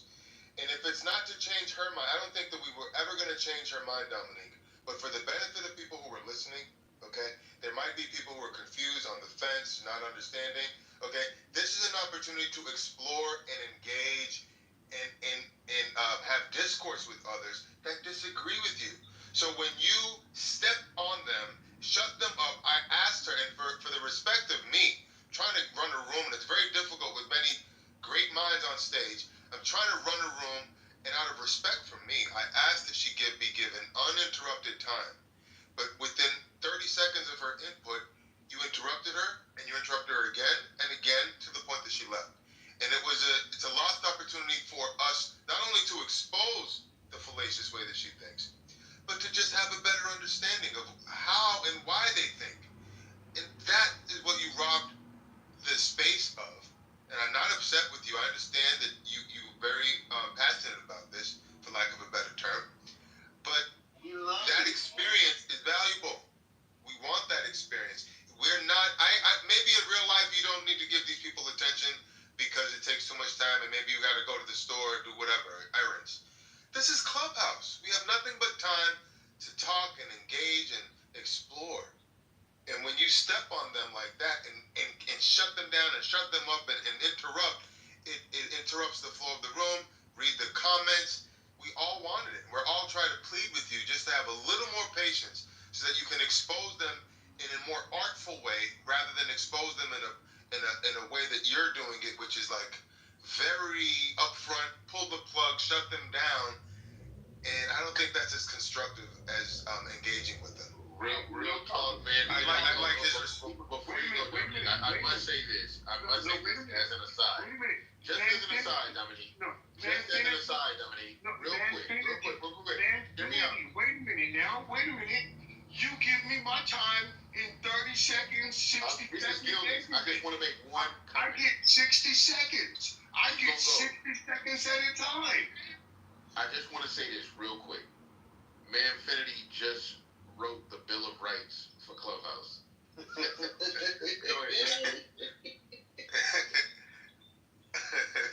All right, go ahead, Dominique. What would you like to say? No, I get my time 60 seconds at a time. Hold up. Make sure I'm on. Can y'all hear me? What do you think? We're on the civil rights bill, son? I get my time 30 seconds at a time. I get my time 60 seconds at a time. Mm-hmm. But you let this lesbian run off for 10 minutes? Yeah, no, Dominique. I did a 60-second thing in the context of the debate. But when you guys were going back and forth, the debate style had stopped. That's why if you had been given the space, I wouldn't have let her interrupt you. You could have gone on for 2 or 3 minutes. During the debate style that I concocted, which is the make the case game, I would have stopped her in 60 seconds, which I did. And I stopped you in 60 and 30 seconds. But I was trying to get back to the debate style, but y'all kept, Dr. Responsible shut me down. And then he shut me down. And then that one shut me down. And then I got a text message in the chat that said, no, we want to hear them just have a conversation. So I let people just talk. And I was eating a pizza. So I didn't have time to be shutting people down in 60-second increments. But once we get back to the debate style, yes, everybody's on the lead. I was trying to get back there, but Doctor wasn't letting me. And the other person was texting me in the chat, no, let them talk. So I would have shut her down in 60 seconds if we were doing the debate for fun, but we weren't even doing that. That's why she went long. You understand, Dominique? I wasn't giving her more time to do it. No problem. So let's move past that. Let's move past that. I'm not mad at you for that. In fact, I'm not mad at you at all. But I would like to point out, as soon as I said, what is a woman? That's when it went left. No, it actually was, no. It didn't go left then. It went left when in her last input, she said something you disagreed with and you couldn't contain yourself. That's where it went left because I pushed her on the what is a woman. I told her about my cousin that was in the car who glitched. We were having a constructive direction, but when I said give her a moment to express herself and you interrupted her a third and fourth time, she had it. That's where it went left because she was willing to engage, but she was just trying to, I don't know what she was trying to do, but she was willing to engage. But you kept interrupting her and she couldn't communicate. All right, okay. So I'm going to say this and I'm going to land. We can't tolerate this no more. We can't tolerate it in our daily life. We can tolerate it on Clubhouse because that's what we're here for. We're here to discuss and engage and expose. So I understand in real life, I'm not going to have 3-hour debates with people in real life. I'm going to let you do what you do. But on Clubhouse, this is what we're doing. We want to engage and discuss and expose and give the people in the audience a chance to listen in and see who they think is right. They don't want you to shut people down like that. That doesn't make for fun listening. It doesn't. You gotta let people talk on Clubhouse. Now in real life, walk away. I'm with you. I don't have debates like this in real life. But on Clubhouse, that's the fun of it. You gotta let it happen. Let the conversation flow. We had a two-spirit tranny lesbian on the stage. And I get you, Dominique. You got passion, and you don't have patience because it's been a long couple of 5, 6, 7, 8 years. I 100% understand why you're doing what you're doing, and listen, I agreed with you from the very start. But we had a tranny, two-spirit animal, lesbian, bisexual, twin cup, and on the stage willing to discuss this fucking insanity. with us, and we wanted to hear what fucking crazy I was about to put Betty in the debate with Gildas because Gildas had such amazing critique on how to debate. I wanted them to joust, but I couldn't get there because Doctor just had to say what he wanted to say. Yeah. And then I got the chat, and I had pizza, and I had grease on my fingers. And when I licked my fingers, y'all said, "Why are you chomping over there?" So I was all jammed up. But at the end of the day, we had an opportunity to get Betty and Gildas in a joust. I wanted that bad. And I wanted you, Dominique, to be able to expose Gildas. So you can say, Gildas, you didn't argue the right. I wanted you to get on him the way he was getting on you. I was about to play it all out. And then you gave her the exit rant. You gave her an exit rant, Dominique. I just need you to be a little bit more patient with these people because we can expose them and it's on replay. You gotta understand, Manfinity is watching the View, he's watching CNN, he's watching Don Lemon Tonight when it was on. He's watching all of these things to save us from having to do that. I don't want to say, but kind of like Jesus, he's doing the things that none of us want to do because he wants to hear the whole situation, and we gotta let him cook in that respect. Dominique would never watch it. Dominique would never sit through an episode of The View. I can actually watch The View. I would never sit through. I'm entertained by their craziness. I'm entertained by their left-wing lunacy. So when I sit there and I watch them, to me, it's fascinating. So to you, a special boy. But for Dominique, it's completely an anathema. He cannot sit and watch that bullshit because to them, they're bringing the country down and this and that and the third. I think God's in control. He's right. I also think it's something that I mentioned to Dominique, I guess it was yesterday. You know, man, this is a man that protects our rights. So it takes a little transition for him to really understand. He's a warrior. He's a warrior. Yeah, like he's on an app. He got to tap his fingers and pop the mute button on and off. And this shit is like not his realm. Gotcha. Essentially, that's very true. His realm is, nigga, you moved, pow, pow, pow, pow, pow, pow, pow. That's true. You know what I mean? Like, struck at me, it's over. Yeah. I don't have time to debate you and get to the. Dominique don't got time because remember he came up with a word a while ago. Bitches.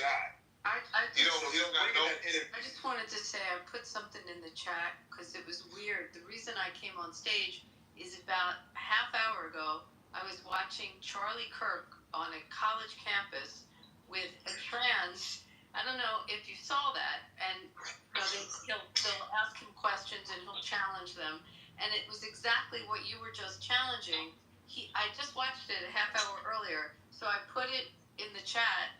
And you'll see how he just ripped this person apart. So I wish I could say I was original on some of the stuff I was saying, but I actually took it from what Charlie Kirk had said when the person. How long did he do it? I think it's maybe about 7 minutes of going back and forth. But the person basically says, if I dressed up in women's clothing, I can call myself a woman. And he's like, no, you can't. And that's, then he started using the different analogies. But that's why I came on stage, because I literally just watched it. So if you have free time, cut and paste it. We're happy to have you. Dominique, so do you don't have the patience to engage with people like that? Is that it, Dominique? You just don't have it? That's not true. That's not true. However, I look at it in a different way. Right, I'll give you a certain amount of time, and you can state your position, this and that, the other. That young lady, she was being dishonest. She was trying to sneak up in here like she was just one of us. She was trying to pretend like she was just a teacher at school. But she had a completely different agenda. And that agenda. How do you know that? Because I listened to her. But she's confused. She's a wacko. And that is why she should not be a teacher at school. I agree with you. But why are we putting her intentions, like, we don't know. She's just could be a total wacko who believes every word she says. Versus the people who don't believe it but still like kind of puke that kind of ideology out there. You know what? Not to be in disagreement with you, okay? But look, we didn't try to understand these people, and we've tried to accommodate these people. And what did we get? Gay Pride Month. That's what we got. We got Gay Pride Month. But Dominic, you also get someone that flies in the face. This is where I was trying to go with her when she said she was a feminist. She'll fly in the face of women, and we can take women in sports that work really hard to get women recognized in sports and to get the rights. Here we go. That Betty, we can continue to talk. She just came back in the room. We could talk about this. Women that work very hard. I never claimed to be a feminist. Well, We're just happy you're in the room. Is counterintuitive to women that work really hard to achieve and to get women in places that they couldn't be before, including in sports. So when a dude walks into a girl's locker room, But that's not what I'm talking about, and I think that's why this conversation isn't going anywhere, because you guys are seeing it from the lens of I'm this tranny, queer, confused person, rather than understanding. Hold on, Dominic. Betty, we were just yelling. Let her finish. We were just yelling at Dominic. We were just yelling at Dominic about making those comments. One mic on Betty. One Let mic Betty on speak. Here's my thing, is you guys are looking at it from a Eurocentric lens, because that's what you guys have been exposed to. I grew up understanding that gender was a social construct, because I don't identify in the ways that you guys. So I'm not out here, like I said, promoting people who actually do not identify with queerness to go into a bathroom and do horrible things to kids. That's not what's happening here. But I would That's not what we're talking about either. But we weren't talking about that. He's right. I was talking about a dude walking into a locker room when he's playing on a woman's team, and he's a dude. That's what I was addressing. Hold on, Betty. Betty, that's what I was addressing directly. I was addressing Leah Thomas at Penn, and I have a kid at Penn, and a kid who's a woman athlete that worked really hard for women to be accepted in sports, and she's got to be in a locker room with a dude that couldn't make it on the men's team, so now he's on the women's team, and she's getting undressed after her meet, and this dude's in there, and it's flipping her out, and it's not fair to the women. And that's what I was talking about. Not someone who's molesting. I'm talking about a dude that wants to identify as a woman, but he's got a penis and he's walking into a woman's locker room. That's what I'm talking about. How can you... So instead of he doesn't actually identify... Can you tell me, if you dress up in women's clothing, that you have a right, or you say that you want to be on the women's team, you have a right to then get those rights and privileges that are afforded to the women athletes. Why should you have that? Abby, let her answer the question. My question. Now. Let her answer the question. Betty, the floor is yours. Go ahead. I know you in there, Dominique. We'll come to you, but let Betty address Abby full-throatedly. So I want to have full understanding of what you're saying, making sure that I understand what you're saying. There is an individual who does not identify as trans, but has so decided because he could not make his own team. He identifies as trans, yes. He identifies as trans. Okay, so they identify as trans, and they identify as being a woman. Correct. After he couldn't make it on the men's team, he grew his hair longer, started to take, in his 20s, early 20s, hormones, and started to swim on the women's team, and actually beat all the women and took away all of the accolades that the women would get as champions. But that's a different subject. So But then walks into the women's locker room with the rest of the women's team after the meet, and they have to take their clothes off. That's what I'm talking about. Where does he have that right? So I don't know much about the story to really have and I'm going to be completely honest. I don't know enough about this story because what it seems like, and from what you're saying, is that this person decided one day that they were going to be trans because they know love. But is there no history of them identifying in this way or taking hormones prior to this situation? Because 2 years earlier, he swam on the men's team. Whether he was an effeminate man, I cannot tell you, but I can tell you that if you Google his name, there's a shit ton of articles about it. Leah Thomas is his female. Okay. It's University of Pennsylvania. So I'm asking you, if someone wants to identify as a woman, wants to dress up as a woman, how do they then get afforded the rights and the legal rights of a woman? Well, they've always identified as a woman, so...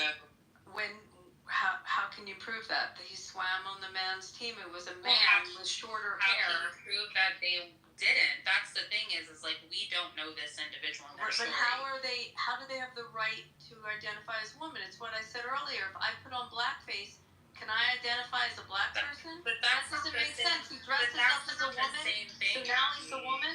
It doesn't work. But Abby, that's not the same thing. Why is it not the same thing? Because blackface and you can't use something that was actively used to oppress individuals. Oh, that has nothing to do with the point. If I want to dress up as my dog, do I have a right to then say I'm a dog? You do. I hate to say it to you, you do. If you want to go out, I legally do. Then I would have the legal rights. He's claiming to then have the legal rights that a woman has. Explain that to me. If they are transgender and you can't sit here and tell me, just like I can't sit here and tell you, I'm not going to base an argument off of your opinion alone. That you're telling me that you don't know that they were taking hormones prior. Well, you know. On Leah Thomas, he started taking the hormones recently, within the time he was at the university. He didn't take them from when he was a kid. Before puberty. He took them after puberty. He was a dude, and he wanted to make it as a swimmer, so he grew his hair longer, he identified as a woman, and he joined the women's team. I then have a child that has to go in the locker room with this dude and take off her clothes, and her and the rest of her team were mortified, were humiliated, were scared, and you know this for a fact that they were scared? Do they have rights? It caused harm to them. They had an expectation of privacy, not to have a man in their locker room. Why does he have those rights, of women's rights, because he decides one day he wants to dress up in women's clothes, identify as a woman, and swim on the women's team? Leah Thomas is... Also, I heard them had a fat hog too, a really big hog. I heard that it was on Reddit. So tell me, how do you get that right? Because you decide one day you put on women's I clothes. think honestly, Abby, just from your language alone, I can tell that this is something that no matter what I say, you won't agree with. This individual obviously feels most comfortable as a woman. I am not going to be the type of person to sit there and say that they are wrong for wanting to exist as their truest form of self. At the end of the day, there are 4 people on this stage that clearly do not care that these people exist. And I'm not going to sit here and tell you don't care that is not true, Betty. That's not true. Welcome back, girl. Okay, hold on. Stop screaming. Man, Betty, she's been here for a minute. She's in the middle of her argument. Hold on. No, it's cool. She's been here doing her argument. She's laying it out. Abby and her are having a good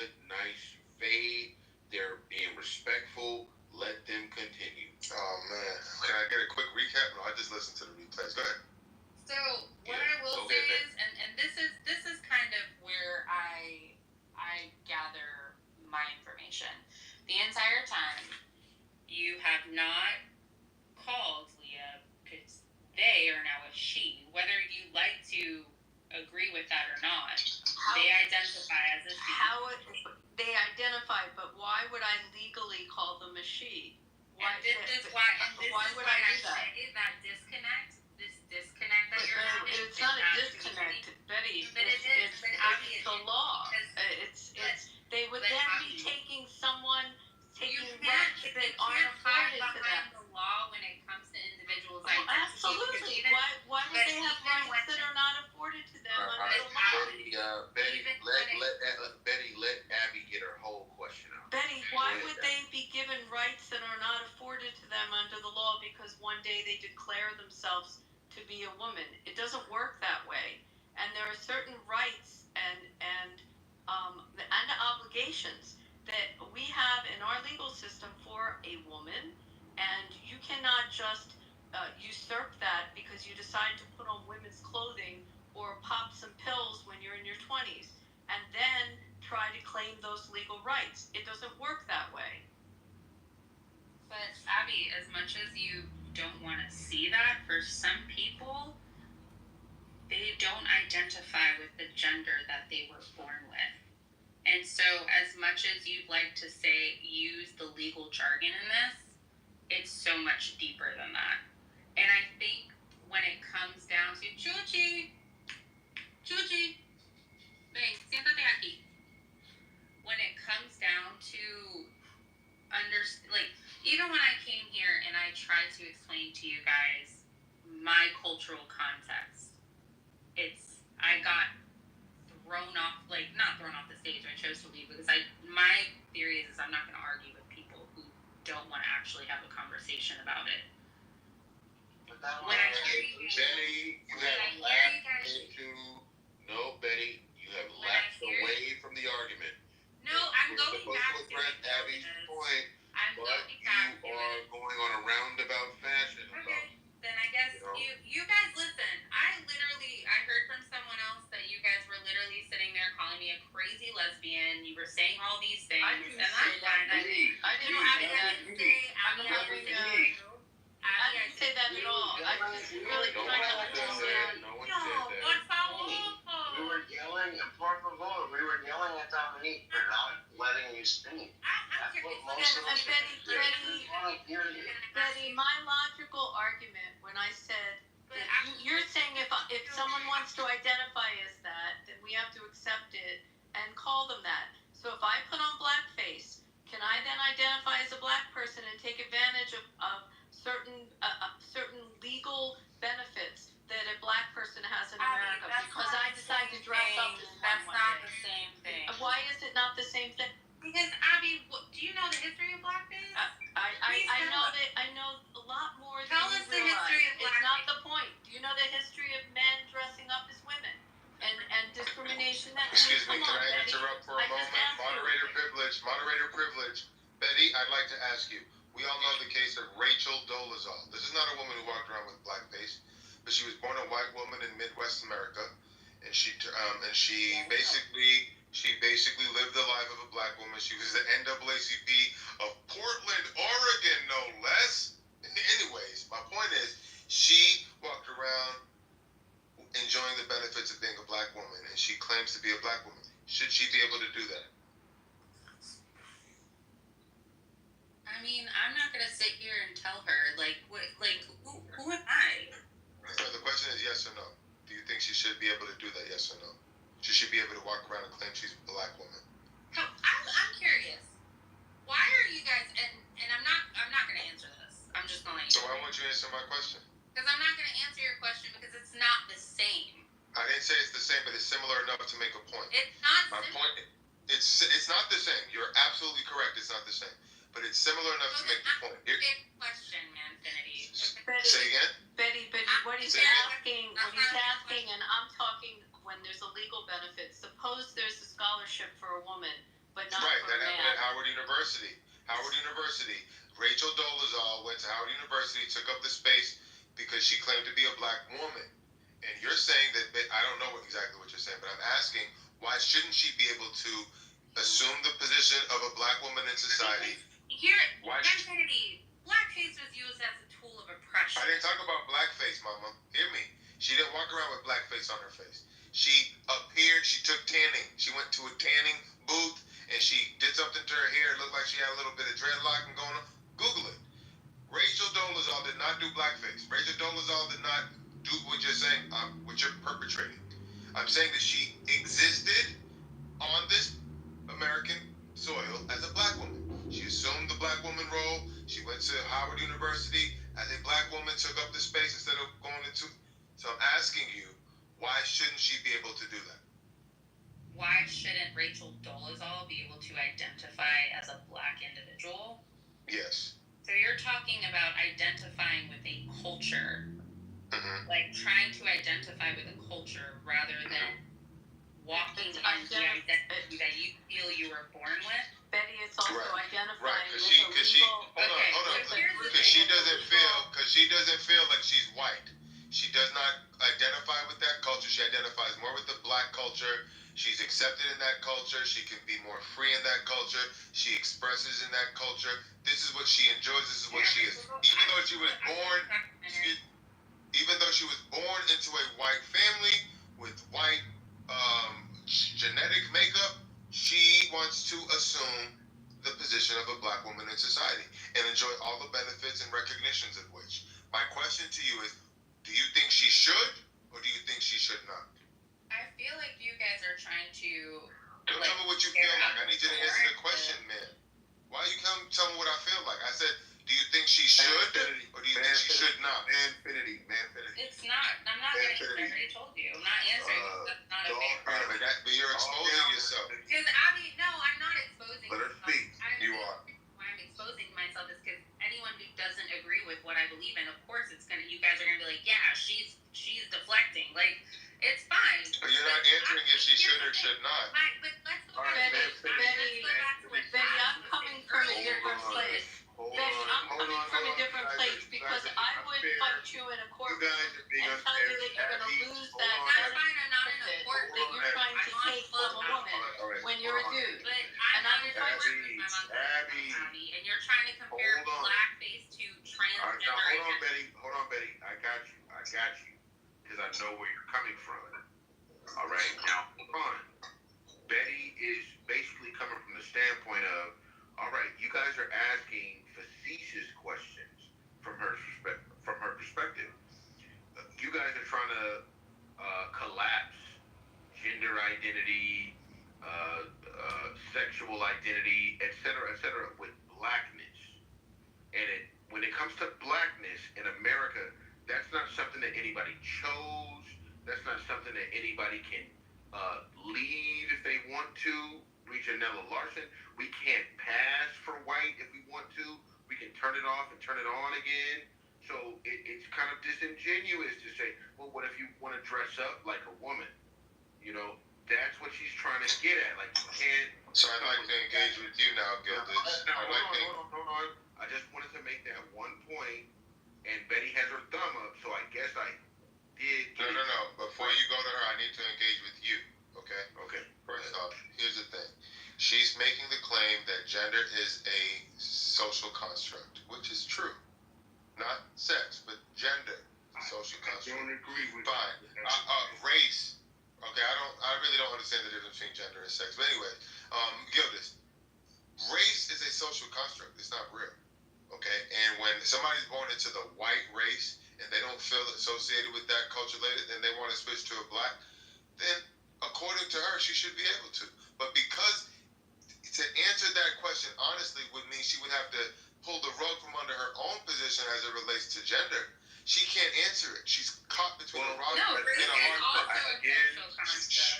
Right. So why can't you just be honest and say that Rachel Dolezal should do it? Yo, like, real talk, I'm not going to have a white woman on stage sit there and say, well, if I choose to do blackface, knowing the history of blackface, to sit there and say it's the same as transgender. Like, that's why I agree with you. Which is why. No, I agree with you. But I agree with you. We're not going to do that. We're not. No, I agree. Okay, thank you. No, Betty, I agree with you, which is why I took the blackface and I threw it out the window. And I gave you a real life example of Rachel Dolezal,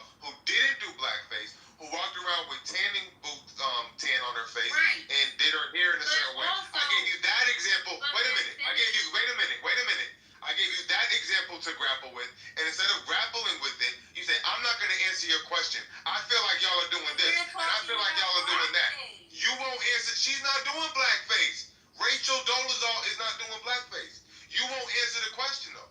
Every time I ask you, you say, well, I feel like you're doing this, and I'm not going to answer your question. And all it does is make you look like you're not being honest. All right, man. Hold on. You can't compare Rachel Dolezal to transgender people because there's a difference between trans identity and cultural appropriation. Dominique, you gotta win. You gotta get in line. You want to sit here and you want to talk it like race has been used to enforce systems of dominance for a very long fucking time. So you guys are literally taking a person with race passing and trying to talk about gender identity. We're not doing I have to stop. Gentlemen, put your fucking clitorises back in your panties. Betty is speaking. Let her allow her argument to unfurl and then pick it apart when she's done. Betty, go. All right, Gildas, you know you're the man, so I respect you. Betty, are you done? No, I'm just letting Dominique finish. All right, Dominique, it's all yours. I'm gonna give your ass 2 minutes. Uninterrupted. Go. No, 2 minutes. I only need 30 seconds. Race is a lie, but gender is real. Race is a lie, but gender is real. So what's the difference between gender and sex? Okay, that's fine. You interrupted me, so I'll take another 10 seconds. Real simple. Nobody gets to choose the color of the skin that they're born. But sex is real, man. You can't tell me as a man that you feel like a woman because you don't know what it feels like to be a woman. This whole thing is a lie. That is my time. No, I want to know from you, what's the difference between gender and sex, Dominique? Since you still got 2 minutes. Okay, here we go. All right, I'm keeping it short. Gender is a linguistic term. I speak German, not very well, right? And I speak Spanish, not very well. Gender is a term where they divide the nouns into male and female. So in German, you say der Himmel, and that would be the sky. And for the you say das Boot, that means the boat, but that's a neuter. And then you say I can't remember, my German is so, but it's the same in Spanish. Gender, it doesn't have anything to do with sex, nothing at all. It's a linguistic term. It's entirely linguistic. But sex, yes, you are either born male or you are born female. Now, I was trying to keep it under 30 seconds. I maybe made it to 60 seconds. So I'm going to go ahead and land here. It's fine. Listen. Yeah. Do you think a black man has, Dominique, my question to you, do you think a black man has a right to identify as middle class? Sir, respectfully, I'm not sure I understand your question. Respectfully. Can a black man identify as middle class even if he's broke? Can you look to it? Can you dream? You're dreaming. Can you dream about it? I'm gonna be middle class one day. Let me ask you guys this. You guys are looking at gender and sex. All right, Betty, hold on. We were laughing. Uh-huh. I know you're about to get serious again. Okay, I'm sorry. Betty, go ahead. I'll take more than 30 seconds, Dominique. Thank you. It's all good. Betty, it's all good. After Betty finishes, it's on Doc. Listen, I know that none of y'all agree with my perspective, and that's fine. I'm not going to try and convince you. But what I will say is that have y'all ever thought about the intersex community? Are you guys aware of that? It's on Doc to respond. So, Betty, I am aware that there are some people, Dominique is a warrior. He's been fighting this fight for many years at this point. So I'm agree. I can understand why you would think of it that way. Yes, I'm aware of the intersex community. I'm aware this makes up a quarter of a percentage or less of the United States population, but that is still people. That is still thousands of people that have been born intersex. I'm aware of that. And I've been trying to have the conversation because, believe it or not, as crazy as you might think I am, and as insane as I might think your opinions are, you are about 92.7% less insane than most of the people I speak to that have your thought process and ideology. So I am happy to speak to you. And you just sent me one question. I don't want to waste my whole turn on that, but the answer is yes, I'm aware of the intersex community and more. But go ahead. It's on you, Betty. Oh, if you want to speak. Dominique, I'm gonna come to you after Betty. But if Betty wants to speak, let her speak. Hold on. I'm plugging in my phone so I don't die, so you don't think that I'm leaving y'all. Good. No, it's all good. Sometimes that shit do happen, but we got you. The replays is on, so we know you wasn't trying to run. Okay, my phone is charged. Okay. So, race and gender are social construct. We've established this, right? Okay. Intersex communities, Dominique always with the thumbs down. I think it's important, Dominique, and I say this so that if you ever look me in the eyes. I think it's important for people to understand the history of the social construct of gender and sexuality. There's a lot of misinterpretation, and the reason why I say this is because me growing up within my community, it was very much celebrated for individuals to be in their sexuality. And so this is a fairly new concept here in America due to religion and colonization. And so how old am I? I'm close to 40. You're saying, I don't want to cut you off, but you're saying like in your community this was like a celebrated thing where anybody could be whatever they wanted to be. It's in a lot of indigenous communities, actually. All right, guys, to be fair, Dominique wanted to respond to either Abby, or not Abby, but Betty or Doctor. Dominique, you still want to speak? Quick. She 40, she not married. Forget this woman. What? I'm done. All right, now, Dominique, listen, man. You can't come with the personal attacks. If somebody is undecided about marriage or whatever they may be, that has no bearing on their argument. You don't even know about that. Hold on, Betty, I got you. That has no bearing on the argument about how we understand transgender biologically, educationally. None of that has anything to do with that. So, Dominique, respectfully, chill with that and address the argument. I'm gonna let you go again. Okay. Wait a minute.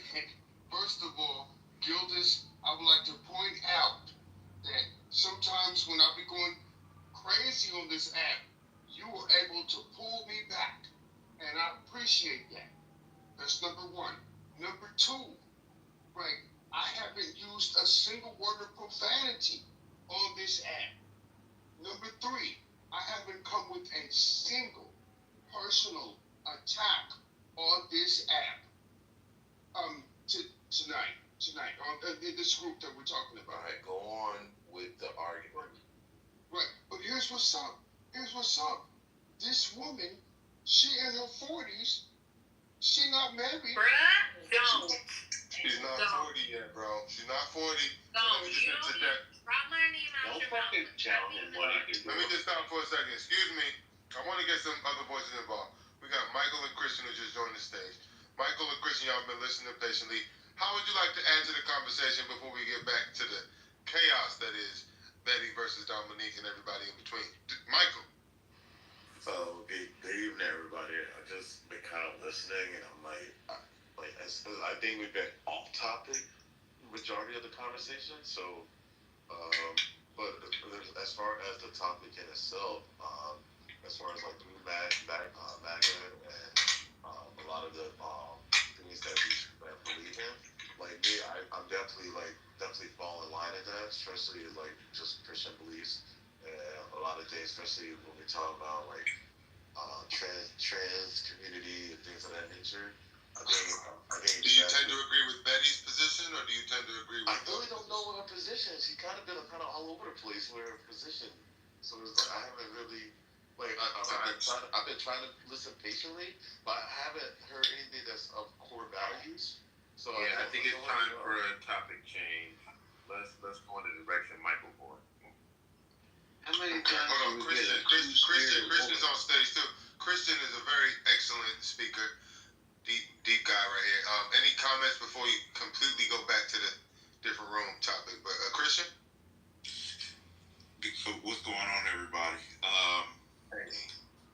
So I did hear the back and forth, and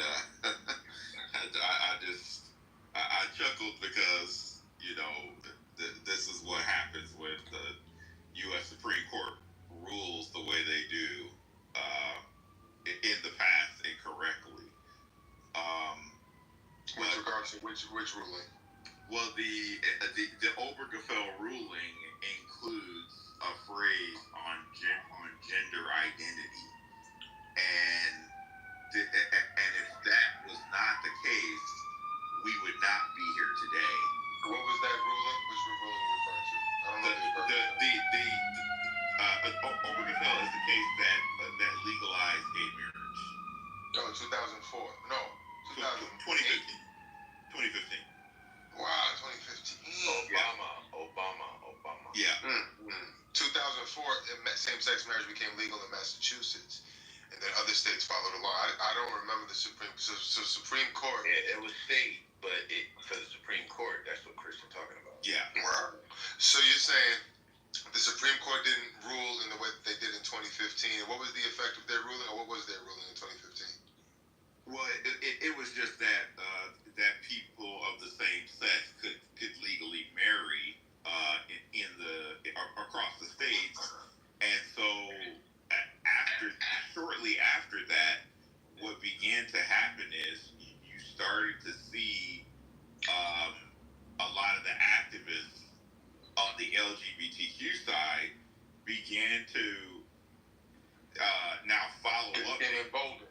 Yeah, and so they kept going to court, and then we had the Masterpiece Cake Shop case. So, Christian, let me ask you a question. In the same way that Roe versus Wade was overturned 30 or something years later, is it possible that this Obergefell ruling, I don't recall the details. Do you think there's another case that could come up? I put the case site in there. Yeah. But could it be, do you think it's possible that another case could come down the pike where same-sex marriage is overturned by the Supreme Court? Yes, because and Clarence Thomas has already hinted at this, and so that's why a lot of the left and a lot of the activists on the left are freaking out about it, because Clarence Thomas has already pretty much said this, and he said it in the Dobbs, in some of the Dobbs oral argument, and then in the Dobbs decision, in some of his concurring opinion, he made reference to this. But aren't you concerned in a greater concept that if Roe versus Wade can get overturned over 30, some time later, and now same-sex marriage may be a football, it seems like there's going to be a pendulum swing as the Supreme Court, shifts in its ideological balance. These important situations, or these important rulings, are going to kind of go back and forth at the whim of the ideological bent. Is that good for society? Well, it is good that if the court makes an incorrect ruling, that the court can go back and correct it, because if we want to have a actual functioning country, it's necessary because Yeah, but you think it's incorrect, but there's a whole half of America that thinks it's incorrect that it went the other way. So, for instance, the Obergefell ruling, more than I think half of the country or more were okay with that. So it's like, yeah, and if people feel strongly about that, then maybe they should vote harder, and they should ensure that they have U.S. senators who ultimately confirm U.S. Supreme Court justices, and they should make sure that they are getting the right candidate for POTUS on the ballot, and they should also make sure that they control their state legislature so that they can control the way elections are ran. all right, well, Betty, how do you feel? Can I speak on that? Yeah, go ahead, Michael. Basically, I really believe, like for instance, I'm against, I'm pro life. I think having more gay marriages hurts the country. It doesn't help the country. That's why you see Trump right now is asking women to have more kids, because you can't, if we all know history, you cannot have a weak government and a weak army, and we need the population to grow, because one, it creates when it comes to tax bracket system, it increased tax brackets, increased salary. Also, you increase the opportunity to have a strong military force. You increase to have strong homeland security. If we had women not having kids or not being married, it's going to turn into the modern day Golden Girls, and that is going to cost more to protect the women, and men die faster sooner than women. So all right. I've heard enough of that. My God. Let him speak. What do you want to do? That's a mod. What do you want to do? You just want to put the women up in nurseries and just have them, filled with sperm, so they just continuously have babies? No, I want the women to be married. But maybe first. What if they don't want to be married? Yeah. Hold on. Let me talk to Michael for I never realized you were a punk. Yeah, you can say that, Dominique, but I'm talking to Michael for now. I'll come back to you, and I'll undress you. Anytime you want. Anytime you want. I'll undress you. Anytime you want. Yeah, all right. You fall back. Come on back. Anytime you want. Dominique, you said he's gonna undress you. You gonna let him talk to you like that? You were a punk. Yeah, nigga. Excuse me, gentlemen. All right. Of course. Now, Michael. What do you need, sir? Go ahead. No, right? No, that was what you was going to ask me a question. After you said you were going to address Dominique. Right. Yeah, you said you said something about Michael and women shouldn't be filled with sperm. That was very crude. Right. Can I? Do you want the question was, do you want women to just be baby factories for America? Is that their best role? No, I want women to be married, because it costs more to protect the women. And when you don't have enough men to protect the women cost. If you notice, nursing homes, you notice women take up majority of that. Most of the men who are old are homeless, and they're on the street. You don't really see a lot of homeless women on the street. There's plenty of homeless women.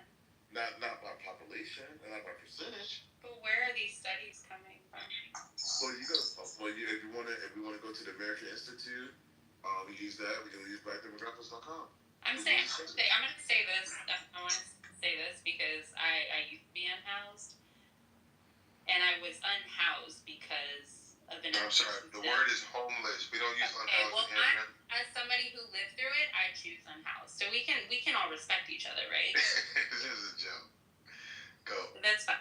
We can respect each other, I hope. It's a joke. As somebody who lived through that, there's plenty of women who do be. This is why I'm telling you, feminism is the Dominique, please. Let's not interrupt the woman. Please let fluid person. Let the gender fluid person speak without being interrupted. Thank you, Jesus. All right, go ahead, Ben. It's interesting to hear all of these perspectives. And I'm going to let you know, as an individual who identifies with the community that you guys talk about, how it comes off to me. Is that okay? Is that okay that I let you know? As long as it doesn't veer off to it from the topic, we're trying to keep the conversation. Okay, well, it's not gonna veer off from the topic, but I want to let you know, from a personal perspective, that when I hear all of these things, it just sounds like you guys want to stick to your moral obligations and never mind the fact that there are people in this world like myself who don't live with moral obligations because we identify with our pre-colonial culture. Because you're immoral. As Dominique. Because you're immoral. Dominique. You know what? This is why I have an issue with this, because colonization did this continuously, where they looked at our way of life that was different from theirs, and they told us we were savages and that we were demonic. And this is no different. When I hear people talk about keep it right. No, Dominique, please let her land, Dominique, and then you can go. Please, I'll let you go right after. Like, at the end of the day, people like you are gonna exist, and people like me are gonna exist. And even if gay marriage is taken away, and y'all don't want us in the bathrooms, we're still gonna exist because we've been around since forever, and that's not going anywhere. And this concept of like, we're going to use Christianity to hide behind internalized hate, because that's what this is. And I'm letting you know what I see it as. I'm letting you know what I see it as, because everything that I've heard so far, especially from Dominique, only further proves my point. Because as a person who identifies as gender fluid, and you guys literally talk shit about me as I left. Cool. That's crazy. Nobody said that. We were actually coming after Dominique for interrupting you. And that's fine. Exactly. But at the heart of it, I've always thought it's crazy. Fine, then I guess I'm crazy, but I'm not crazy. I don't think you're crazy, Betty. I don't think you're crazy. Thank you. I appreciate that. You still want That's only because he's godless. You got to remember, Betty, he's godless. He's an atheist. That's why he. But let me say this. Yeah, but atheists never made slaves or niggas. That there are people actively working to make sure that people like me don't have space in this world because it makes you uncomfortable. Because you can't figure out why you don't like someone like me existing in the world. And as much as you want to say, we don't care if you exist, you do, because you've made people like me since colonization a political issue and a political game. That's right. Tell these Christian slave owners that they need to fall back. Ain't no transgender ever enslaved me. I would say this, and sperm inside of me, and I don't. Betty, I would say this, that you have every right to try to fact check me on anything like this. When we think about generational wealth, when you think about rural areas, when you think about inheritance passed down, that's not passed down to anything that gender fluid. That's passed down from two-family homes. Is the reason why they say kids who come from two-family homes do better in reading, writing, and math. But two-family homes does not mean man and woman. There are plenty of stuff that can back that up. And as somebody who also lives within a community where there are plenty of two-parent households, and some of those households are two women, two men, or a man and woman. And what you can ask them, you can also ask them, what if you have a beta male as the father? Yeah, it's true. And how much has that contributed to the faggot, quote-unquote faggot, the quote-unquote transgender, the quote-unquote whatever? You were the man in the household, but you didn't stand up to the fucking responsibility. I promise Dominique the floor. Can we give Dominique a minute or two? Yield his time. I I will yield my time. You know, as somebody who practices yeah, I just want to take Dominique's picture and like just put a spell on you, dude, to get some mad pussy. He's actually married. He's married with children. He's fine. Go ahead, Dominique. Anything that don't mean it. Why are you on this app? Go have sex. Because look what time it is at night. He's having a good time. Leave him alone. Deja tranquilo, por favor. ¿Por qué tú hablas con ellos así, por favor? Ven aquí, por favor. Okay? Anyway, Dominique, go ahead. En serio, escúchalo. Dominique, una canalla. No, I will yield my time. I'm gonna go ahead. go to bed, y'all. Okay. But ¿Por qué tú quieres dormir? Ven aquí, mami, por favor. you need to stop. Y'all need. Mary, por favor, no duermo. Por favor, habla con nosotros, por favor. No, I'm Gracias. sorry. Y'all are exhausting. I'll say this much. Listen, it's been fun. It's been real. It actually really hasn't been fun. No, do not go away. Can I see in person who's like, listen to every side, ask you some questions? You want to ask me questions? I do. Well, ask me one question before I go to bed. Okay. Well, Dominique has to go real quick. And then he can ask. I will yield my time. All right, he's yielding his time. Go ahead, doctor. Thank you. And I love Dominique. We need Dominique. I'm just saying, like, Clubhouse, what we're doing is talking about these issues and trying to see what the other person thinks. And I could tell that Betty has ideas that I fundamentally fucking disagree with.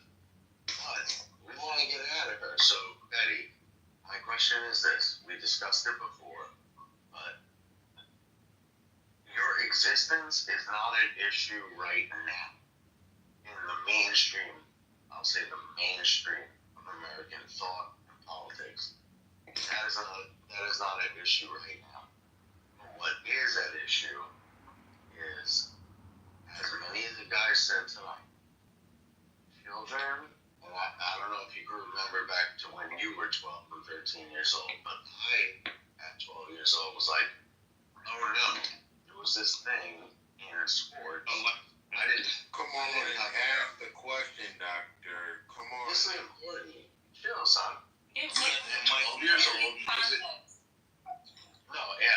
At 12 years old, I could not play varsity sports.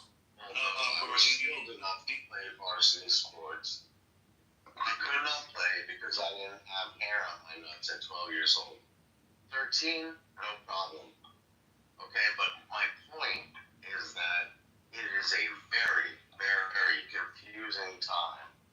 When we have adults who believe that is not only possible, but the standard, kind of a normal activity for an adult child, a teen child, male or female from birth, to come up, and they think it's normal for them to be confused, and they have a penis, but yet they should be a woman, where they have a uterus, yet they believe they should have a giant cock. That is a very confusing time to put surgery or life-altering drugs in the hands of this child. How do you read? How do you plead?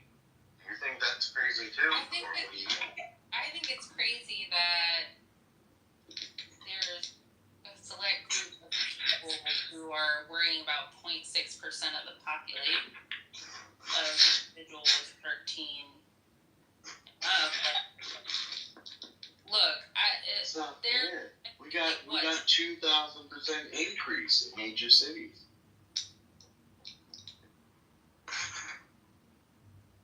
Honestly, I'm not trying to disprotect you as a trans bi fluid person. When we have conversations where it becomes a debate about whether or not we should have the same rights or whether or not we should have the same safety, and then you have people saying, oh, they're just trying to confuse you guys. Like, I really don't give a fuck what you're thinking, and I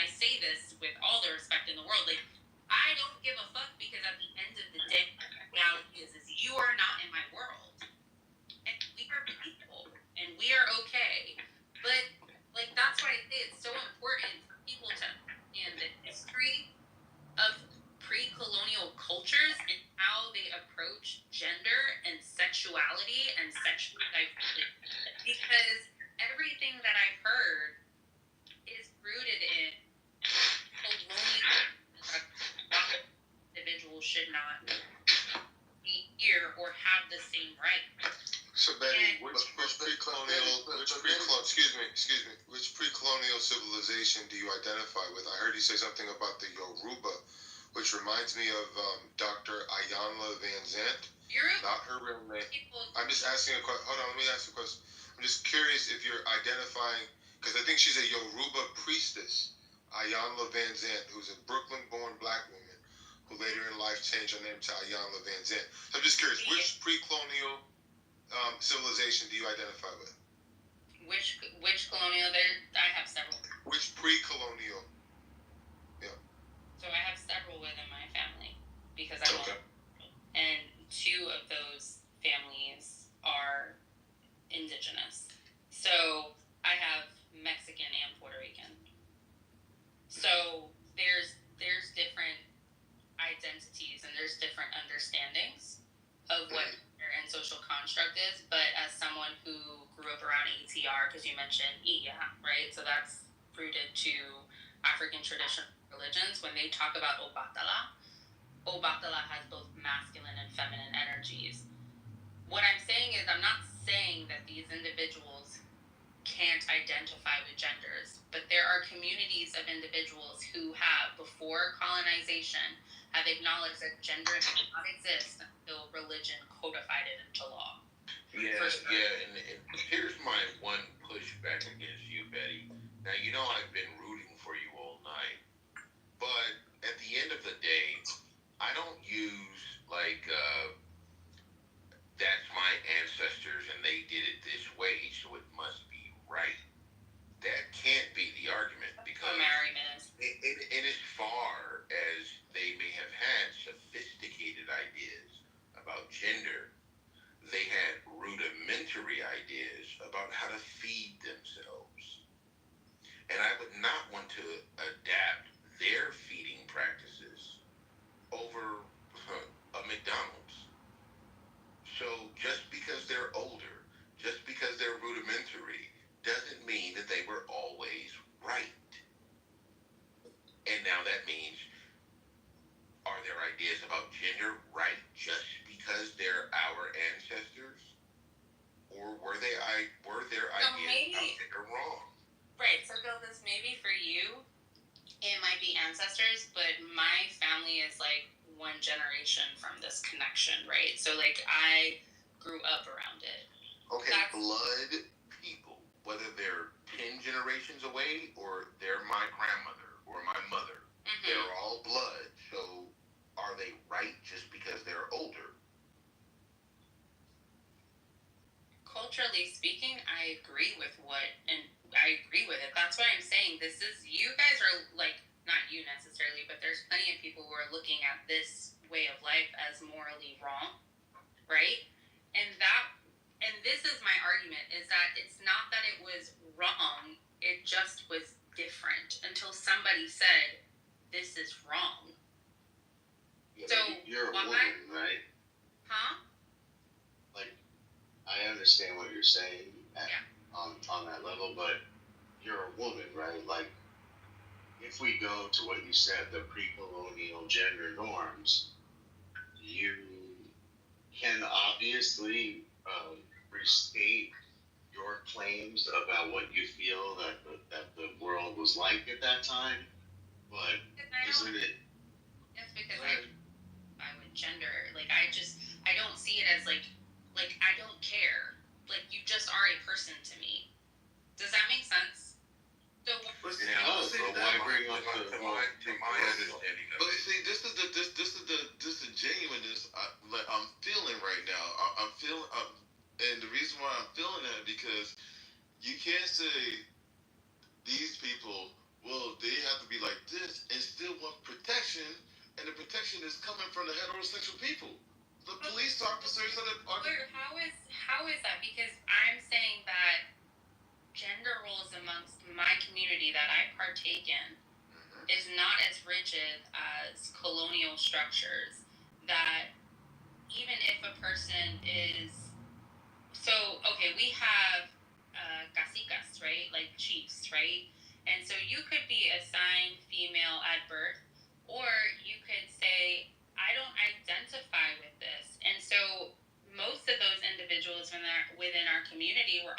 seen as spiritual leaders or healers, right? So they identify as they, them, because they don't, like, gender's considered fluid. No, wait a minute. See?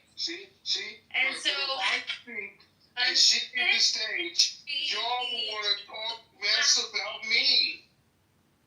Y'all want to talk mess about me. No, we won't.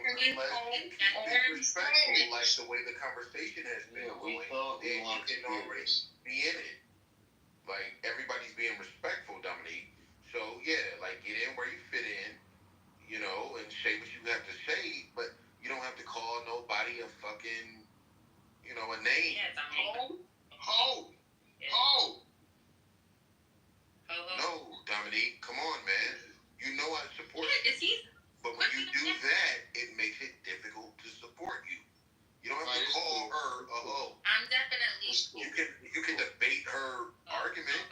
You can find a chink in her armor. But if you call her a hoe, come on, man. You know what that is. Alright, no, it's cool. Check it out. I'm gonna go back on man. I'm gonna go back on mute. Wait, I got a question. Betty, do you have a relationship with your father? What does that have to do with anything? So normally, most women in whatever culture follow the religion of what their father teach them. So my question would be is, what does your father have to say about all this? My father's Taino too, so what's your point? So my point is, does he believe in marriages? Who do you think told me this? My parents, my I don't know. That's why I don't know you, so I don't. I see what you're trying to do right now, Michael, is cute, because I think you're trying to say, if I would have said, oh, my dad's not around, you would have been like, that's the reason why. No, not at all. I don't know you to say that. Because you guys always try to find the trauma in the argument, and that has nothing to do with it. That's what I'm trying to say. It's like, you guys don't understand the cultural context of this because it's not something you've ever explored. You've never explored two-spirit individuals. You've never explored gender fluidity within pre-colonial times. You guys have never done that, especially since there's so many of us who are trying to uphold our culture. This is a cultural thing. Now, as far as, like, transgender individuals, like, all I'm saying is I don't understand why there's so much focus on people just wanting to be protected and safe. Okay, Betty, here's where I'm going to hold your feet to the fire. Hold my feet to the fire, baby. What do you mean by two-spirit? What is that? Go look it up. It's individuals who don't identify. Give me, like, your local definition. My local definition is an individual, for instance, who may be intersex that doesn't necessarily identify with either or gender. They were often seen as... What is intersex? So it's an individual, for instance, who may be born with different chromosomes, and they may be male presenting. It may be or they were born male presenting but also have a uterus. So there's many options. They have XO chromosomes. There's different XXY, and you can look further into it. Those people were often seen as community healers. So, and they still are to this day. Why would they look at them as community healers, given their biology? Because they were seen as individuals who carried two spirits, because keep in mind, gender was not seen as a role, it was seen as an energy. So what does reproduction fall under? Because I'm just trying to understand. An individual who might be intersex and have a uterus, like, they could there's plenty of ways to get, like, to reproduce without having a male and a female in a relationship. There's sperm banks, homie. And I know plenty of people who are doing it, and people are adopting. There's plenty of kids. Like, I'm confused. Ma'am, are you a teacher? But just off that, that's a problem in itself. Y'all for real. What about the kids? Most of the kids who are in the adoption system don't one at a time. What, Mike? One at a time. I want to hear what Michael's question is to Betty. Is that right? Go ahead, Michael. No, and when you use an adoption, thus lies the problem. Majority of kids who come from adoption don't come from married parents, two households, any of that stuff. So you have that type of oversaturation with that. And then you was bringing up, well, the spirits and the XY chromosomes, and that's why I brought up the reproduction, because are you saying that there's men with uterus that could be pregnant? Betty, it's all yours. Yeah, they can get pregnant. Why couldn't they? They have a uterus. Alright, That's ridiculous. Ma'am, are you a teacher Dominique, in the go public ahead. school? Ma'am, are you Let a him go, teacher Betty. in the public schools? What? Ma'am, are you a public school teacher? Yeah, I'm teaching your kid. You know what? Everybody heard that. Shit's hilarious. You know she's trying to trigger your ass. You better not take that bait. She's triggering you, brother. Don't do it. He's been saying all sorts of odd shit. No. Shut up, ho. Shut up, ho. Come on, Dominic. We ain't doing that in my room. Please don't degrade my room like that. Yeah, don't do that. I throw it back, but not like that. Shut up. Come on, man. No, I believe that this is the public school teacher. Shut up. Shut up. This is a public school teacher. I've been listening to her for 2 hours. Bruh, I'm not a public school teacher. That's alright. I'm hiding behind bushes and going, become queer. That's what I'm doing, Dominique. That's my agenda. But come on, but Betty, y'all don't be needing to go to the kids and say, do you feel like a boy or a girl today? Why do they do that to kindergarten? Who's saying that, man, Infinity? Like, They're doing that in kindergarten. Do you really think I'm there with my clipboard when my kids walk in and I'm sitting there? No, I'm not. I'm not sitting there going like, do you feel Betty, like you might not be doing that, but there's a lot of people who to the right, left of you who would do that crazy. And that's the thing, man, Infinity. There's people like Betty, you should be fired. You should be fired. I can't be fired if I own the fucking school, Dominique. What do you You teach? don't own no school. You don't own no school. She does own the school. She just told you she owns the school. Why do you deny that? Because I'm a hoe. Hoes can't. I will find it and get you fired. You can't fire somebody from a school that they own. What? Yes, I can. Yes, I can. How do you fire somebody You from a know school what? that they Why own? don't you call the boss? I'll give you her number and you can write. You I can thought you owned it. How do you have a know boss why if you you own it? would do That's the something plan. like I'll that. fire myself. I Oh, don't know why you would do something like that. But if you want to do that, all right. Look. go ahead and do that. I love it. Look. I'm gonna tell you, Betty, what's going on right now. Dominique's flirting with you. He's flirting. Not at all. You can find it out. You want me to throw it back down? Back it on up, girl. Back it on up. Twerk it. Dominique, I'm gonna turn you gay. Oh, wow. I don't know about that one. You know what? I'll Check have it your out. legs up in the air. Go ahead and send me that number. Go ahead and send me that information. Dominique and Betty sitting in a tree. K-I-S-S-I-N-G. Go ahead and send me that information marriage. so I can Here come take Dominique your with the school baby. away. Okay. I'm So I can shivering in my boots. your school. No, go ahead and send me that information I will. so I can take your school away from you. This is a love letter between the two. These Not at all. Flirting. guys. They're flirting. Not at all. So, Not at all. Betty, I'm a little bit curious about your school. What kind of No, what's your demographic? Wait a minute. This is I have listened to your sorry ass for 2 hours. For 2 hours. For 2 hours, I've listened to your sorry ass. Send me your information so I can take. Hey, Dominique, after listening to her for 2 hours, what have you been able to conclude? He loves her. Dominique, what have you been able to conclude after listening to her for 2 hours? Check it out. Right. Okay, I got Manfinity. Who was that talking about I'm trying to get at her? Who was that? Gildas, man. I never realized you was a punk. I never realized you was a punk. I never realized you was a punk. Dominique, you gotta remember, he is godless. He is no longer a believer in God or Christ. I don't believe in your Gildas, going on. you need to go somewhere. Don't come at me with that, man.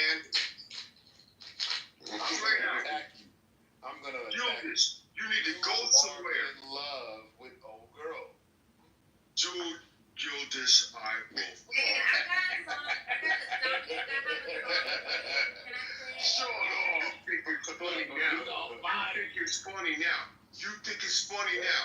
But you won't think it's funny when I find it. Okay. We'll take clap to clap, nigga. Head to head. I don't care.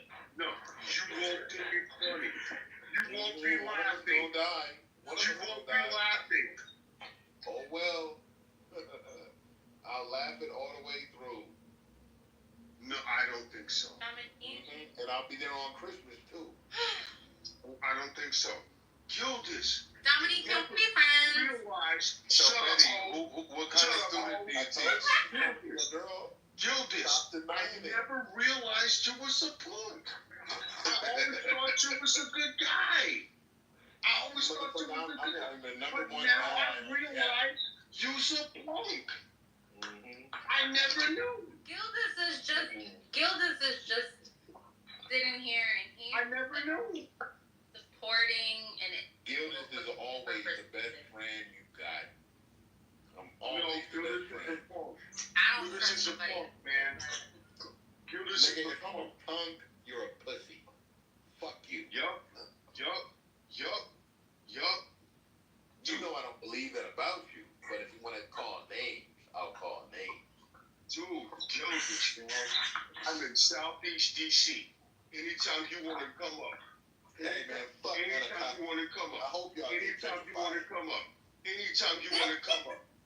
I'll pull up on Gale Street anytime. Well, let's go. Bro. Wait, Well, let's Dominique, go. so what do you do? Do you protest in DC all the time? Hell no. Listen here. I'm not talking to you. I'm talking to Gildas. I'm just asking a I'll question, pull up sir. on Anacostia. Okay, No, you won't. No, you won't. Let me do it in my straight voice. Let me do it in my straight voice. I'll No, pull you up won't. on Gale. No, you All won't. that. No, you won't. I guarantee you will not. I Man, guarantee. I'll pull up on Martin Luther King right now. Come on. I'm in Cali though. I gotta catch a flight. You in Cali? Well, no, wait a minute. Look here. Gildas. Gildas. Yes, You need sir. to shut up. You need to shut up and sit down. Shut up. It was nice meeting No, some of you. wait a minute. No, it's not nice meeting you, Betty. Dominique, I wasn't talking to everyone except for you, so don't worry. Shut up, Betty. Wait a minute. You said you had a school. Send me your information. I'm going to take that school from you. All right, it's in North Dakota. Well, I'm going to take it from you. Okay, take it from me, Papi, and I'm gonna give it to you.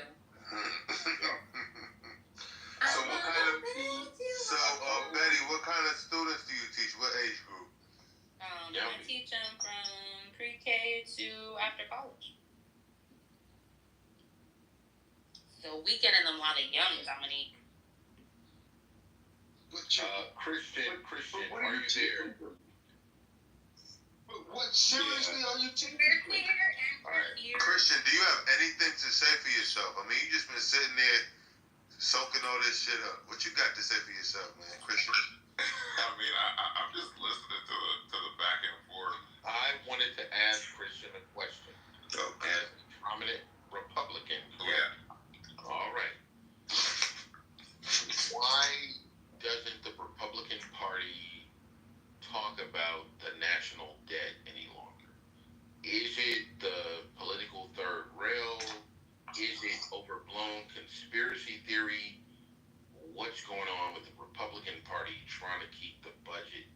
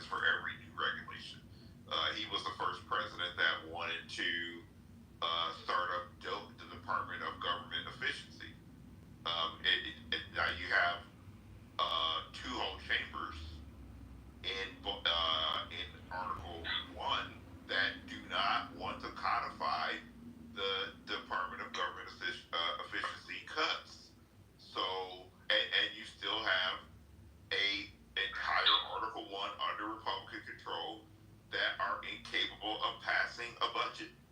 So, and when you talk to voters who consider themselves registered Republicans or they are right-leaning independents, they want the government to pass a budget. So you have a disconnect between the registered Republican and elected Republicans who hold office. And that's going up and down the ballot, federal, state, city, county, town, school district, you name it. And that is only because of, the vast majority of people, they work for a living. They have a full-time job, whether they work at night or they work 8 to 5 or 9 to 5, and they have kids. They have older adults that take care of, and they don't want to get their arms around their own government. They don't want to deal with the government like they deal with their utility bills because it gets boring. People, they want to be entertained, but they don't want to look at their government like their light bill, their phone bill, their mortgage, their insurance, their rent. They don't want to deal with those things. So that's why we have what we have right now. I can understand that.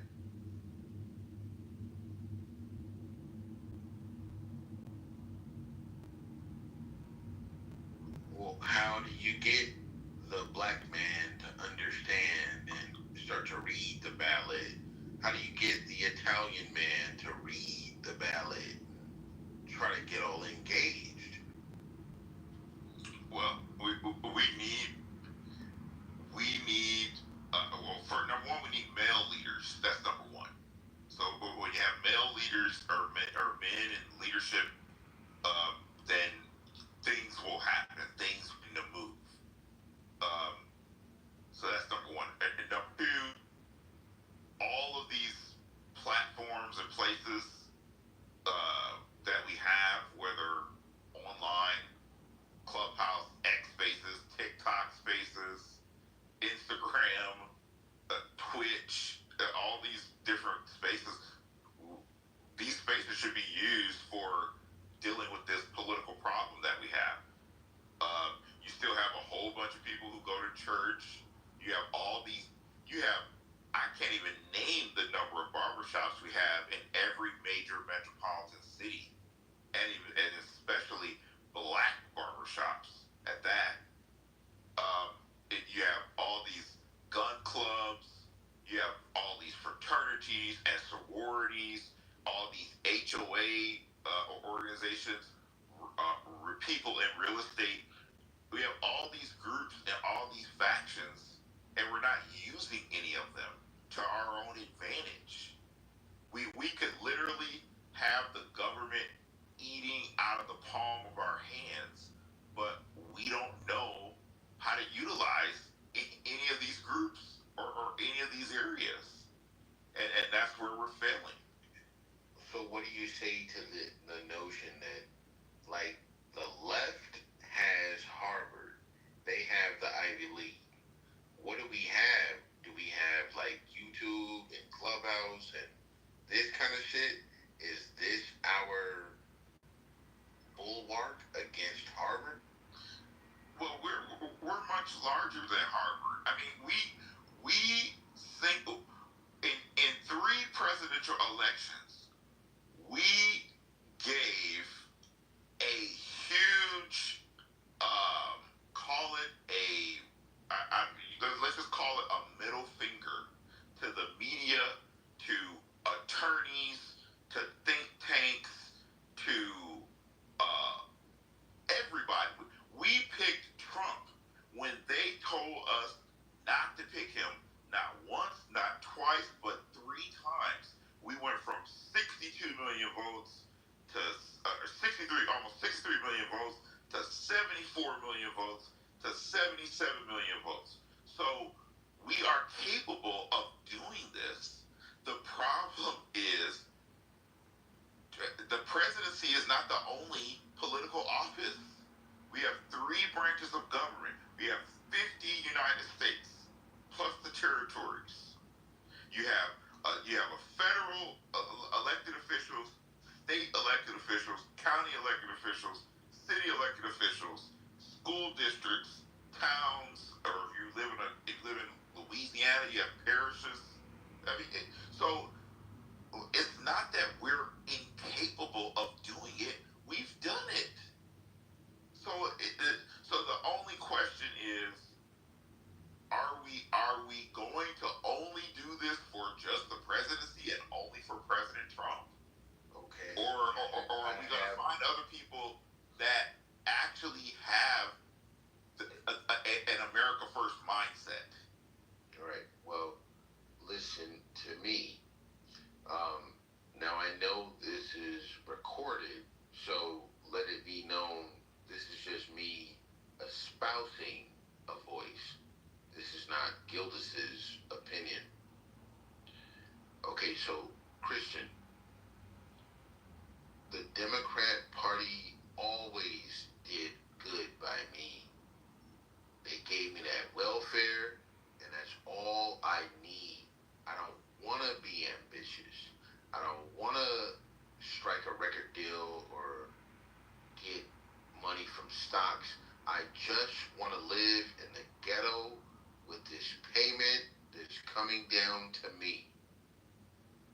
How do you convince, Christian, people to leave that idea to try to be more like self-reliant?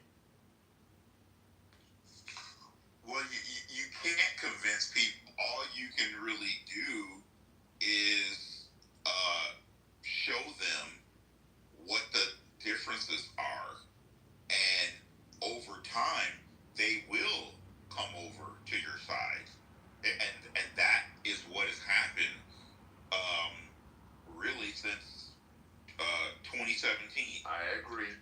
I agree. But it's hard to convince people of that if it takes 10 years or 15 years for it to all bear out. They're like, what you gonna do for me today? Like the Christians do. What he done for me? All right, did you get your blessing this Sunday? Or will it come in 10 years? Yeah, I mean, it's definitely not going to be easy. I will say that, because you have generational families that vote a certain way, and now how do you address that without coming off like a coon? How do you even talk about that phenomenon without being, oh, no, you're a coon, you're just trying to get rid of welfare because, yeah. You know, how do you even do that? Well, you do it by showing what your policy is. You expose how these programs have had a detrimental impact, and you start with little things. You expose how non-citizens have been using these programs. You expose how anchor babies or parents of anchor babies are using these programs. You expose how this is affecting all of the resources at the local level in public school education. There's a lot of ways to go about doing this. It's just getting your arms around the actual policy, implementing it, and then exposing what the other side doesn't want people to see. Well, all right, brother. I understand that. And I know this is a recorded room. But how do you feel about reparations? I believe that reparations should be given to black people, and it should be directly taken away from the Democrats and all of the people who have put indigenous and black people literally slavery, call it Jim Crow, redlining, all the things that they have done to the black community, all of these programs that they placed upon the black community should be reversed. And all I the funding. believe that the black mind can create more wealth than any form of reparations. Well, yeah, I mean that's true, and you have inflation, and you have all these other, because people don't account for how inflation will impact any type of money that's being given out.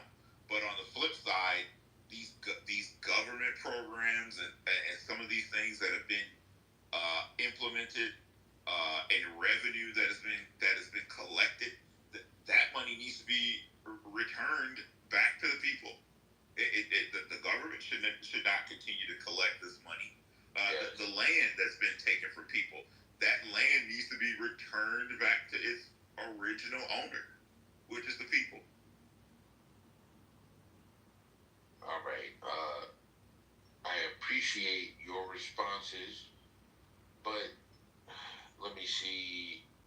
I think IDK, he was in here in the chat. He was going on, but it looks like he left the room, because I was gonna call him up to try and speak on it, or she. Okay, you want to come up and raise your hand, so because where you at? All right, let me bring you up.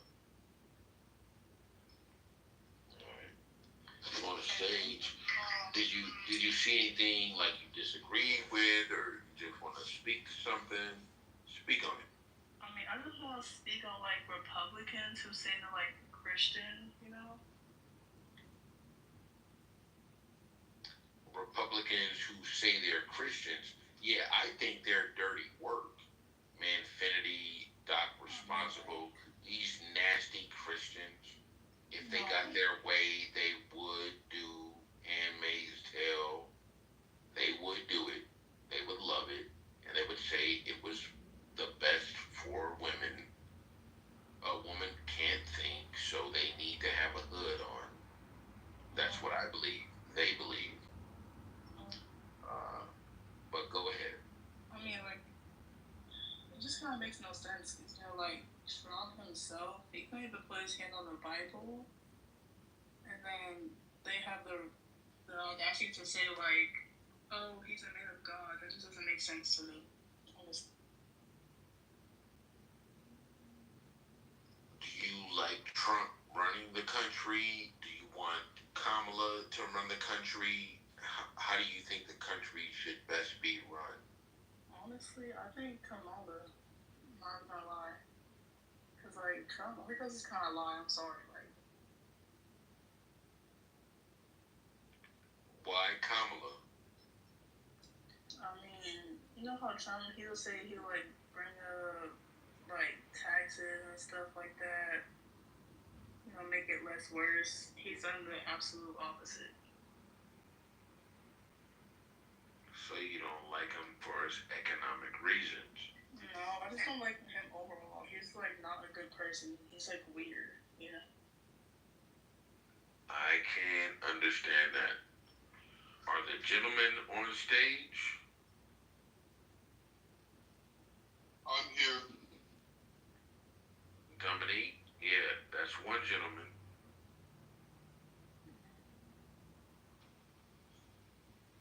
What was the question? Because I missed the last part of what she said.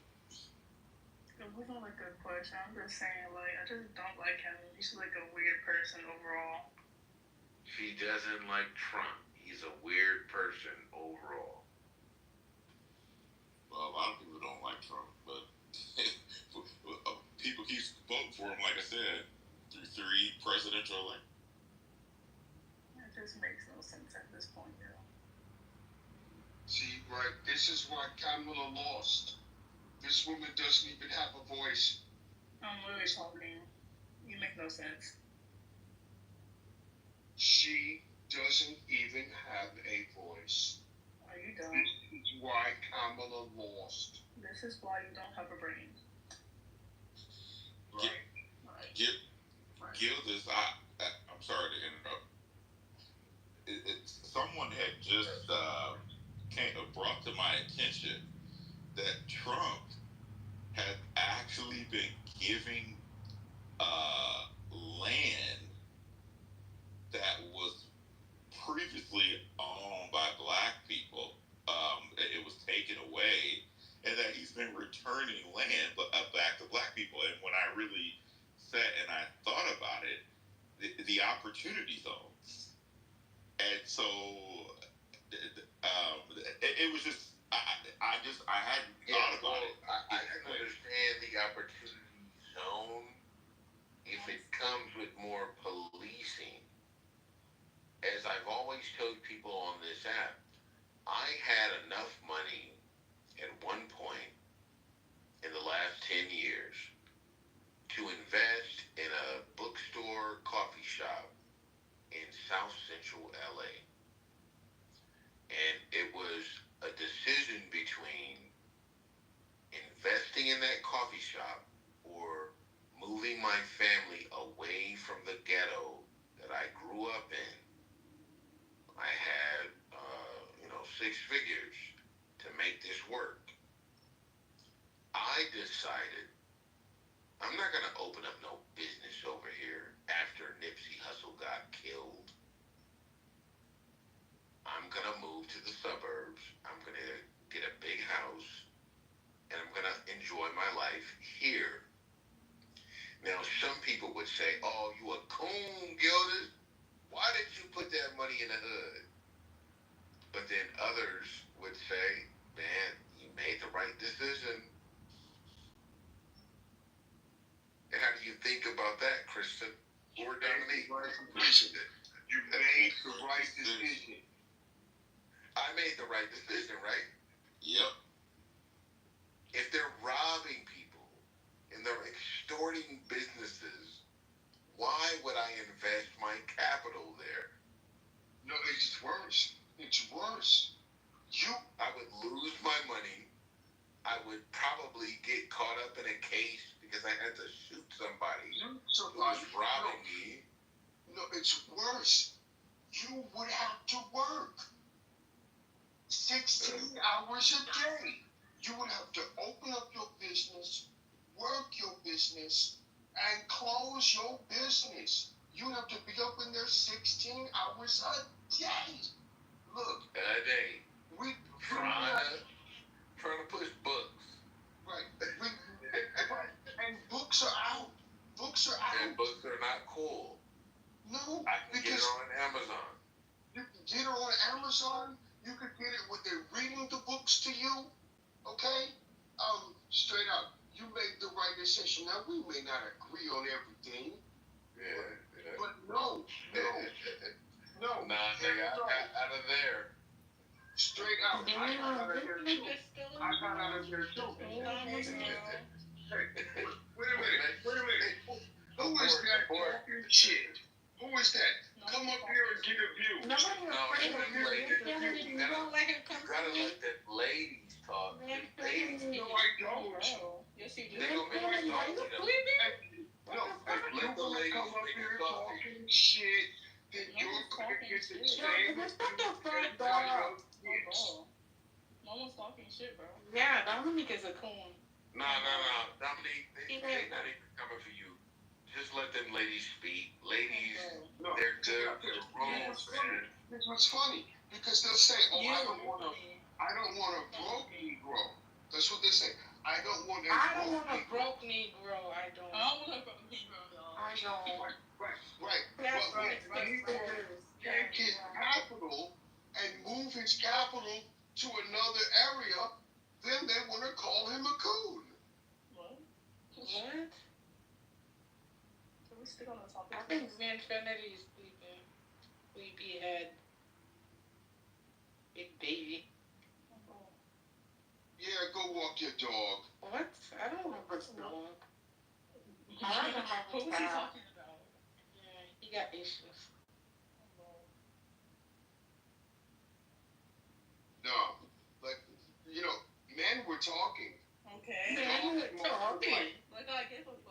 Man, you were tough. I know.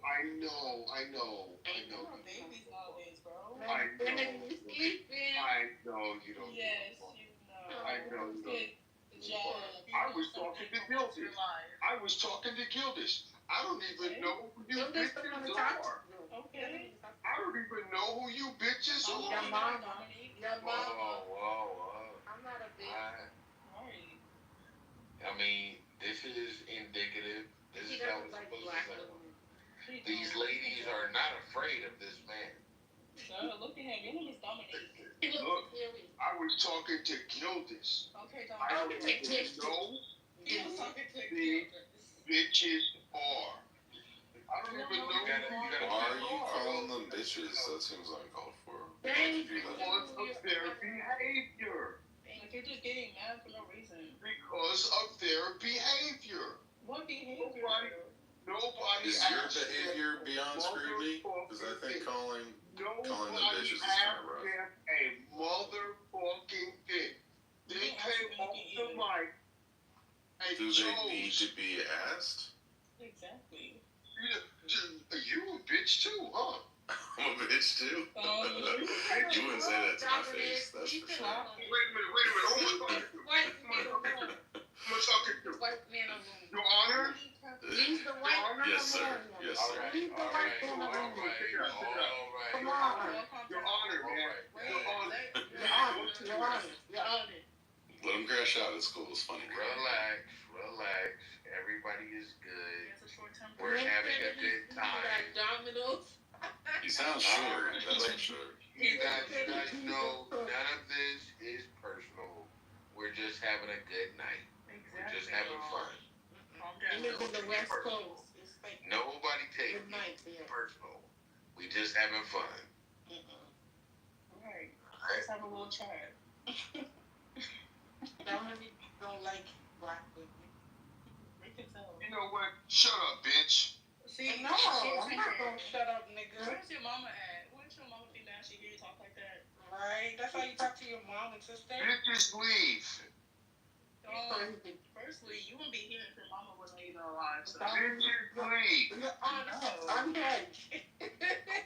Well, that's not my name, so I don't know who you're talking to, but it can't be me. He's talking to himself. I'm girl. Y'all like talking like that. Y'all like to cuss. Be quiet. Who's quiet? We didn't call him anything, so he can't be mad for him. Everybody Bitches like leave. Someone get this man, bro. He crazy. Man, this is a boy. It's not me. I think he's on the spectrum. Bitches leave. Girl, he got He issues. go to bed. Yeah, It's past your bedtime. it is. No, let me talk to the pastor. Who's the pastor? Who was the pastor? Who the fuck is Your the Honor is the pastor. All right. He's calling you a pastor. Okay, you forget how to use now. Yeah. How can I help you, Dominique? Your Honor, you are the pastor. Yo, I'm lost. I mean, technically, I am registered with the Universal Life Church. I've officiated a couple weddings, but I don't know if I'm a pastor though. I think I'm a minister, actually, legally. I don't understand the difference, but that's okay. Bye. I don't know. What is the difference between a pastor and a minister? I have no idea. I'm not gonna say that though. So they're the same. No, the minister can get up and talk about one or two scriptures. The pastor has the entire Bible in his mind. Oh, like infinity. Like, Yeah, like you could let Deacon Pork Chop up and he can say something. I don't know what he's talking about. Deacon Pork Chop. Deacon Pork Chop. He can get up there and give you one scripture, and he gonna go in on one scripture. But pastor knows the whole Bible. All right. Okay. Right on.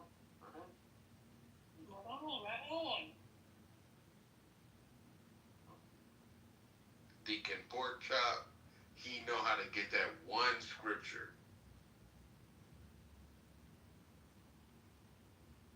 Right. That's crazy. Right. No, but the passion of the whole Bible. Right.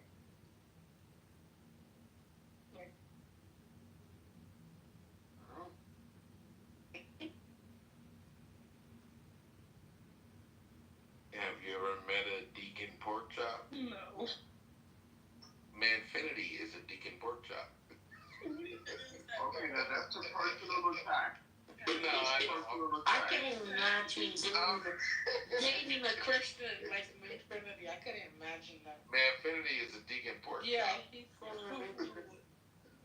That's deacon pork chop. Alright, that hasn't been my experience with him, but that's okay. I'm joking, but yeah, it's kind of real. That's deacon pork chop. I don't know if I can. I don't. Right, check it out. Are you familiar with a preacher named Jim Jones? Yeah, the Kool-Aid man. Where is this coming from? And I mean, that's what religion does to you. You're gonna drink Kool-Aid at one point. Manfinity ain't got there yet, but he's gonna drink it because he believes it. No. And I think you are. Are you a Christian too, Dominique? Yes, I am. Man, you believe in a white guy that brought you over here? Oh, wow. Jim Jones man, y'all used to niggas say that. is crazy. Jim Jones used to Are you say a that. pastor or a minister, Dominique? Wait a minute. Did you just call me a nigger? What are you talking about, bro? Yeah. We all called you a nigger collectively. Yeah, You are a nigger for believing in the white man's God. How you gonna get You're not no pastor. You're not no pastor. You're not no minister. You're not no pastor. I'm not a witch doctor. I'm not a witch doctor. I'm not gonna fool you. I'm gonna tell you the truth. Where's the truth? You believe that the cracker gave you a religion that you should abide by? Well, let me ask you this. Is there a such thing as a black cracker? Is there a such thing as a black cracker? Yeah, but he never gave me a religion that I believe in. You believe that Jesus woke up out of a den and his white self transcended to heaven? You're a fraud. You come from Africa? You're a fraud, man. You're a That's fraud. how you look at things? You're a fraud. No, he's not a fraud. I'm a real black man. You believe. I hope you collect a whole lot of money. But Yes, it will me too. never Thank you. equal. Manifest that. It will never equal you giving up your soul. You practically gave up your life. You believe, and I wish Manfinity would bring his ass off mute. You guys believe that God gave you Christianity after going through slavery? That's how you became Christian? You had to be raped and whipped? No, wait a minute. You had to be raped and whipped. Wait a minute. You think Christianity came from 100 years ago? No. Every nigga in America. Dude, did you just call me a nigga again? Can you stop saying? I'm pretty sure I'm not calling you personally. No. Why are you using that word? All right, I'll leave the word out. It's a bad word to you. No. You've already impeached yourself. You've already impeached yourself. The idea, you think you became a Christian because of slavery? Like you had to go through slavery to become I don't know a Christian? what the hell you're talking about. Oh, You are a fraud. I don't know what you're talking about. Y'all But wanna play you games. are a fraud. You are a fraud. Straight out. Because number one, God is not a racist. If God hated white people, why does he make a million of them every day? White people Listen to what he's saying. Listen to this. They have no answer to this What is the God question? God made you a slave so you could become Christian. You know what? That's what You're happened. fully ridiculous. You're fully ridiculous, man. You're fully ridiculous. You don't have any point. You're not saying anything. I have the most biggest point of all time. Well, share the point. No, listen. No. Shut up, Ho. Shut up. Shut up, Ho. Nah, Share the point. come on, necessary. No, don't do that. Don't do that to her. Right, calm down. You shut up too, Ho. Calm the fuck down, nigga. Wait a minute. Share your point, Pastor. Share your point, Pastor. Let me finish. Thank you. Pastor's in the No, audience. wait a minute. I'm not talking to you. I'm talking to the pastor. What is your point, Pastor? Who? Who's pastor? Did he leave? And I told you guys this the other night. You guys believe in a zombie? You believe in a man that throws No, wait a minute. And May that's the what you Lord consider. God visit you. May the Lord God visit you. You're a punk. You're not a pastor. You a punk. You're not a pastor. You was a punk. Talking about I won't say it to your face. I'll say it to your face. I will say it to your face. You's a punk. Are you talking to Gildas or You're no? not no pastor. You're not no Christian. Who are you? You's a punk. I'm not a Christian. You right about that. He used to be. Man, dude, you need to go somewhere, man. You're serious. You need to go somewhere. Who am I talking to here? Who am I talking to? No, wait a minute. Forget these hoes. Forget these hoes. Who am I talking to? Your Honor. Dude. Oh my God, he's calling me a hoe, man. Oh my gosh, my feelings hurt. Dude. I'm not a You ain't no hoe. pastor. You ain't no Christian. Wait, are you talking to me now? Or are you talking to Gildas? Yeah. You gotta make up your mind. I'm talking to you now. To me. Right now. You know, you're the one who made me a pastor. I never called myself a pastor. No, wait a minute. I looked up your thing. It said, hold on. What did it say? Oh shit, I forgot about that. I forgot I put that in there. Yeah, I am an ordained minister according to the Universal Life Church. Oh, you want him to be a minister? I did forget about that. That's true. I am an ordained minister. I'm available if you want to have me officiate a wedding. I don't think I want you Dominique. to do nothing with me. I don't think I want you to do nothing. Yeah. That's true. I don't think I could officiate a wedding given your misogyny seems a little over the top. Yeah, him and Miss Cindy. Oh God. You're a fraud. You're a fake. You're a fraud. It is kind of a fraudulent thing, let's be real. The Universal Life Church, do we know about it? Every day. Tomorrow you wake up, you're going to be a fraud tomorrow. Probably the day after that, too, if you think about it. Tomorrow. What about the day after that? He is not a fraud. Yes. Hey, listen here. What about the third Thursday from now? Have you considered that? Will I still be a fraud then? Yes. What if the phase of the moon is different than it is right now? It won't have anything to do with the fact. What do you mean the phase of the moon has nothing to do with it? Come on, man. You know this shit matters. You're a fraud. Okay. I think he said you're a fraud. Maybe. Yeah. I guess. I don't know.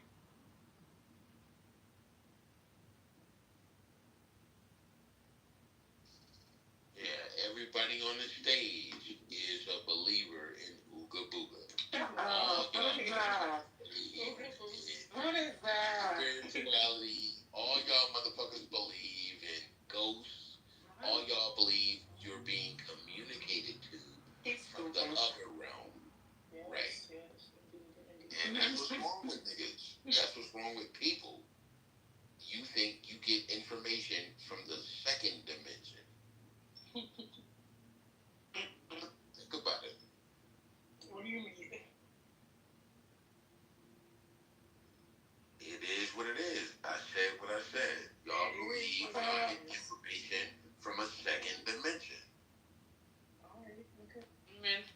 Manfinity act like a preacher.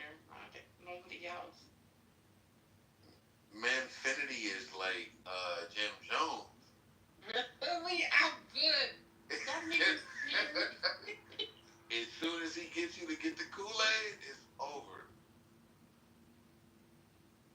No, he's my buddy though. But yeah, I already see he Jim Jones with it.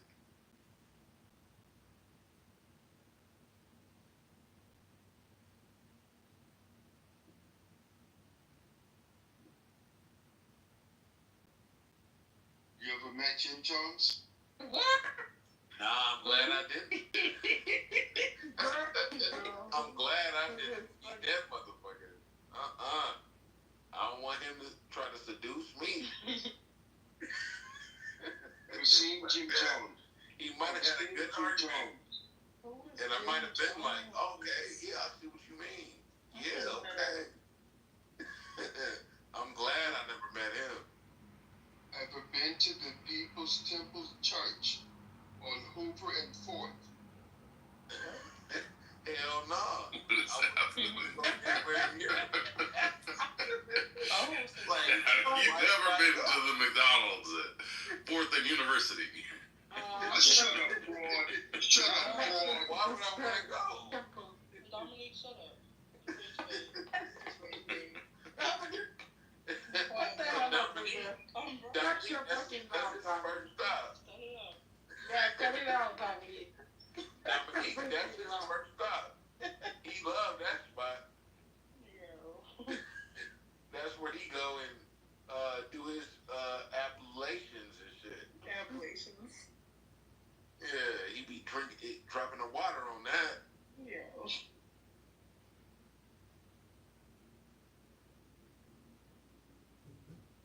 He actually shut up too.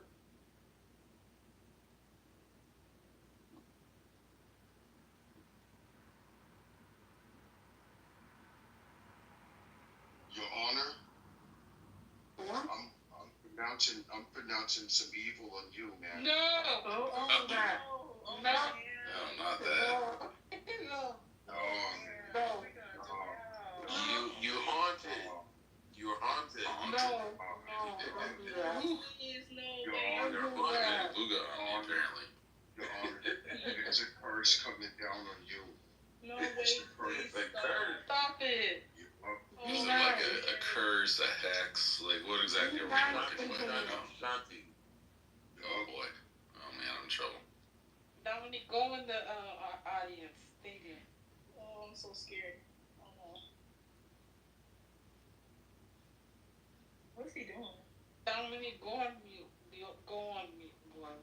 Shut up, ho. Yeah, Barbara. I'm not a hoe.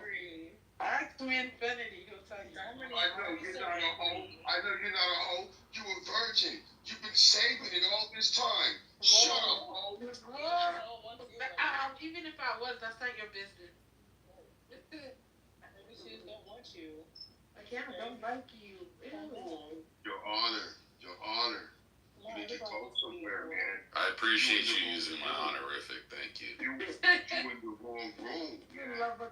You in the wrong room. Oh boy. I'm serious. I used to think you were Manfinity. I thought you were like his alter ego, but you're in the same room at the same time. If Manfinity were to speak right now, I would believe you're not the same people. Your Honor. You need to go somewhere. I'm serious. That's not to go to sleep, sir. Yeah, I'll be going to bed soon. You know what? You need to go to bed now. No. Oh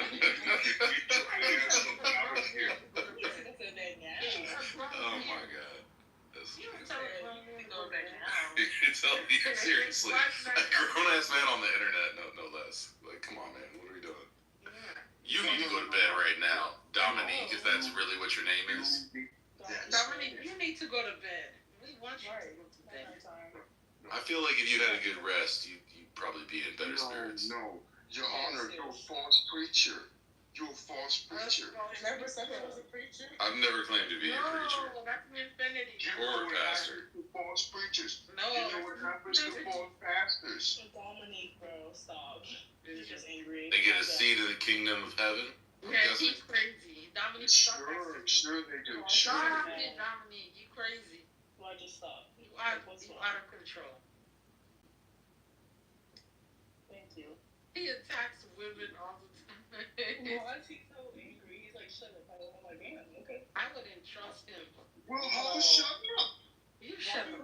Shut up, Big kid. ass gun. You shut up. You shut up, dumbass. You got nerf gun on your damn head. Look at hot damn With your big ass gun. You're not supposed to have a gun. You're Yes. unstable. Right. Put it down. Right?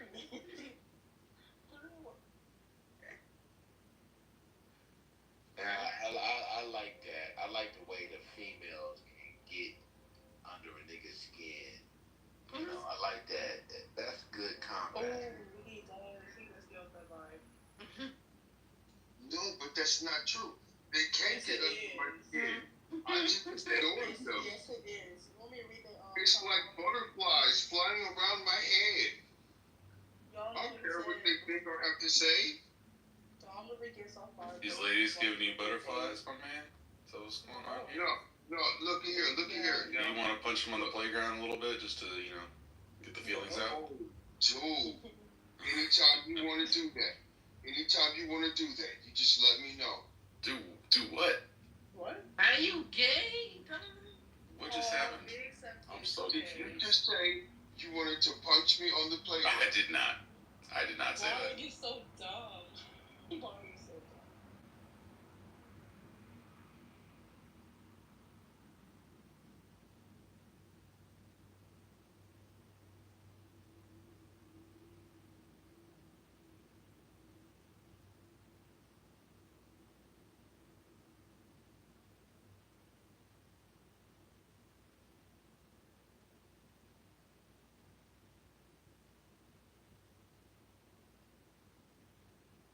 I do want to hear Manfinity and Dominique talk at the same time, though. I have a theory about that. Yeah, wake up, Manfinity. Wait, who's Infinity on? No, he's asleep. He probably done fell asleep. He just waiting on Really? Oh, stop. I hate this freaking thing. Yeah, he said he was gonna order Domino's. This man. Let me get some. Shit, I'm hungry.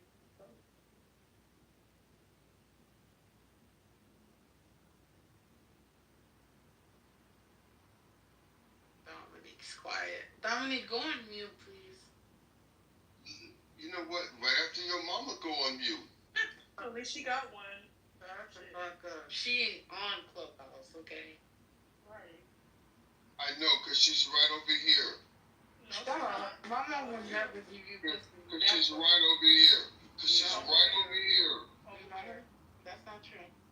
You wish. In your little dreams. Oh, bro. You know what? It's funny because she's actually sucking the skin off my skin. Fuck up. No, Right now. Shut up. Skin off my That's skin very inappropriate. right now. As a minister, you should be ashamed of yourself, sir. Exactly. Dude, I'm not a minister. I didn't say you were, I said I was. Dominique, you need to calm down, okay? What stick are you talking about? Yeah. That's bigger. Ask her mom. Okay. Mama. And Dominique is still being polite. He hasn't even gone off the chain yet. He's still being polite. Mama said your balls ain't dropped yet. He's done. That's me. No. It's true. I'm actually restraining myself because I understand that I'm dealing with two silly women and a fake preacher. Oh, excuse you. He said I'm You never say he was a preacher. You never say he was a preacher. You can't even get women. Oh. He probably sexist. I can tell. Dominique, are you sexist? He is sexy. I thought it was. Leave me alone. Two silly women and a You fake didn't answer preacher. my question. Are you sexist? I don't care. I don't care. Why Was would that I a setup for a joke? Who are you? Two silly women and a preacher? Is that a punchline for that joke? It should be. It should be. Okay, well, you still can make a joke, so shut up. Why did you leave us with Dominique? Oh, Like, you know what? It's okay. You don't have to be here. You know, you could always just leave. No, you can leave. They won't. right. They don't want That'd you be a good in here. time. They don't want you in here. Who was they? All of us. 1, 2, 3, 4, Who was all of us? 6, 7, 8, 9, 10, 11, 12, 13. Let me stop. I don't know if I don't want to hear him talk, but Dominique, you do go from 0 to retarded in like half a second. Literally, bro. Right. Yes, That's okay. right. That's okay. But check it out. I'm not a fake preacher. Okay, like we don't care. We never said you were. Nobody asked you anything. We never said you were a preacher. You definitely can't be a preacher, buddy. You're a No, Republican. nobody asked you anything. Wait a minute. I don't understand. Why do you think anybody cares what you think or have to say? Because I'm better than you. You haven't had anything to say the entire time that you've been on this. I've been talking this whole time, buddy. I don't know about you. And you said nothing. Actually, I have. I've been talking more than What did you say? What did you say? I told you to shut up and you went quiet. Okay? That's what you said? That's what you had to say? Yes. That's all you had to say? Yes. Right, check it out. Listen here, buddy. Listen here, buddy. You know what? I'm not even going to waste my time. Yeah, shut up. Go ahead. Yeah, you know what? You know, it's fine. It's fine. Whatever.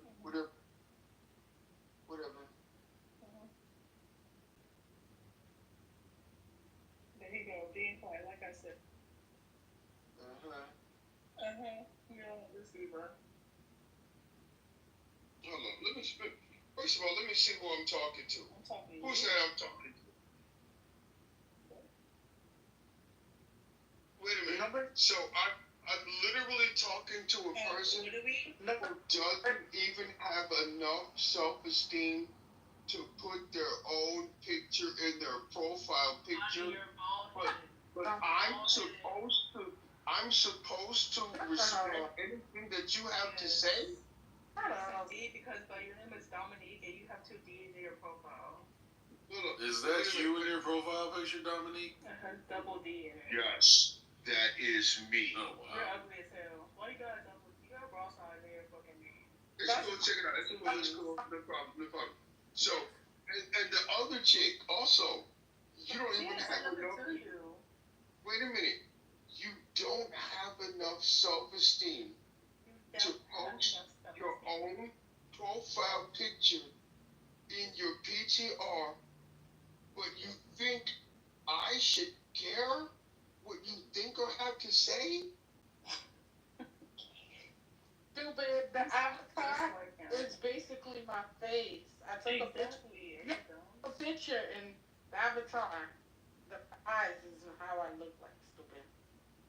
Yeah. Okay. Yeah. No problem. Other chick, it's just black. Okay. So I'm supposed to care what you think or have to say, and you don't even have enough self-esteem to post your own profile picture? Why do you want to see me so bad, though? I don't want to see you. Obviously, you don't want to see yourself. Listen. Obviously, you don't want to see yourself. I have a mirror. Obviously, nobody want to see you. Nobody want to see you. Clearly you do, because you had a problem with me. No, I don't. Yes, No, I don't. No, nobody want to see you. Nobody want to see you. If anybody wanted to see you, you would have an OnlyFans. You would have an Instagram. You can stop. You would have a Facebook. Thank you. But you don't. Because nobody want to see you. I do have Instagram. Thank you. Right, sure you do. I sure do. I can put it out here right now. And you show pictures of your relatives. No, I don't. That's all you do on Facebook. Look here, it's fine. Yeah, I know it's fine. I know I'm fine. Thank you. I know I'm fine. Thank you. That's why your profile, that's why your people are completely black. Yep. bald-headed, yep. Yes, I'm bald-headed, so what? You like Mr. Clean. Shut the fuck up. Yep, like Mr. Clean, so what? Yep, because you're ugly. Like, why are you mad because I don't have my face on my profile? Because you're running your mouth. Because you're trying to stalk me? You know, you could run your mouth. It's fine. Go ahead. Run your mouth. Yes, I do like to run my mouth. Go ahead. Run your mouth. Go ahead. What are you going to do? What are you going to do? I'm going to listen to you run your mouth. Good boy. Thank you.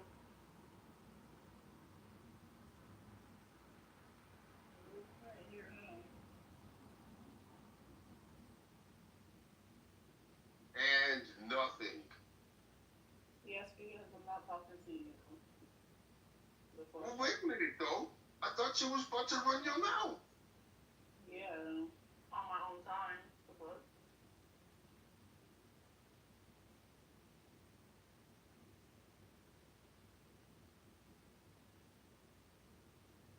And nothing. Just like your PTR. Just like your PTR. Just like your PTR. Yeah. Nothing. Yeah. Just like your bed empty, bitch. You pull no hose at all. Oh, okay. So quiet. Well, no, wait a minute. I was waiting for you to run your mouth. I was waiting for you to contribute something. I said You know what? It's fine.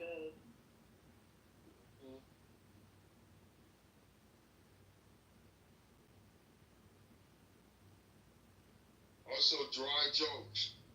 So, not only nothing, but dry jokes. Why are you on my ass right now, bro? Why are you even here? If you don't have something here, I came here because I have privileges to. Why are you still speaking to me? And you said you don't like me clearly. Because you're speaking to me. Because you're speaking to me too. You started. Well, I tell you what. Let's do this. On three, you get up out of here. No, 1, 2, 3. Get up out of here. 3, 4, 5. Anyway. So you still here? Yep, because I don't listen to men. Thank you. I know you don't listen to men. Exactly, because you're not my father, bro.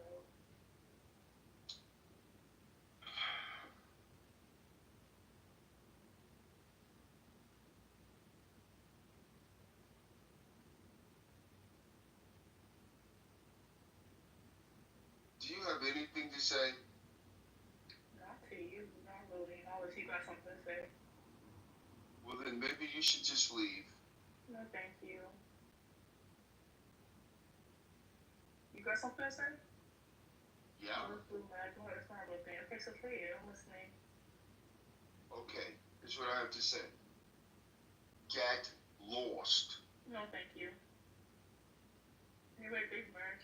Blue Magma is like the what's it called? What's it called? Oh my god. The Democrat version of the Republican magma.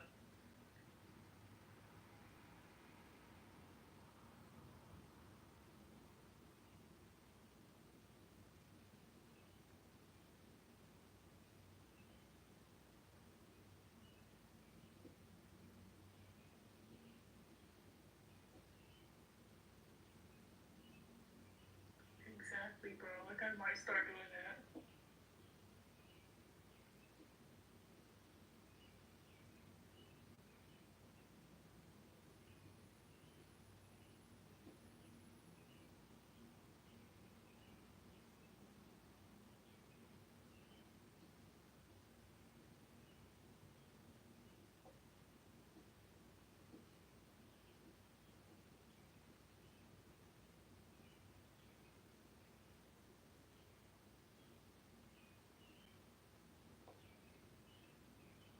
I think so.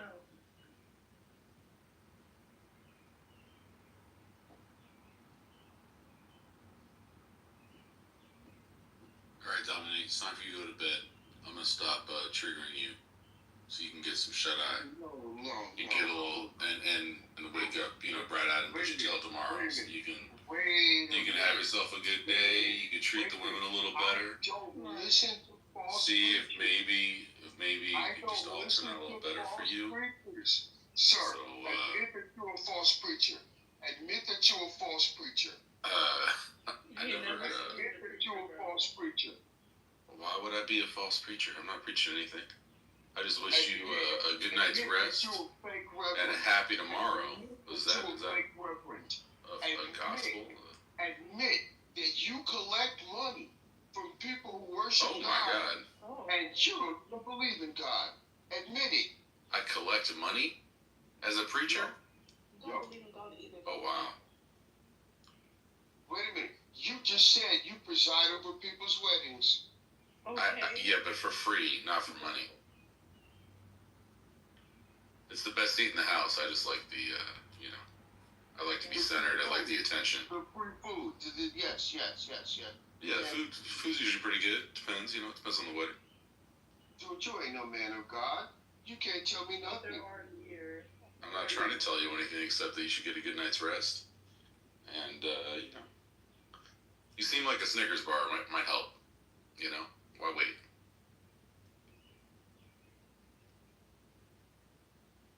Alright, anyway, have a good night's rest. I hope you feel better tomorrow.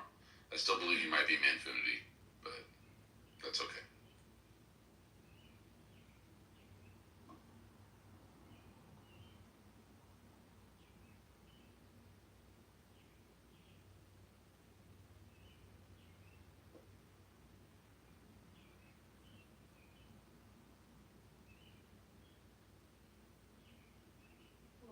Anyone else let people up, or does it have to be the host only?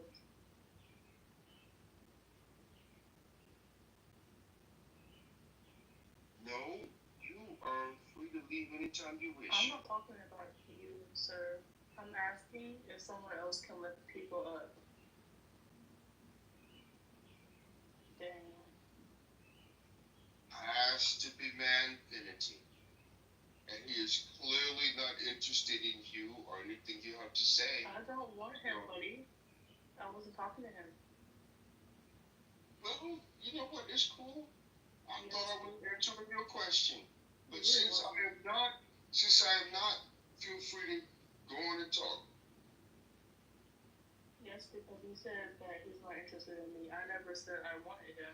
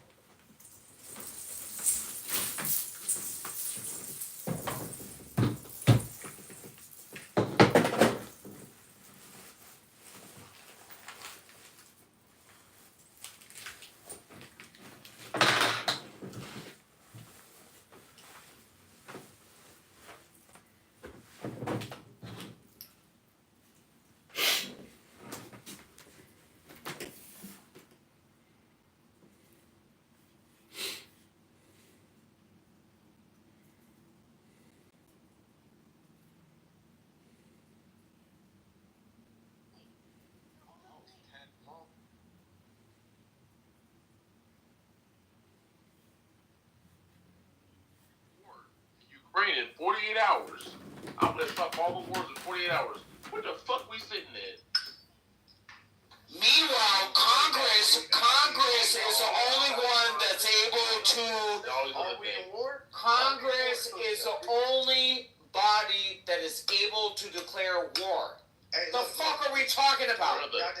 We have already. Are y'all crazy? Y'all have lost your fucking minds. Go to a community college class. You sound stupid.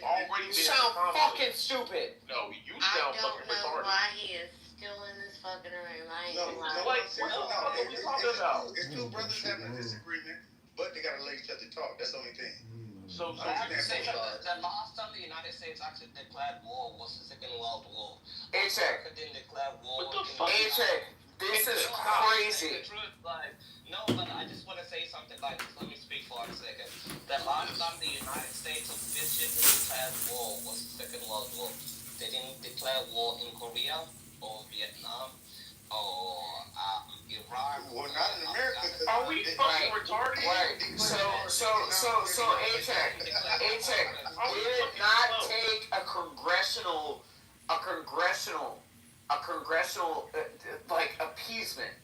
You know, as far as, like, the Congress. I like Dr. Adams. He's cool. I like him. It has not happened since the Second World War.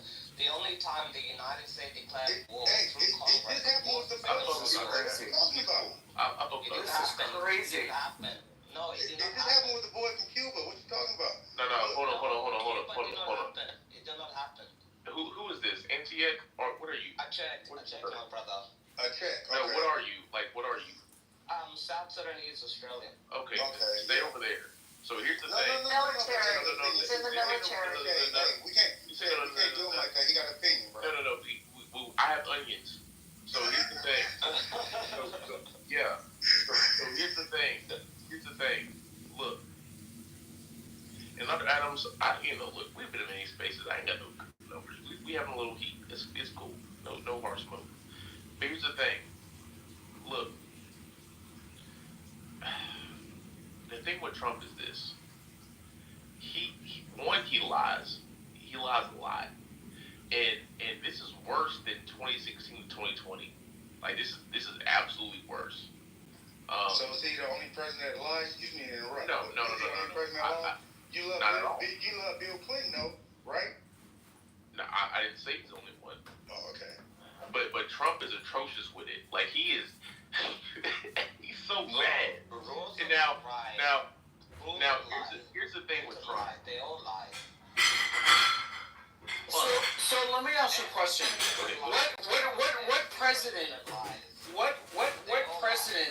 What president did we have in office? You can't act that created. Hold on. What president that we had in office that created the same segue of having a Guantanamo Bay U.S. insurgency in the fucking Cuba? Different. Like, it's fucking weird. President lies. Hey, Dr. Yo, don't do like, it. do you understand where I'm going with this? Yeah. Like, it's crazy. What I'm saying It's crazy. The same grievance.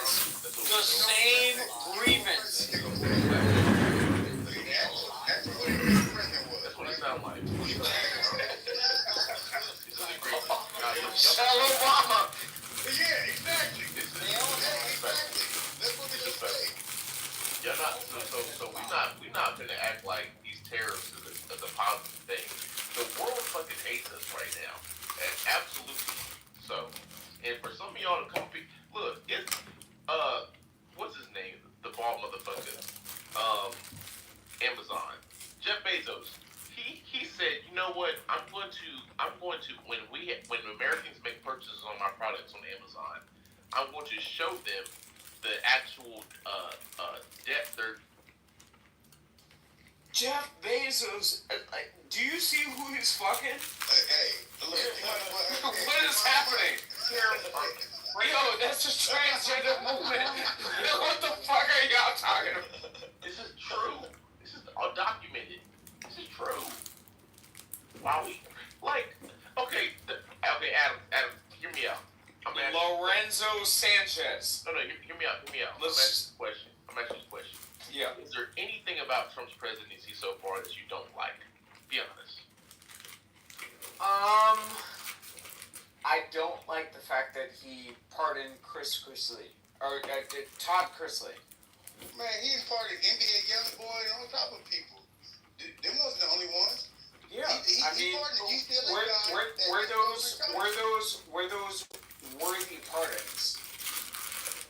To me, because they look like us. Because they look. Wait. Were kind of questionable. Wait, and that's what I'm saying. You see what I'm saying? Yeah. I don't agree with everything that the man is doing. You know, for me personally, I feel like Diddy is fucking filthy. Filthy. Me too. Yeah, I feel like he's guilty. Yeah. Filthy. Let me scream that for the fucking world. Yeah. Right. So again, at the end of the day, two things can be true at the same time, right? Yeah. Diddy can be filthy. Cassie can be, culpable. She nasty too. Right. Yeah. Exactly. Cassie can be culpable. Cassie could be, in my perfect world, sitting at the defense table with Diddy, right? Yeah. Right? So, I mean, at the end of the day, two things can be true at the same time, yo. So, I mean, I look at this. I look at this. Sex trafficking. Sex trafficking. Once one person comes out with something like that, everybody comes out and said they were. Remember Bill Cosby? One person came out, then everybody came out. Oh, Josh, he looks like a nigga. Everybody came out. Like, what type of niggas y'all are? Like, what the fuck are you talking about? Yeah, straight niggas. Like, what the fuck are you talking about? Yo, exactly. I'm in LA. So again, I picked up nieces, my ex-girlfriend, for fucking Diddy fucking parties and like shit like that. 2, 3 o'clock in the fucking morning. Oh yeah. I'm minding my own. No, hold on, bro. I'm minding my own fucking business. Okay? Minding my own fucking business. Right? So again, I get a call. I'm at a party. I'm in a weird situation. That it's a weird fucking situation. So don't do that. Don't do that. I've showed up for women. I have showed up for women and put my life in fucking danger. No, hold on. Let me say this. I've showed up for women and put my life in fucking danger. Okay? Showing up for black women. Don't do that. Don't do that bullshit. You know who won't do it? Trump won't do it. Trump got 106,000 black women without a job. That's what he did. That's Trump. That's him. No. And let me tell you something. Let me tell you black something. This is the thing about Trump. I have never, ever, in my 28 years around the sun, seen a president attack his own government. So much so. Look, I'm going to just say this, and this is for someone who's actually been in the federal government. There are people who have worked their asses off their life and they have done so much to get clearances and specializations to be able to know certain information. This motherfucker allowed this South African to walk up in our government and look up all y'all shit. But nobody has a problem. Nobody. It's weird. It's not normal. Right. So as you know, Mister, I have a family member that's serving on fucking Senate. So, for me personally, and listening to people saying that black men don't show up for shit, even through these fucking no. Let me finish. Y'all are speaking out of a place that's so far out of fucking pocket. Okay? So far out of fucking pocket. If there's any man who has been on this app showing up for black women, it has been me. Like, what the fuck are y'all doing? You wasn't. Oh, really? Yes. Yes. Yes. Absolutely. Absolutely. They said you was cussing a female out. Just okay. Hold up, Cash. Let's get Cat. Yeah. So I just brought up some points about government. He's talking about women in general. Are you listening? Are you listening though? Are you listening? Are you listening to the conversation that's ensuing? Let him finish conversation real quick. Bruh, how did we get here? Like I just said something about clearances and why the fuck did Elon get allowed to? Yo, mister, because I'm tired of being fucking attacked for no fucking reason. Okay, this is different. This is a personal thing. Who's attacking you? For no fucking reason. Who's attacking you? I feel like everybody has great opinions on here, and I know nobody. Some people should probably just delete the app. We gotta hear the female perspective and the male perspective, and we gotta hear everybody's perspective. But see, Kat, here's a problem with the Clubhouse. So we have people who know nothing and have these extraneous talking points who are allowed to just say these things in a public forum, whether it be on Clubhouse, Twitter, Instagram. And here's the thing: another person who has no brain cells would be like, "Oh shit, he cooking," and he's not cooking at all, and that's a problem. It spreads like a disease. And that's the only reason why I'm still on this fucking app. Like, that's the only fucking reason. Yeah, you're trying to spit knowledge. That's what you're saying. No, it's not a matter of spitting knowledge. It's a matter of controlling a fucking narrative that is dangerous. But you can't change everybody's opinion on life. It doesn't matter. Because you know what it is, and maybe I know what it is, doesn't mean everyone else will, So going back and forth, arguing or yelling, like you have to just hear everybody out. So let me ask you a question.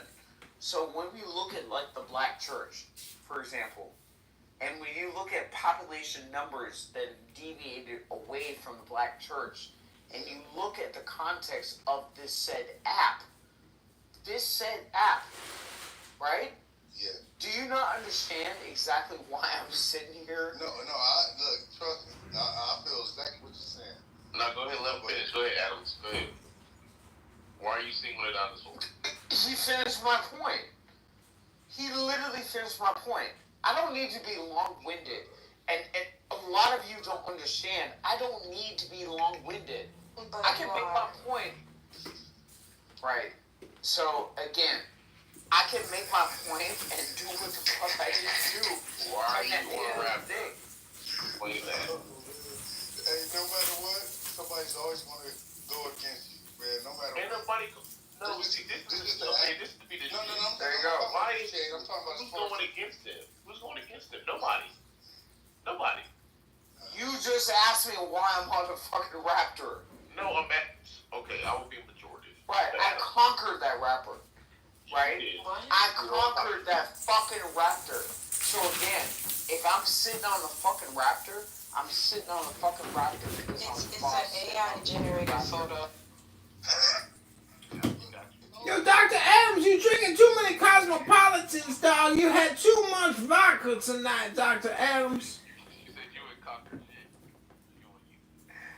Yo, and I still fuck her after. But again, at the end of the day. At the end of the day.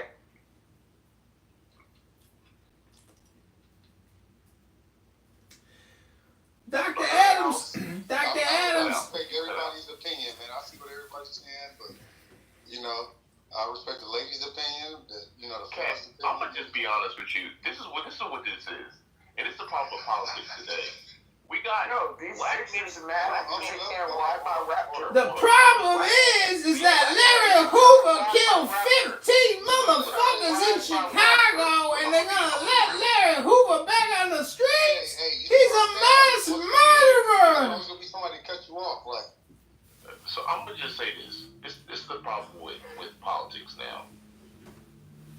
Look, black men.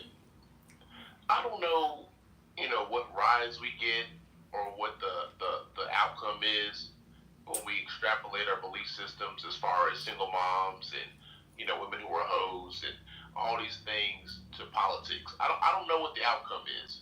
I don't know what the end game is. I don't know what the mission is.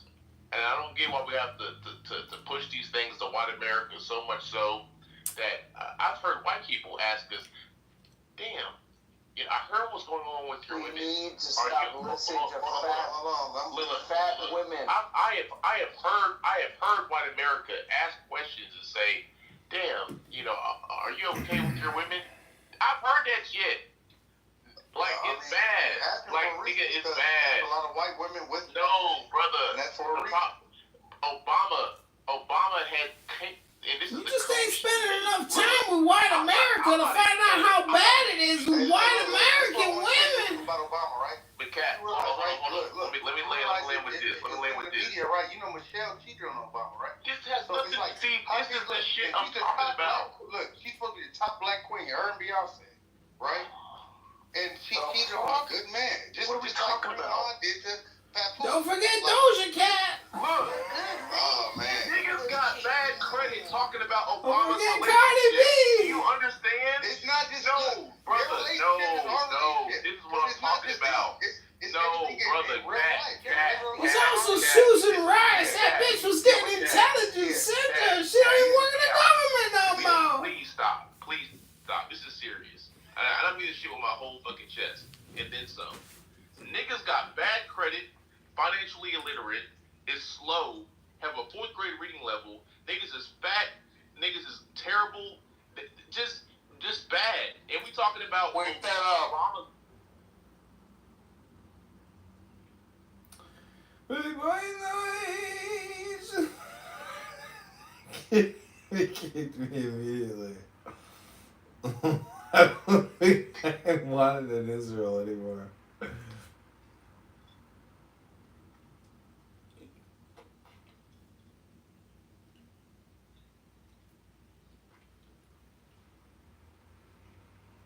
Okay, let's see what's happening in X Spaces.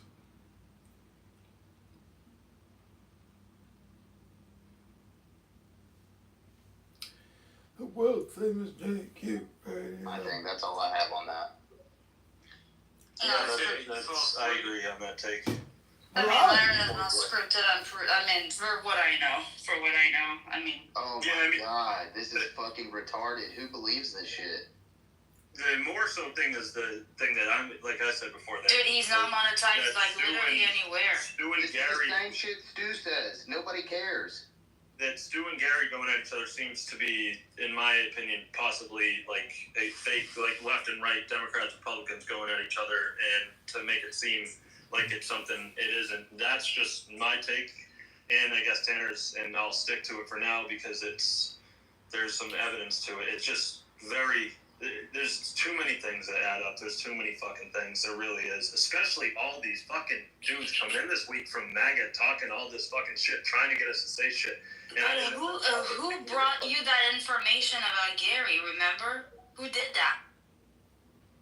Nah, Josie, that if you pointed out, it could be the good old left and right Democrat Republican act like they hate each other when they're fucking all bought off by Jews at the end of the day, and it could be the I knew you were going to say the Jews. We're enemies and stuff. Hey, Josie, can I ask you a question? Yeah, go ahead, Rio.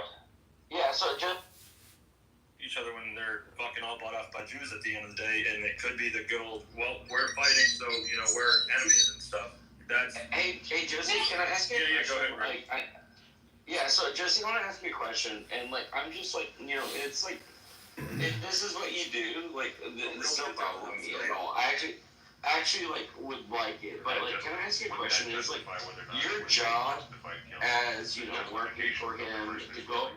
No. So we don't give different types of murder 1, murder 2, murder 3 based on what is that based on? Their intent. Sometimes it's their intent. Okay, right. All right. Well then. God, did you just come from the weekend concert in Chicago? Great hat, God.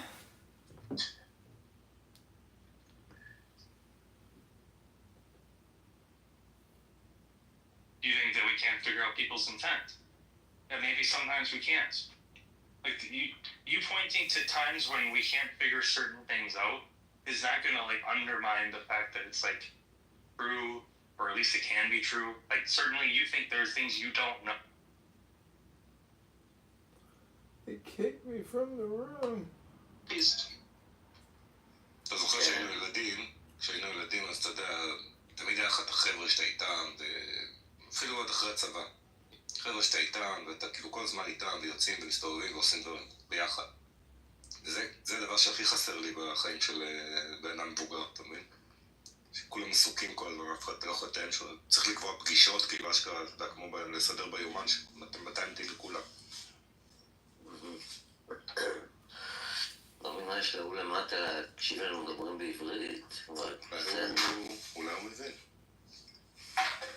ג'ון קיטובר. לפי השם הוא לא מבין. ג'ון קיטובר.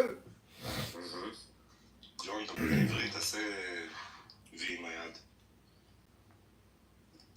אצבע למעלה או אצבע למטה, אתה מדבר עברית. נראה לא מבין אותנו.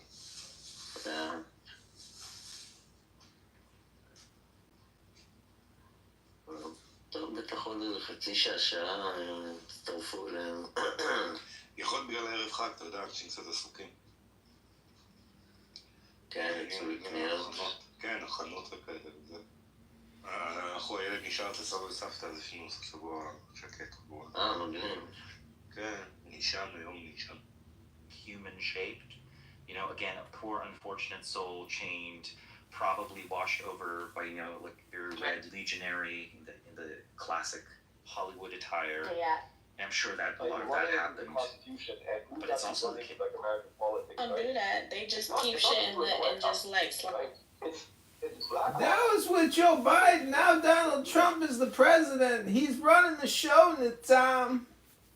Make America great again, bro. Maga Maha, baby. Tell him, Narges.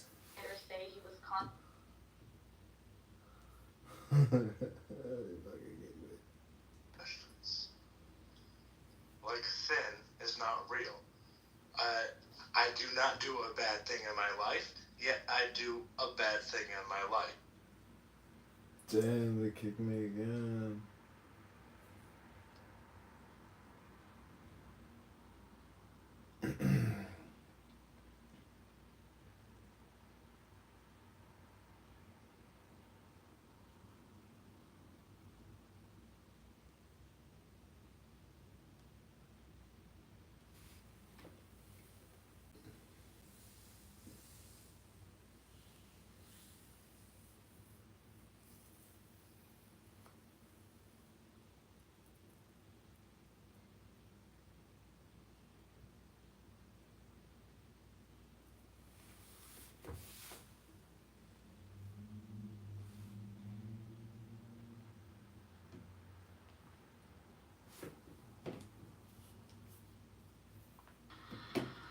אתה בדירה? אני בדירה שלי. זה הרעש שיש לך כל הזמן בדירה.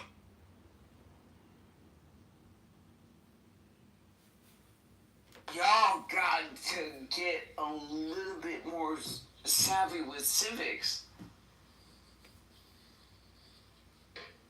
Just a little bit. What you sipping on, Adams? Somebody okay? What you sipping on? Giving out advice, can I advise that you get some water? You need some water, some milk. Look, as soon as you start speaking the truth, now that's exactly what your boy say. What the little dude say in he like be acting crazy and shit. He be acting crazy. No, the young guy. He was on That's So Raven. He be acting crazy. People think he crazy, right? Orlando Brown. Hey, but look, he really is so smart. People don't even realize the shit he was saying before. Guess what? It's coming to light now, right?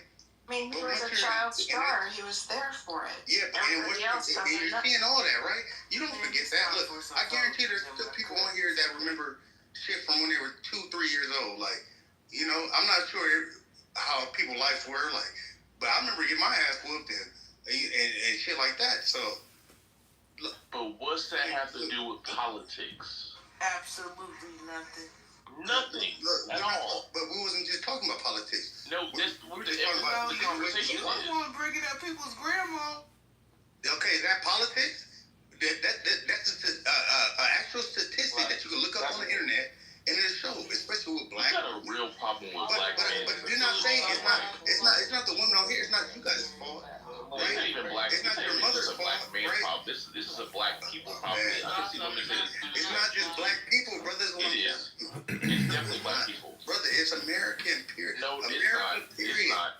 Bro, so you think black people don't even want to go through? You don't think Hispanics, white people, you don't think they go through the same thing? I'll tell you what though. White America did not vote for gender war.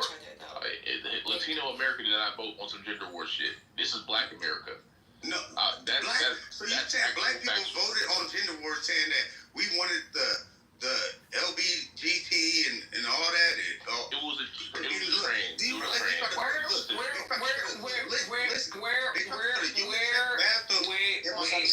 goddamn. They tried to put a unisex bathroom in my son's school. Do you know how many petitions we signed for them not to do that? Because that's not straight. Donald Trump is actually the one making that not straight.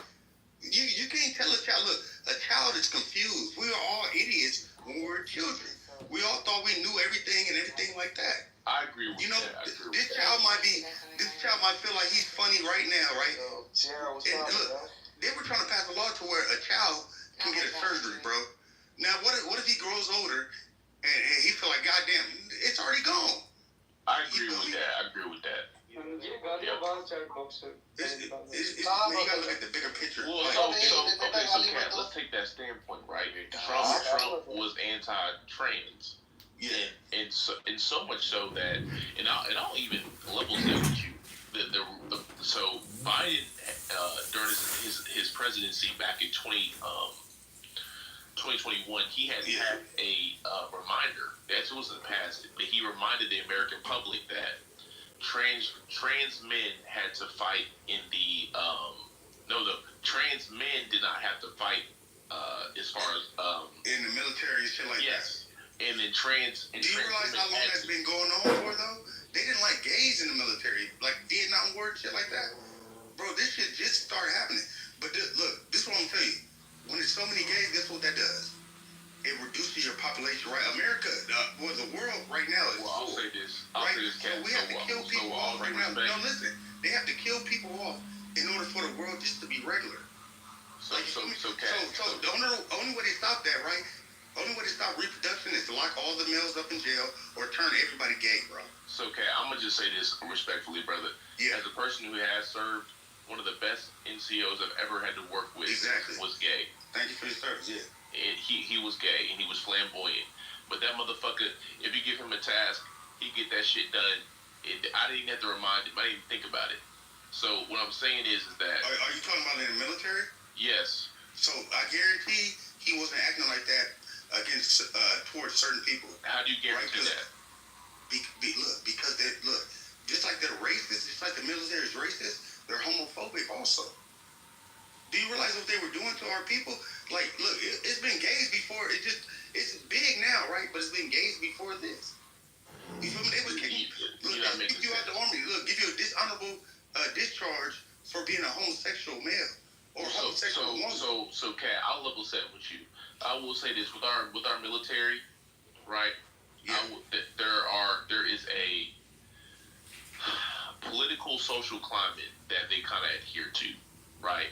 It ebbs and flows. There are certain things. Yeah. There are certain things that the military supports across all branches that you may not agree with, but because the push is for this social thing to happen, they'll acquiesce. But it's the government. It's no shocker. But you can even extrapolate that same talking point to these corporations and companies. You can't just go around. You're right. Yeah. You can't just go around saying slanderous things to different groups of people. If you went to work today or tomorrow and somebody called you the N-word, that company is supposed to align with you and get that person out of there. But do you realize that's not, look, Shay, that's not a hate crime. But if you call look, it's not considered a hate crime in America, right? But if you call a homosexual you say a derogatory word, right? That's a hate crime. You will go to jail for that. Do you realize that? So no. This is what happens. So people actively go out of their way to make things a hate crime because I don't see